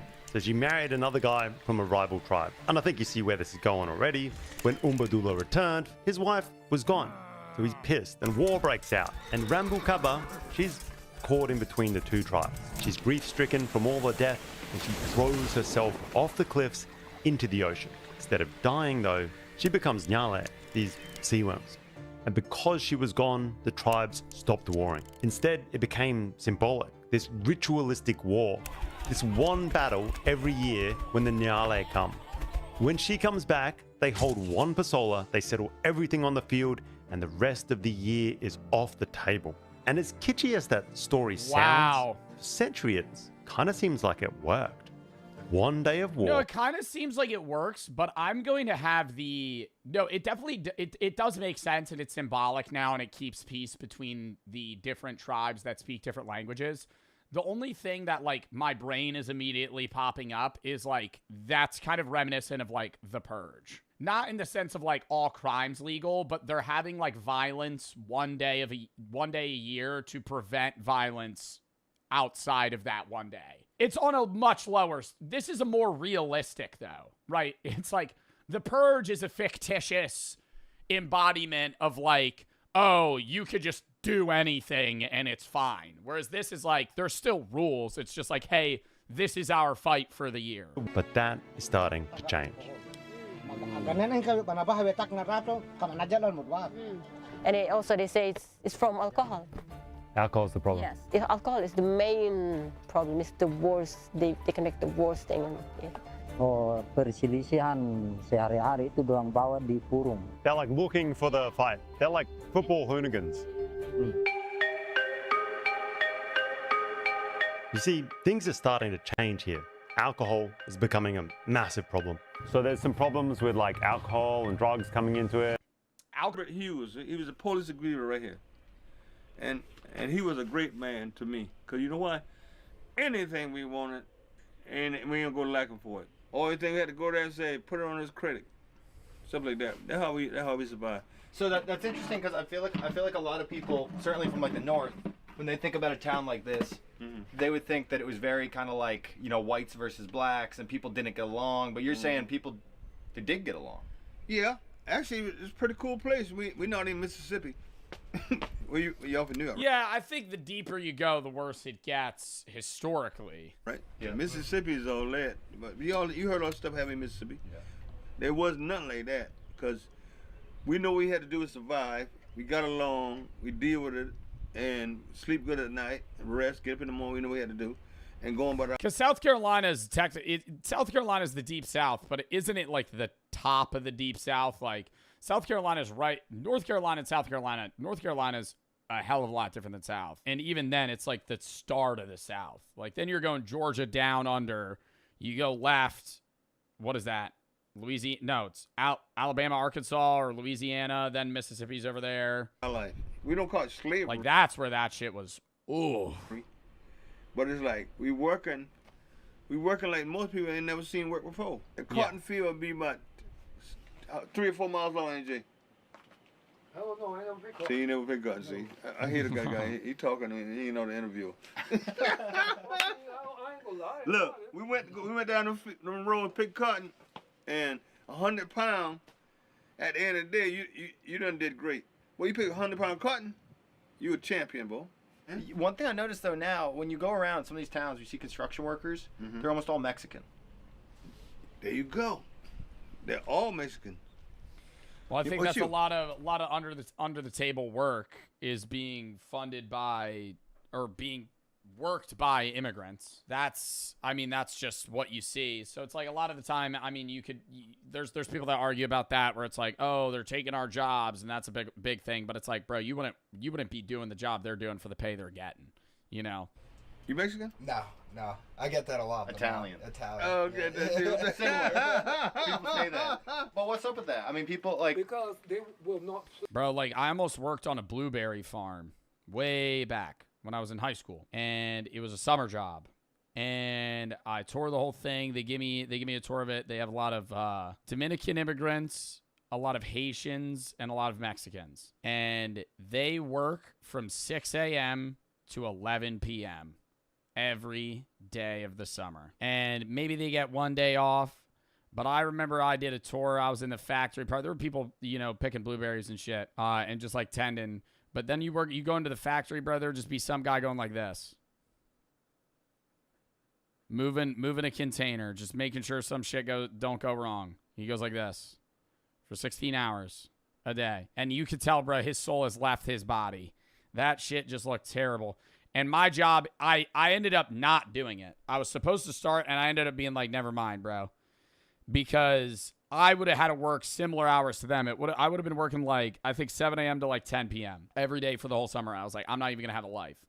But my job would have been to stand in the packing facility, wait for something to go wrong, hit a red button. And that would have been my job. Was just wait. Oh, fuck. Stops the factory. They fix it. Start it. So you just wait. It would have been easy money, yeah. But I remember sitting there, bro, like, fuck. This shit sucks. They brought me past their houses, and it was like an hour and a half away. It was a far job. But it was like I knew a friend who was like, okay, I could hook you up with this. And I was like, I need money. I ended up working at GNC. But I was like, I need money.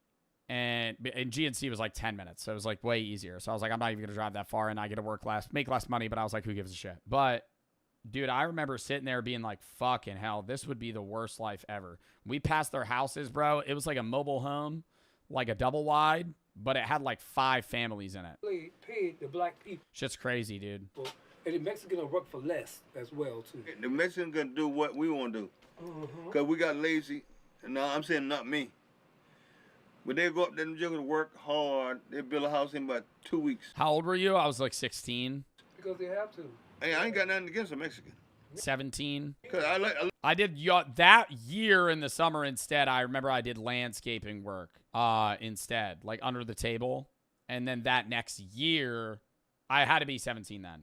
Because I remember that next year, I had my license, and I ended up working at GNC. Look the way they work.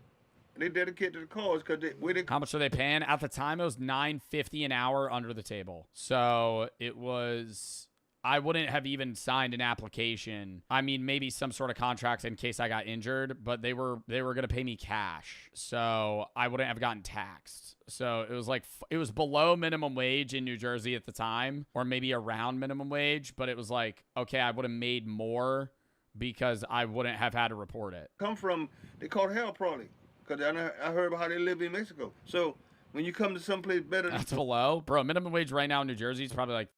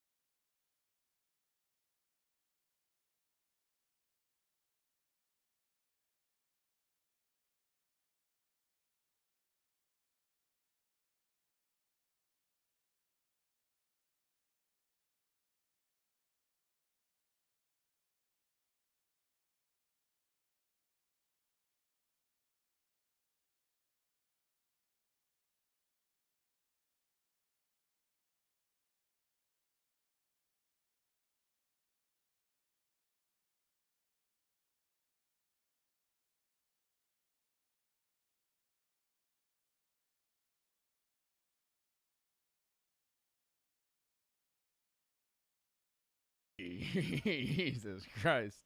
Yo, what do you think Clav would say about this? So your bone structure is pretty subpar. Who was making them?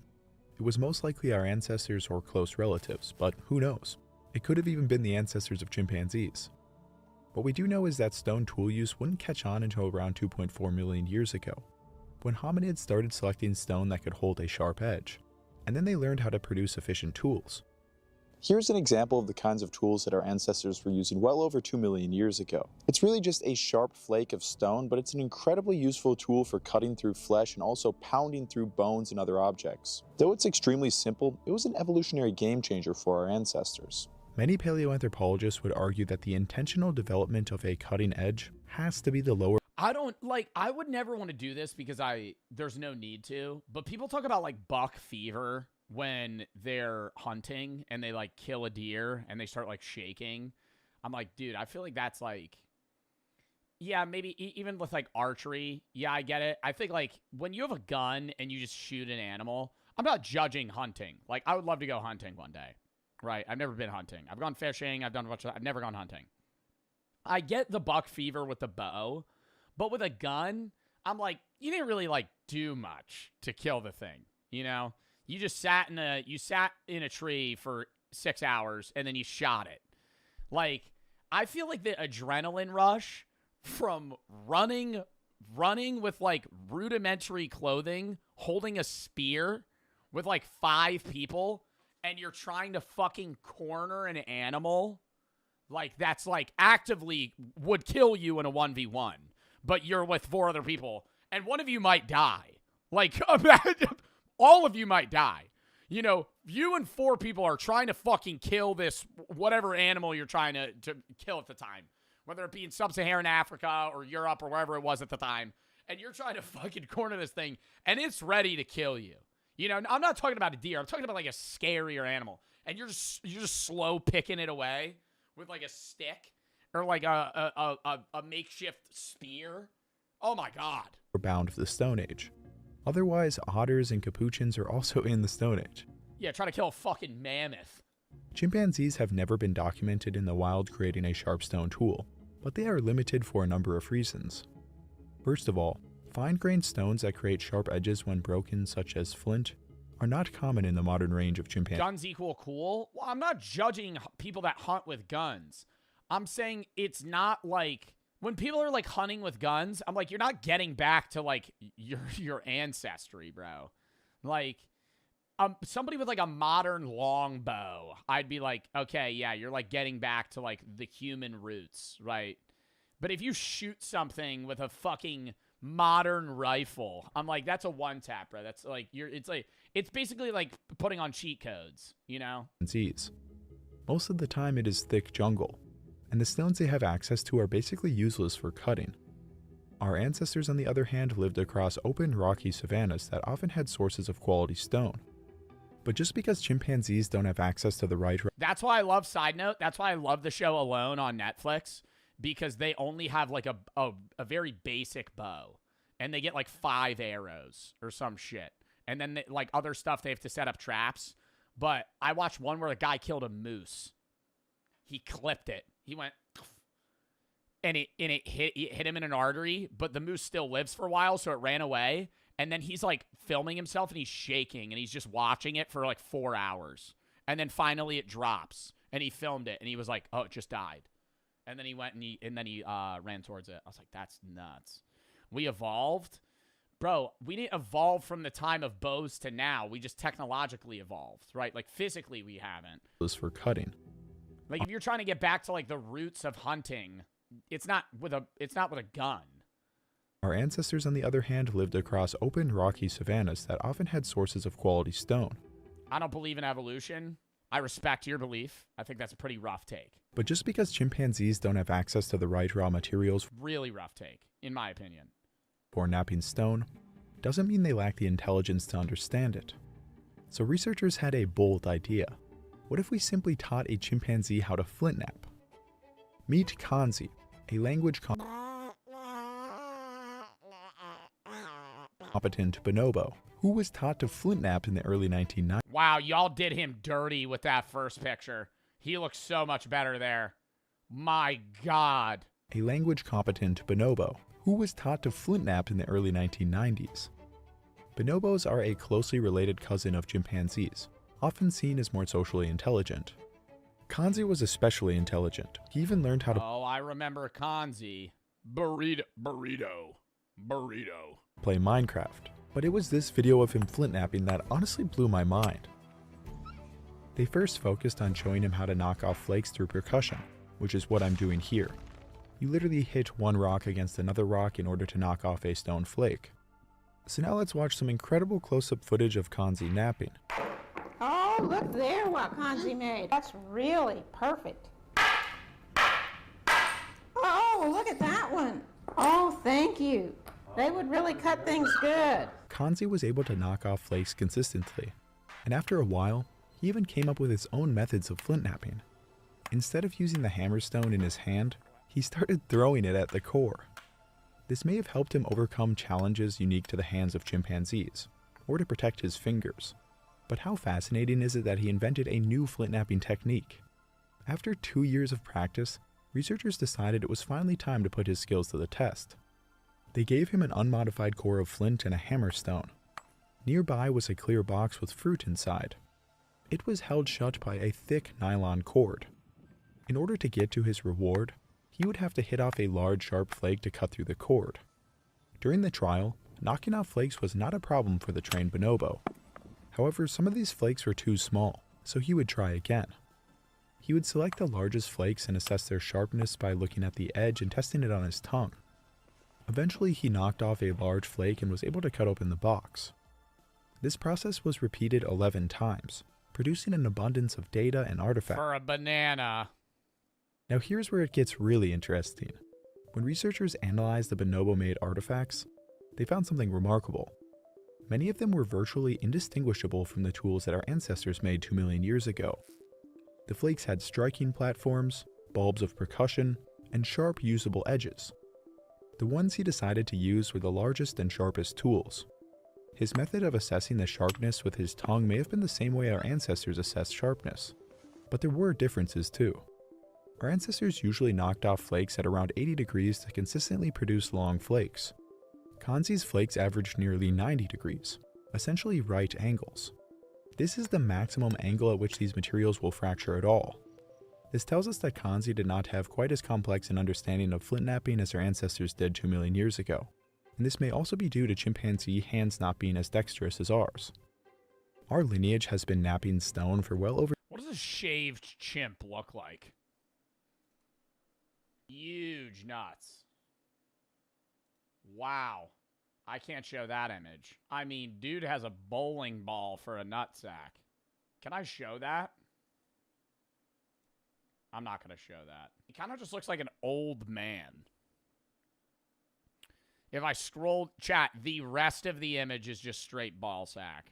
Over 2 million years. Modern human hands are quite literally evolved to nap stone. It was only in the past 5,000 years or so that most of us stopped. Kanzi's flint napping was impressive, but it was notably worse than, say, Homo erectus. Somebody said Joe's jealous. No, that shit would be hard to walk, bro. Either way, it gives us a window into what the earliest sharp stone tools would have looked like. Our minds were already capable of understanding how to create sharp stone edges, and our dexterous hands came later. In another study conducted 14 years later, Kanzi had clearly become more adept at making and using stone tools. Kanzi and another bonobo used stone to break into logs and dig, both getting a reward if successful. Kanzi used flakes like a drill, rotating them to bore deeper into the log. He used larger flakes as wedges to pry into the logs and even used them to chop. In another part of the experiment, he used flakes as shovels to dig into tough sediment to retrieve food. It's interesting to note that Kanzi was far more successful than the other less trained bonobo, indicating that his training really did pay off and allowed him to access these resources. Kanzi lived on— I wish they would test to see if he would pass it on to a future generation, because that's one of the biggest things that we've done as a species that has enabled us to progress, is our capability to pass down knowledge, because then you're giving That's why, like, humanity as a whole is supposed to get better and better through each generation, because the starting point of, like, lack of knowledge, rather, is supposed to be earlier and earlier, right? Like, you're supposed to call on drugs coming into the event or Indonesia in general. There's alcohol, it's mostly alcohol. So there's some alcohol problems. And also the problems, they have like the personal problems, you know, outside of the Pasola. So people are bringing their beef from outside of Pasola into Pasola. But usually the Marapu is upheld. Usually the Ratu are taken seriously and people listen. And usually it gets contained on the field. Usually. Now, they don't believe Ratu at all. So even Ratu say, please don't make a crowd and throwing rock. They're not gonna believe that. Even sometimes they're throwing rocks to Ratu. Really? Yeah. Oh. And this is where the Ratu just aren't enough anymore. Police have to physically move in. But what happens when a sacred war stops becoming sacred? It's like a fake war. You can pretty easily see how it's... Yeah, I feel like it's starting to make things worse, no? Like, they're kind of talking about problems in this area where people are getting too drunk and fighting instead of letting the tradition take its place. And I feel like now, instead of, like, it being violence and the rest of the year being normal, it's now, like, sparking more feuds in this day than it's solving. Starts to turn into, like, a real war. If you've ever done any sparring, Muay Thai, boxing, whatever, you know how it can get a little bit out of hand real quick when you're throwing spears at each other and there's a whole village involved and there's bad blood, it goes a bit crazy. The youth out here are beginning to be way more into motorbike culture than horse culture.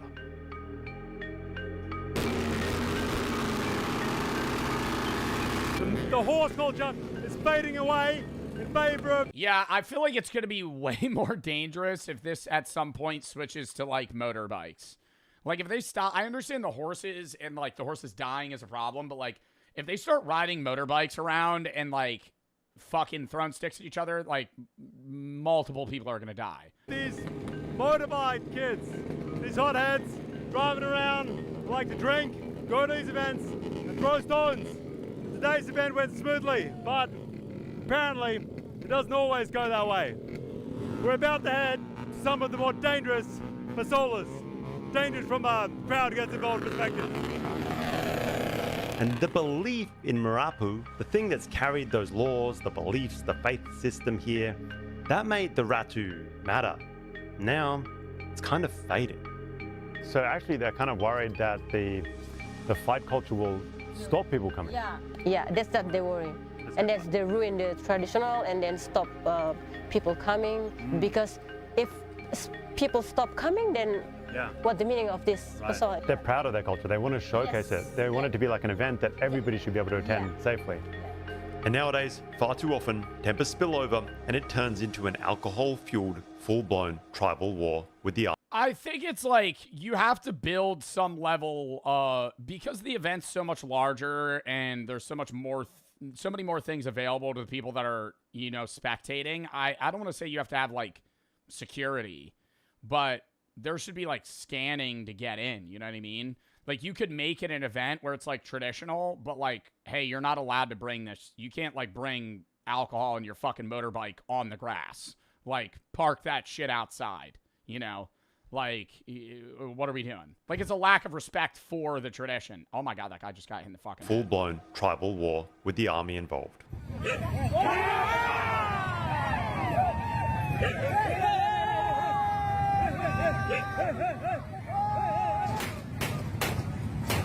Oh, is that a fucking gun? The crowd reacts, and all of a sudden, it's a hail of stones. Alright guys, rocks are flying, chaos kicked off. The dude with the cigarette hiding behind Andrew. There's a rock going off. He's just fucking huddling behind him. Rocks are flying, chaos kicked off. It seems like the war is here.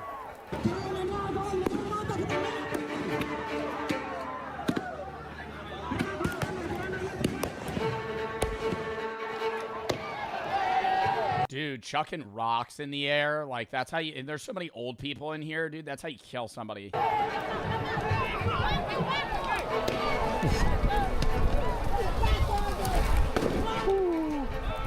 There's spears. Yeah, they're fleeing this shit like it's a frat party that got fucking ran through by the cops. By now, as well, it seems like kind of tension is built up between running out of here in the two sides. Maybe someone wasn't happy with the way something went down. I saw the police dragging one guy away.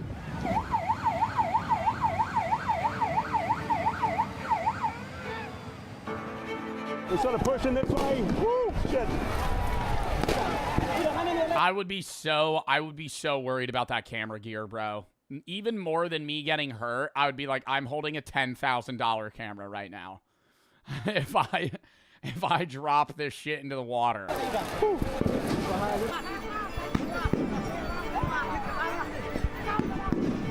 The kids now stash rocks in the hingi, the traditional wraps they carry the parang or machete in their waist with. And they come ready for the violence to spill out of the field where it's supposed to stay.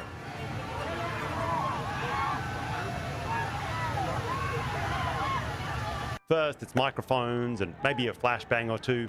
Then it's the tear gas. And then it's the water cannons. I feel like it's turned more, the way he's describing it, it's turned more into people kind of waiting for this part of the event than the actual tradition itself. Like, they're showing up with rocks in their fucking belts. Like, they're knowing this is going to happen and doing it anyway. Like...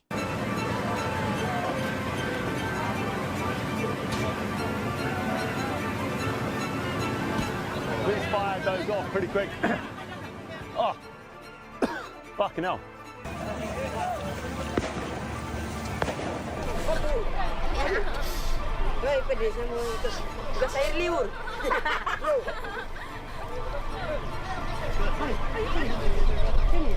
Is she enjoying it, or I don't understand? She's like smiling and crying at the same time. What's happening? They got tear gas. Lamboya may be the biggest event of the year. That ended in rock fights, maybe about an hour or two in. An hour in, it was a rock fight? Bro, no way. That's like, yo, they gotta have something. No rocks. No rocks allowed. 1 hour in, there's a rock fight. Wanukaka, and then it's just done. The second biggest on the island, barely 30 or 45 minutes in before it was over. Apparently, there's large border disputes in that area, and the tensions between the tribes is sky high. How has the Pasola changed since they were young compared to now? What is the difference? Beda. Aman. Dulu aman. Before, there's no like alcohol. There's no alcohol. Yeah. When he was younger, was it also like that? Itu tidak sering, not often. Dari hatinya mereka, dorang bawa di budaya. Because they have a problem outside of the Pasola, and then when Pasola happen, they see the enemies or they doesn't like someone, and they just, you know. For this next generation, these youth, for many of them at least, these battles on the field aren't about the tradition. They're about the rock fights. You come for the fight, not what happens on the field. This has been going on for thousands of years, and the number of times it's most... Yo, this is starting to feel like a prom after party vibe, bro. Like, nobody cares about the event. They're just there for afterwards. Like, they're showing up like, okay, yeah, let's get the fucking tradition over with and start chucking rocks at each other. Turn into full-blown bloodshed. It can't be small. Itu bisa hilang. So if like that always happen like this, the culture about the Pasola is will be gone. Yeah, it's ruining a lot of things about this place. Sumba might be one of the most magical places I have ever visited. And I travel the world for a living at this point. But the island sits in this just incredible sweet spot. On the one hand, it feels just completely unadulterated. The culture is raw, untouched, authentic, and... Oh, that guy's on Beetle Nut. On one hand, it feels just completely unadulterated. The culture is raw, untouched, authentic in ways that can feel impossible to experience in the modern world. Bro's geeking? Well, not geeking. He's just highly stimulated. What the hell is Beetle Nut? You see when their mouth's red. It's like this thing they chew, and it's like a similar... It's like cocaine. And yet, counterintuitively, you're just an hour from Bali. And you're not sleeping in a jungle. Whenever they interview them and you see they have like a wad full of shit in their cheeks, it's usually not tobacco, it's betel nut. Their mouth is all red. All right, yeah, this is an ad at the end, but that was really interesting. That was a fucking W video, dude. Steel ball run, but it's battle royale instead of racing. You're able to produce content like this for a long time. Amazing, Andrew, really. Glad you got away safely. Yo, honestly, dude, he could have gotten hit in the fucking head. I'm Indonesian. This is my first time knowing how chaotic this culture is. Indonesia is home to 1,300 distinct ethnic groups and 718 local languages. That's why so many Indonesians don't even know about this ritual. Yeah, that's wild. Like, you live in Indonesia and you've never even heard of this. Because there's so many different cultures and traditions that it's like, you could be like 35 and having never heard of like this one island in Indonesia that does this every year. Next video, chat.